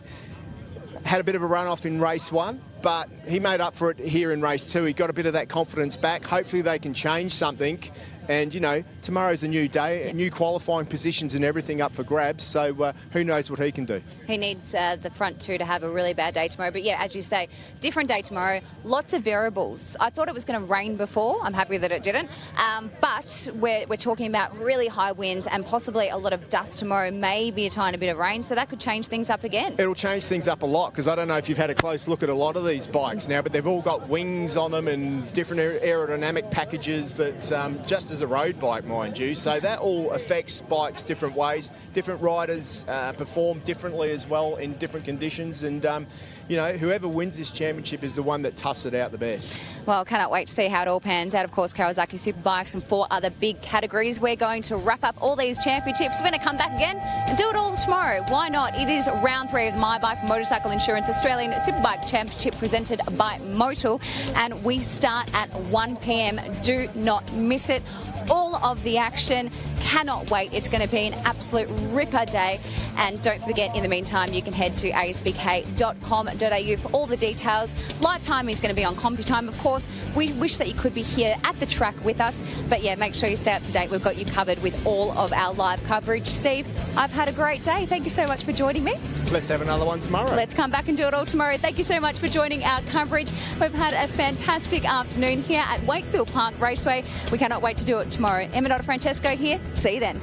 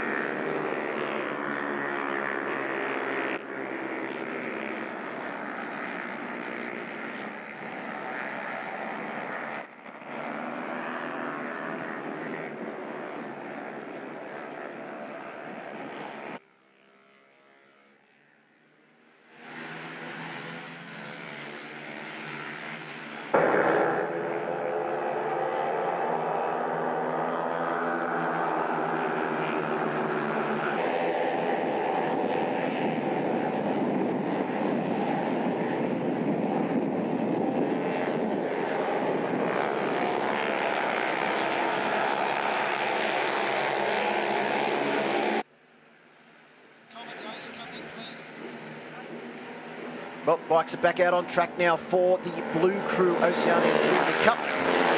Qualifying for round 3 for tomorrow, 15-minute session.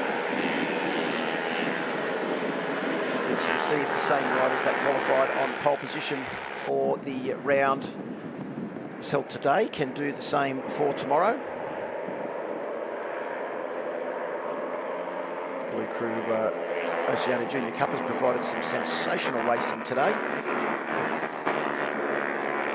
Marianus Nicholas taking the 3 race wins on board bike number 46.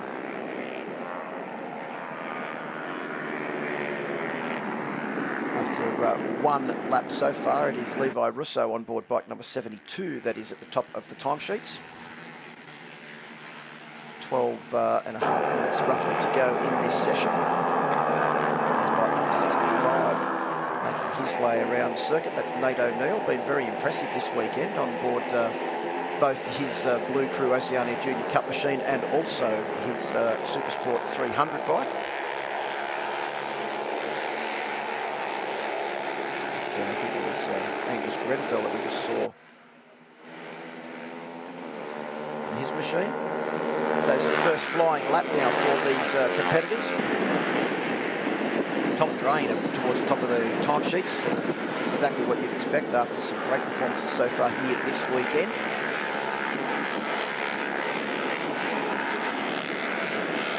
A 15-minute session for the qualifying for this round. Of course, the support classes will only have 2 races on tomorrow's program, unlike the usual 3 at a normal round. The first race for the Blue Crew Junior Cup is the first race on our program tomorrow at 10:55.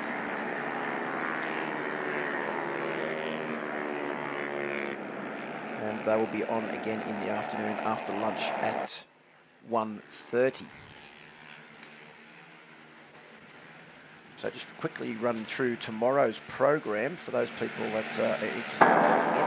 The live stream will start very early because we have Motorsport TV Supersport on at 9:20. Kawasaki Superbike qualifying for round 3 at 9:50. Then it's Yamaha Supersport 300 not too long after that at 10 minutes past 10.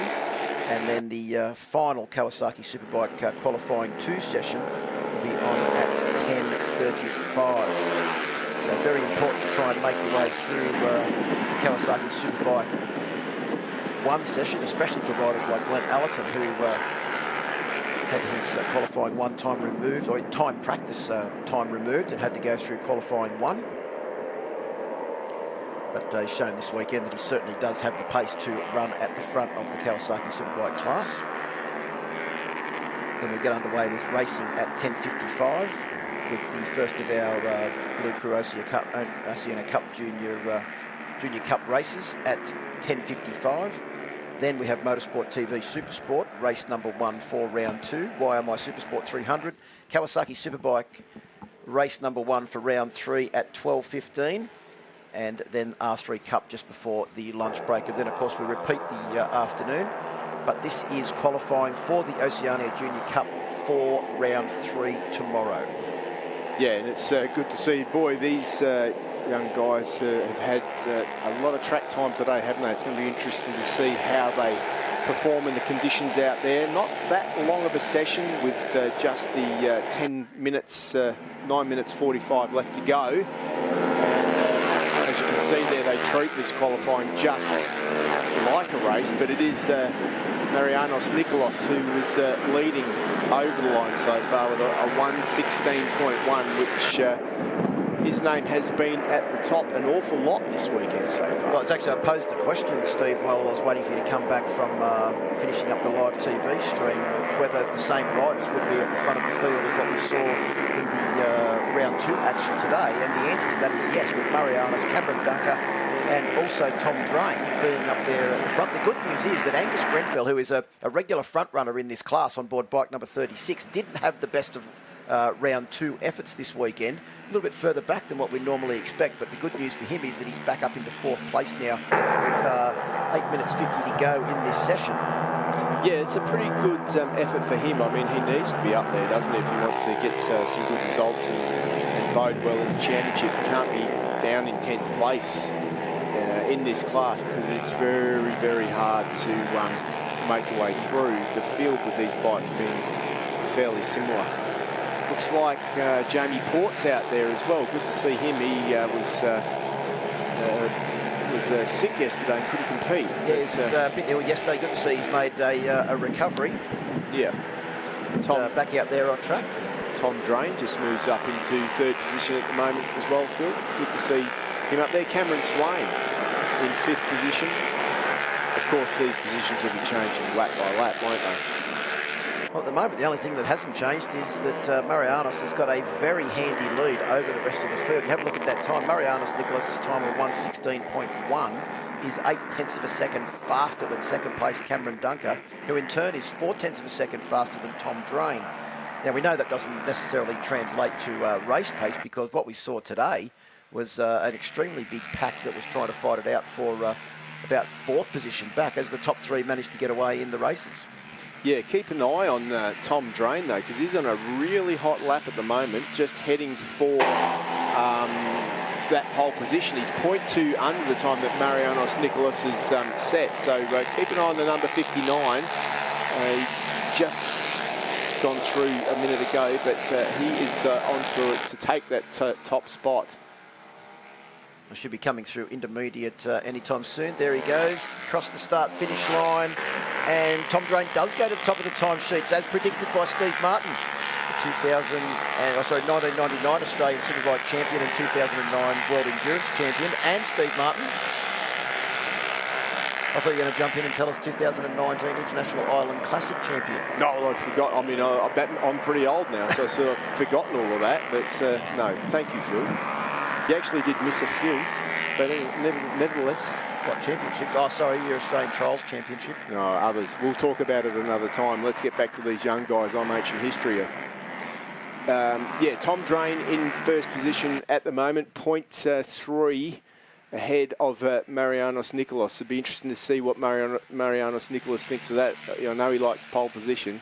Clay Clegg's up there too. Yep, great result from the rider on board bike number 63 to move up into provisional 4th position as we get down to 6 minutes to go. Just looking to see where the riders are on track. There's Tom Drain on board bike number 59 with that traditional white helmet with the black stripe around it. As we mentioned, all of these riders wearing identical Racondi leathers, TCX boots. They've also got the AGV helmets. They can choose which level of helmet that they have, but they all get them at fantastic prices, and it really is a great deal if you have a young child that wants to go racing. Riders from 11 to 16 years of age are able to ride in this Blue Crew Oceania Junior Cup, and one of the things that we've heard from a lot of the Superbike riders is that there wasn't always a pathway to step up the ranks in road racing and get that entry into road racing. That's exactly what the Blue Crew Oceania Cup Junior Cup provides. Yeah, no, that is true. So it's good to see that Motorcycling Australia and the FIM and all of the sponsors have got together to perform this class. Good conditions out there. Track temp 40.3. The thing that's not good is the amount of wind out there, but these guys seem to be coping with it fairly well. 16.0 for Tom Drain out front at the moment, and that is 0.4 off of the lap record that was set by Marianos Nicholas earlier on today, yes, I think it was actually, this morning, with more favourable conditions. Well, Marianos actually did a 15.854 in race number 1 yesterday afternoon, which was probably slightly better conditions than what we've got at the moment. So they're not too far off those times. Just having a look at it though, in that race, everyone else was back in the 16s or 17s. In fact, Cameron Swain, his fastest lap in that race when he finished in 3rd position was a 17.3. And he's down to a 17.2 now, so very similar times. So it's Drain up front at the moment with Nicholas, Dunker, then Clegg. Angus Grenfell still up there too. 1:15.6 for Marianos in qualifying for qualifying 1 for this class.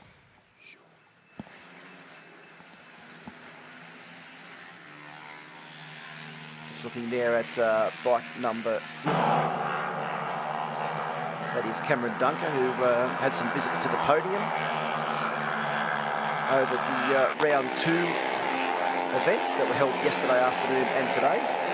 Nate O'Neill's doing a good job as well, up there in 8th position, 117.8 for him. A few of the guys just heading back out of the pits now as well to get their last run in with 3 minutes on the clock. You can just see them up there. They'll be able to perhaps they've made a couple of adjustments to their bikes. Head out there. Tom Drain's gone through again, 16.4 slower for him that time round. Murray Arnos Nicholas is on a hot lap at the moment and just misses out 16.1 for him that time through, so stays in 2nd position. But look at these two guys neck and neck out there on track at the moment. Yeah, we're speaking about Nate O'Neill and how well he's been going, and it's always a good meeting when you can come to the racetrack, Steve, and set a couple of PBs on both the motorcycles that you're riding, on the OJC bike and also on his Yamaha R3 in the R3 Cup and Supersport 300 classes. Yeah, well, these bikes are so different as well, you know, like, so to be able to swap from one to the other, it really does teach these guys, you know, a great skill level. Oh, bit of a moment there. That was... Jai Russo just clipped the back of, looked like it may have been Cameron Swain who just clipped the back of there. Bit of contact, takes his hand off the handlebar. Or perhaps he's got a bit of damage to his bike there. That was Angus Grenfell as well there, coming in with 1:51 to go. Just see him there coming into the pits. Guess he's happy with 6, because if he comes in now, he won't be going back out, that's for sure. Won't make a lap. There it is, the 2-minute board is out to let everybody know they have less than 2 minutes to go in this qualifying session for round 3 of the Blue Crew Oceania Junior Cup. 2 races to be held tomorrow here at Wakefield Park to round out the season, and a champion will be crowned tomorrow afternoon for this class, the 2nd instalment of the Blue Crew Oceania Junior Cup. You'd have to say that this championship's task, Steve, of identifying future champions was completed for 2019 when the champion, Carter Thompson, came out and completely dominated the racing in 2 classes of racing today, in Supersport 300 and also in the R3 Cup as well. Yeah, absolutely. Who knows where Carter Thompson would have ended up if it wasn't for that, you know what I mean? Like, he may have just stayed in off-road racing or whatever he was doing, may not have had the opportunities he's had, but he's made the switch onto the tar now, and tell you what, Carter Thompson's a name that you're going to be hearing a little bit of. Yes, I think we last year we saw him win half the rounds of the Blue Crew Oceania Junior Cup and took a pretty handy lead into the final round. The final round, the one name that I remember from that final round was Murray Arnos Nicholas, who'd been so close to taking wins all year and finally managed to do it at the grand finale last year at Sydney Motorsport Park. And this weekend has been absolutely untouchable in both qualifying and racing. But this afternoon, we were saying, could things change? Tom Drain is the man that sits in a provisional pole position, and Murray Arnos Nicholas is in the pits. So he's only got, well, he's got no chance, in fact, of getting back out on track because the checkered flag has just come out. But I'll tell you and in what. fact, there is a man that's putting his name forward for pole position as well. Yeah, I'll tell you who you need to keep your eye on. You need to keep your eye on Cameron Dunker in 3rd position at the moment. He's half a second up on pole at the moment on the number 50 machine. There he is there with 1 corner to go. Cameron Dunker could steal this from Tom Drain in the dying moments of qualifying. Well, if he was to do that, Murray Arnos would still be starting from the front row of the grid. So we'll keep our eye on the timing sheets as these riders make their way down to the checkered flag. The session is now officially finished, and Cameron Dunker has done it, Steve. At 1:16.082, he has taken pole position from Tom Drain by 13 1/1000ths of a second. A 1:16.082 to a 1:16.095. Murray Arnos Nicholas will start from the front row as well on board bike number 46 with a 1:16.151. The rest of the field coming through now. Looks like they'll confirm those positions very, very soon. But congratulations to Cameron Dunker. That would be his first pole position in the Blue Crew Oceania Junior Cup.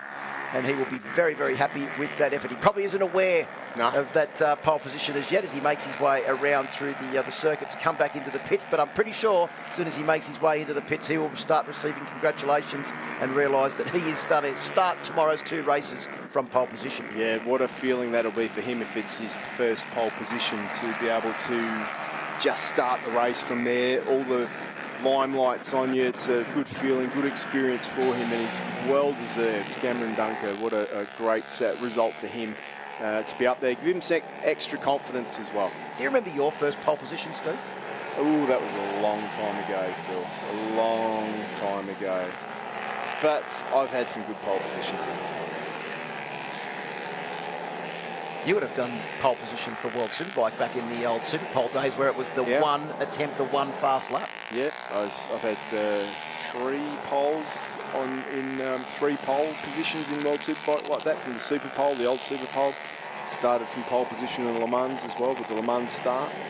So, you know, there's a few different ways to start pole, that's for sure. Well, the good news for Cameron Dunker is that he won't have to run across the circuit before the start of the race tomorrow. He'll be starting from pole position for the 2 races, as the field makes their way back into Parc Fermé now. Only one more session to go on today's live stream, and that will be a 20-minute qualifying session for the Yamaha Motor Finance R3 Cup. Well, that'll be exciting. I'm looking forward to seeing that, because there'll be quite a few of these guys that need to jump off these machines and jump on their R3s, won't they, on their R3 Cup machines. And I think you made the valuable point before that very different motorcycles try and get your head around them, because the R3 Cup compared to this Yamaha R15 would feel like a genuine race bike. Absolutely. No, absolutely, it will. I mean, things step up level by level here, and these little beasts, these R15s, they are the little starter bikes. You step off one of these onto an R3 Cup and you think, boy, this thing's fast. You move on to a 600 and it's unbelievable. When you get on a Superbike, it's amazing. Well, Yamaha R3 Cup qualifying coming up next. We'll have a short break and be back for the R3 Cup qualifying, their final event on today's program.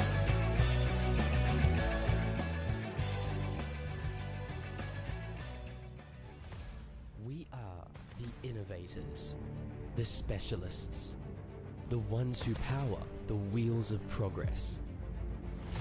Extraordinary innovation for on-road and off-road terrain. Estacore technology for improved engine protection and performance. We are going a step beyond to a new generation of motor oils. This is the vision of innovation. The new 300V squared.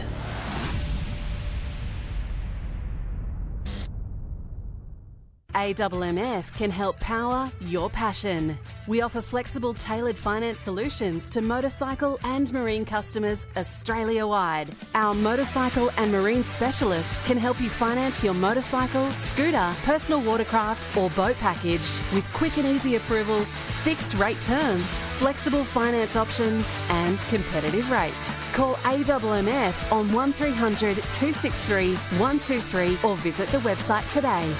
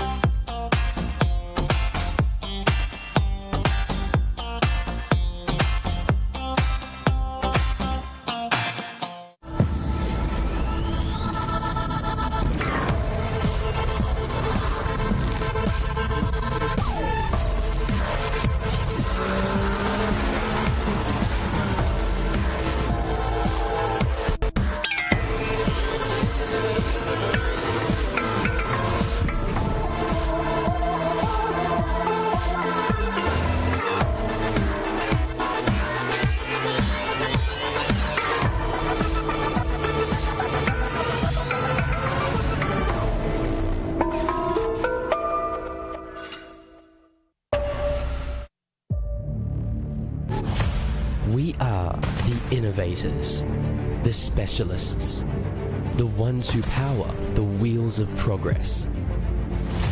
Extraordinary innovation for on-road and off-road terrain. Estacore technology for improved engine protection and performance. We are going a step beyond to a new generation of motor oils. This is the vision of innovation.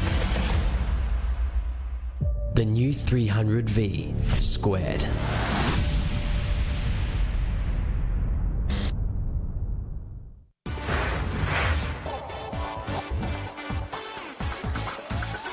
Welcome back to Wakefield Park and the final event on today's program, qualifying for round 3 of the 2020 My Bike Motorcycle Insurance Australian Superbike Championships from Wakefield Park. A full program of events tomorrow to wrap up the 2020 championship. It's been 40 weekends since the first round, and it was so good, Steve Martin, to be able to finally finish off this championship and crown 2020 champions. Most important thing the riders in the Yamaha R3 Cup, the Yamaha Motor Finance R3 Cup can do is get on pole position, so that that job tomorrow will be a little bit easier, because there's only been 2 rounds for this championship this year, both of them held here this weekend. Absolutely. Good to see them all out there and vying, trying to get on that front row. The front row, as it sits at the moment, is Benny Baker in pole, John Lidris. Carter Thompson's just moved up into third, with Brandon Demery in 4th position. A good qualifying for him so far. Speaking of Brandon Demery, I've just found out also that if you remember, he had that big crash at Phillip Island a couple of years ago now. He has just had a thumb rear brake fitted to his bike. So one of the first guys to be able to fit that to his bike, because he can't use that right leg for the rear brake anymore. Laura Brown enters Benny Baker enters the pits.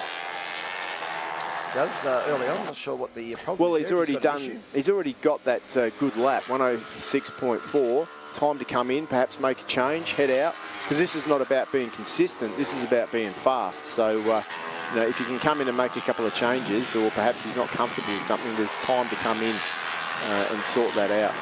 Conditions very different for this qualifying session to what they were on Friday afternoon as well. Yeah, they are, but also these guys now have also had a lot more track time, so they'll have time to tweak something, or they'll know the track a lot better, because remember, they're young, so, you know, they learn as they go as well. Well, good news is that Jacob Hatch is out there after such an eventful weekend. He's had a couple of big crashes, a couple of big off-track excursions, a power commander that failed to perform yesterday afternoon and left the bike underperforming. They fixed all of that this morning. Great work by the Demery racing team that managed to get the bike back on track. Yeah, and thanks to Mark Bratz, as he's just standing here with us in the room watching over our shoulders. He's just let us know perhaps Benny Baker pulled into the pits because he's been having clutch problems all weekend, so maybe they haven't sorted that out yet. Good opportunity now to try and muck around with the clutch on that R3 and get it sorted. Well, the way he's ridden this weekend, he's been having clutch problems. If they can fix that up, look out tomorrow. That's right, he might win the Superbike race the way he's going. So it's looking now at Brandon Demery on board bike number 11 and Reece Orchard on board bike number 121. Good for Reece Orchard too, up in the top 4 at the moment. He's starting to come on song as well. Been around for a couple of years now. Melbourne-based young lad, doing a really good job on that machine.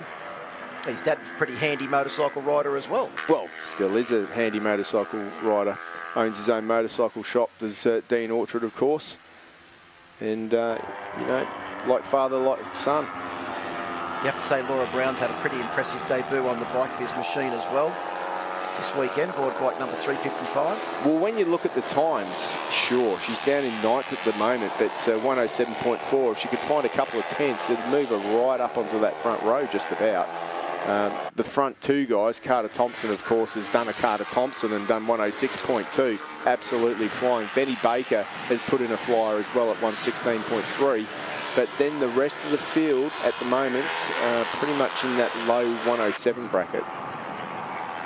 As we mentioned earlier, though, too, it's great to see so many of the Blue Crew Oceania Junior Cup riders out here in this class as well. And all you got to do is have a look through there and see how many Recondi Blue Crew Oceania Junior Cup leathers there are in this field. It's probably half the field have stepped straight off the R15 and on board the R3 now for this session. No, absolutely. Nice little overtaking manoeuvre there, up the inside. That's a number 68 machine. Archie McDonald has been very impressive. In only his second race in this class, scored a second place at Phillip Island, and has been fighting for the podium all weekend here as well. Well, yeah, I ran a ride day at a little track just near Wangaratta maybe 3 years ago now. This little kid turned up, Archie McDonald, with his little R15 for his first, one of his first road rides, and it was really good to see him there, and his dad, and he stayed out there all day. He was fast then, and I tell you what, he hasn't gotten any slower, has he? He's really starting to fly. There's a couple of young hard chargers. Ben Baker on board bike number 72 and Jacob Hatch on board bike number 99. It's the 222 machine of Lincoln Knight. Also, you can see there in his Recondi Blue Crew Oceania Junior Cup leathers. Got to be impressive with that man there too, John Littris on board the 308 machine, and multiple Australian dirt track champion. Has been in this class now for a couple of years, and pretty much every single race is always up there challenging, if not for the wins, certainly for a podium position. Well, he's always challenging for the wins. He doesn't always necessarily win, but he's never gone into a race where he hasn't been competitive, has he? So really, really good to see. He's taking road racing in his stride, and the number 308 is always up there near the front somewhere now. A couple of riders on a bit of a charge now. Littris is on track to move up the grid positions, as Brandon Demery has just slotted himself up into second position on board bike number 11, pushing Ben Baker back to third and Archie McDonald to fourth. And Laura Brown's also moved up into seventh position as well. Yeah, she's on a bit of a charge at the moment, slipped into the 106s, which is really good to see from Laura.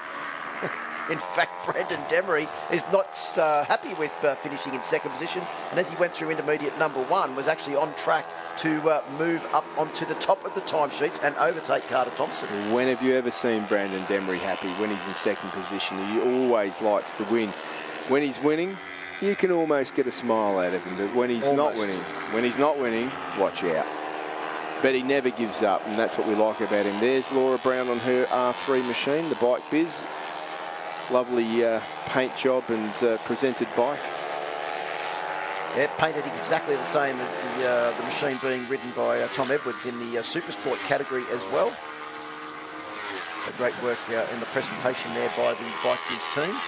There's Matt Rindell on board bike number 95, doing a great job as well. On the red Yamaha, certainly stands out amongst the bikes in this class, because most of them are blue. But that red one really stands out. Yeah, it does, doesn't it? It's always good to have a bike that stands out in this class. And, you know, if it's a Yamaha and it's blue, you know, and you can change the colour, that's a good thing. So it is nice to mix it up a little bit with different paint jobs, and it's good for the sponsors as well. There's Brandon Demery. He didn't quite manage to get that pole position that he was fighting for on the last lap. Let's see what he can do on this lap. That's Archie McDonald right behind him on board bike number 69.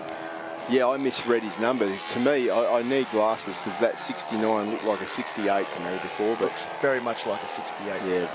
Well, I am a couple of years older than you, Phil, so only for a little while. I can only be excused for that. I might have to go and peel one of the numbers off and move it a little bit wider Archie apart. McDonald has actually just managed to follow Brandon Demery around and pip him out of second place on the provisional grid for the races for tomorrow. So the GTR Motorstars team have had a sensational weekend, Steve, with Carter Thompson and Archie McDonald finishing 1-2 in several races. I think they finished first and second in the R3 Cup for the round. And they could very well be starting round 2 if positions remain exactly the same as they are, with their two riders starting from first and second on the grid for tomorrow's races as well. As long as Benny Baker's riding for him, because he's just moved into second position. Ben Baker mixing things up as always, a good result for him. which pushed Archie McDonald down to third. 106.2 for Ben Baker. That is not mucking around. But Carter Thompson has pulled out all the stops and whipped into the 105s. 105.7 for Carter Thompson. That is a serious lap time. I think he's just made pole position out of reach of everybody there.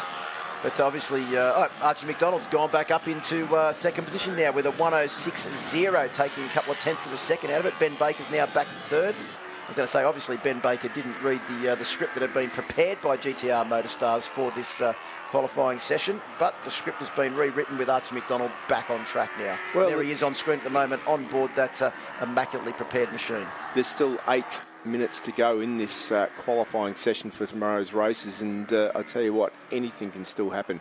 Brandon Demery's got himself in a good spot now to get a tow, to try and up his game and get himself back on the front row. 4th spot, never a good spot to start. First spot on the second row. It's always nice to go to sleep knowing that you're starting from the front row.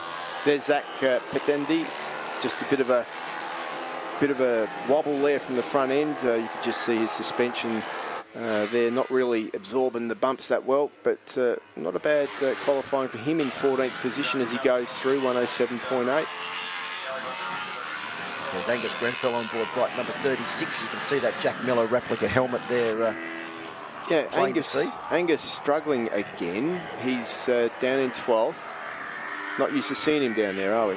Well, I think the R3 Cup bike is very different to the one that he's been racing recently. I was bike number 65 of Nate O'Neill, doing a little bit of an off-track excursion at the AGV corner at the top of the hill. He's tiny, isn't he, Nate O'Neill? I love it when he was on the grid before and he was doing the Danny Pedrosa with one of his bum cheeks completely off the side of the bike so he could get his leg on the ground to hold the bike up. Right, oh, that's another bike. That's the 222 machine of Lincoln Knight going very much off track.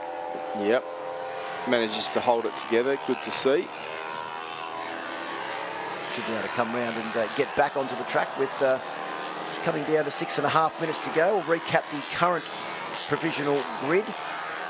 First we have Carter Thompson, second Archie McDonald, and third Ben Baker. The second row of the provisional grid would be Brandon Demery, John Litchison, Tom Drain. Third row would be Laura Brown, Glenn Nelson and Reece Orchard. And the fourth row would be Jacob Hatch, who sits in 10th place, Matt Rindell and Angus Grenfell. That all might change, Phil, because there's still 6 minutes to go of this qualifying session. And there's Zach again. Nice style. A little bit loose on the setup there, I reckon. You can see the really good guys, when they get the setup just right on these bikes, they just flow around the corners nice and smooth. But Zach's bike's just moving around a little bit there. A bit more than some of the others over the bumps. Really important place to make a gain on these bikes is with suspension setup. It's one of the few things that these guys can slightly modify. So Ben Baker's actually improved his lap time by 0.2 of a second, but hasn't been able to move further forward on the grid. He was sitting at a 106.2. He's now brought it down to a 106.0, and he's actually 15 thousandths of a second slower than Archie McDonald, who currently sits in second place. No, he doesn't currently sit in second place. Just as I speak, he's done a 105.709 to Pippi's teammate Carter Thompson by 7 1,000ths of a second to move into a provisional pole position. Archie McDonald will be extremely happy if he can maintain that position. And once again, he could have done it by following the most experienced man in the field, Brandon Demery, around. Now, you know the thing you said before about the GTR Motostars team, how they're going good. You can say that again now.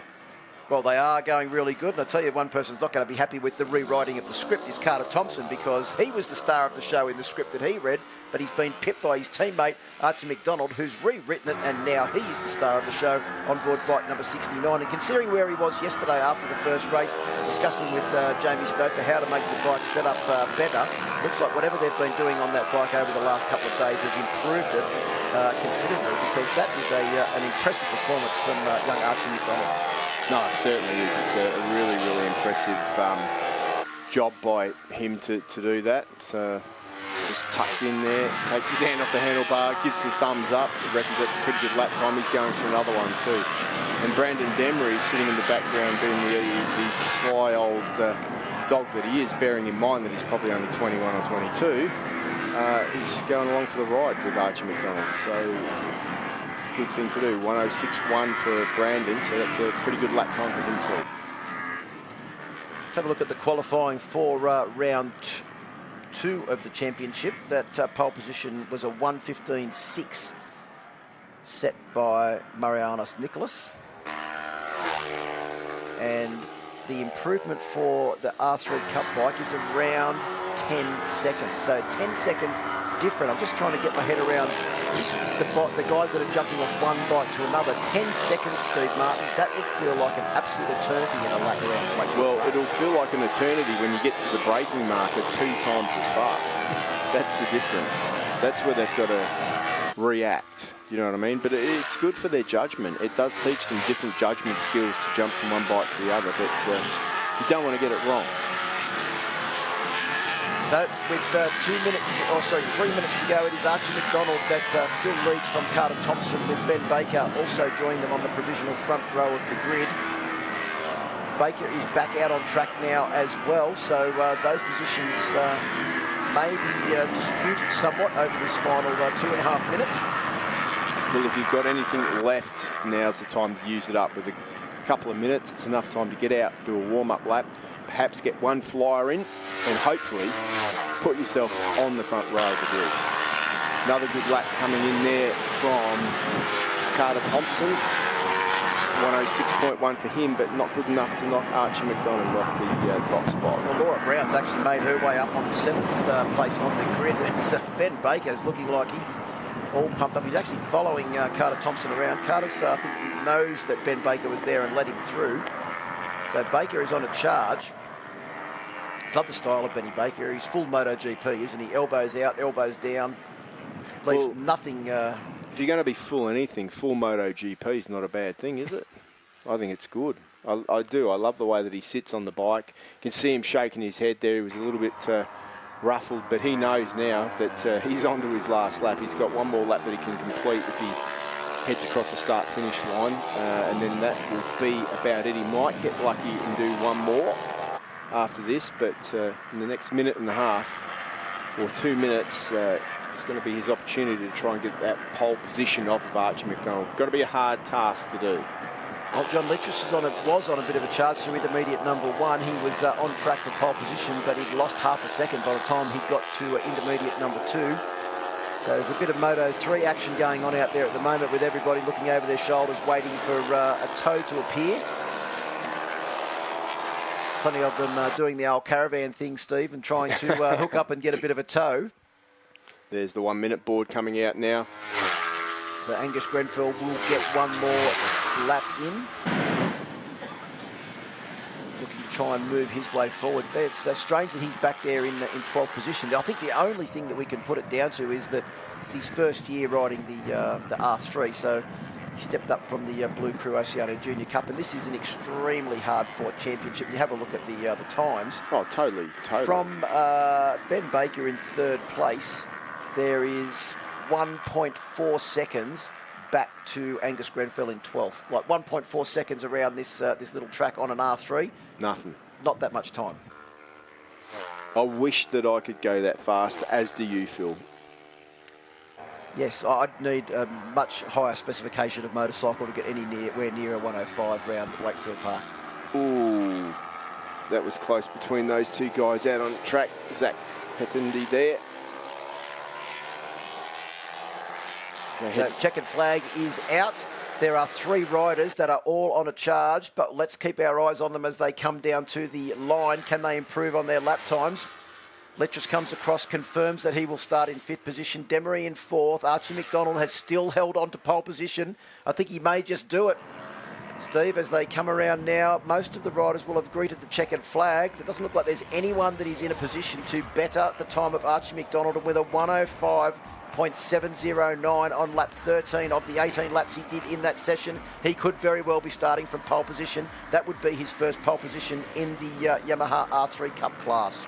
Well, it's pretty impressive stuff for Archie McDonald, young boy, who hasn't got that much experience in road racing at all, but I tell you what, he's learning a lot in a short period. that might give him some confidence for the Supersport 300 class as well, which will also be finalise the championship for 2020 tomorrow. Totally, yeah, totally. Like every lap that's a good lap is a good thing, and every lap he's done seems to be good so far. It's on the same bike and with very similar specifications, or the same specifications in fact, isn't it? So they don't have to worry about changing bikes. So it's going to be interesting to see how Archie McDonald goes tomorrow. He came into this round in championship contention. What will tomorrow bring? The third and final round of the 2020 My Bike Motorcycle Insurance Australian Superbike Championships presented by Motul from Wakefield Park. As you mentioned, live stream tomorrow gets underway at 9:54, qualifying for the Kawasaki Superbike class. So until then, keep up to date with all of the socials. Of course, go to asbk.com.au for more information, and we'll see you here at Wakefield Park tomorrow.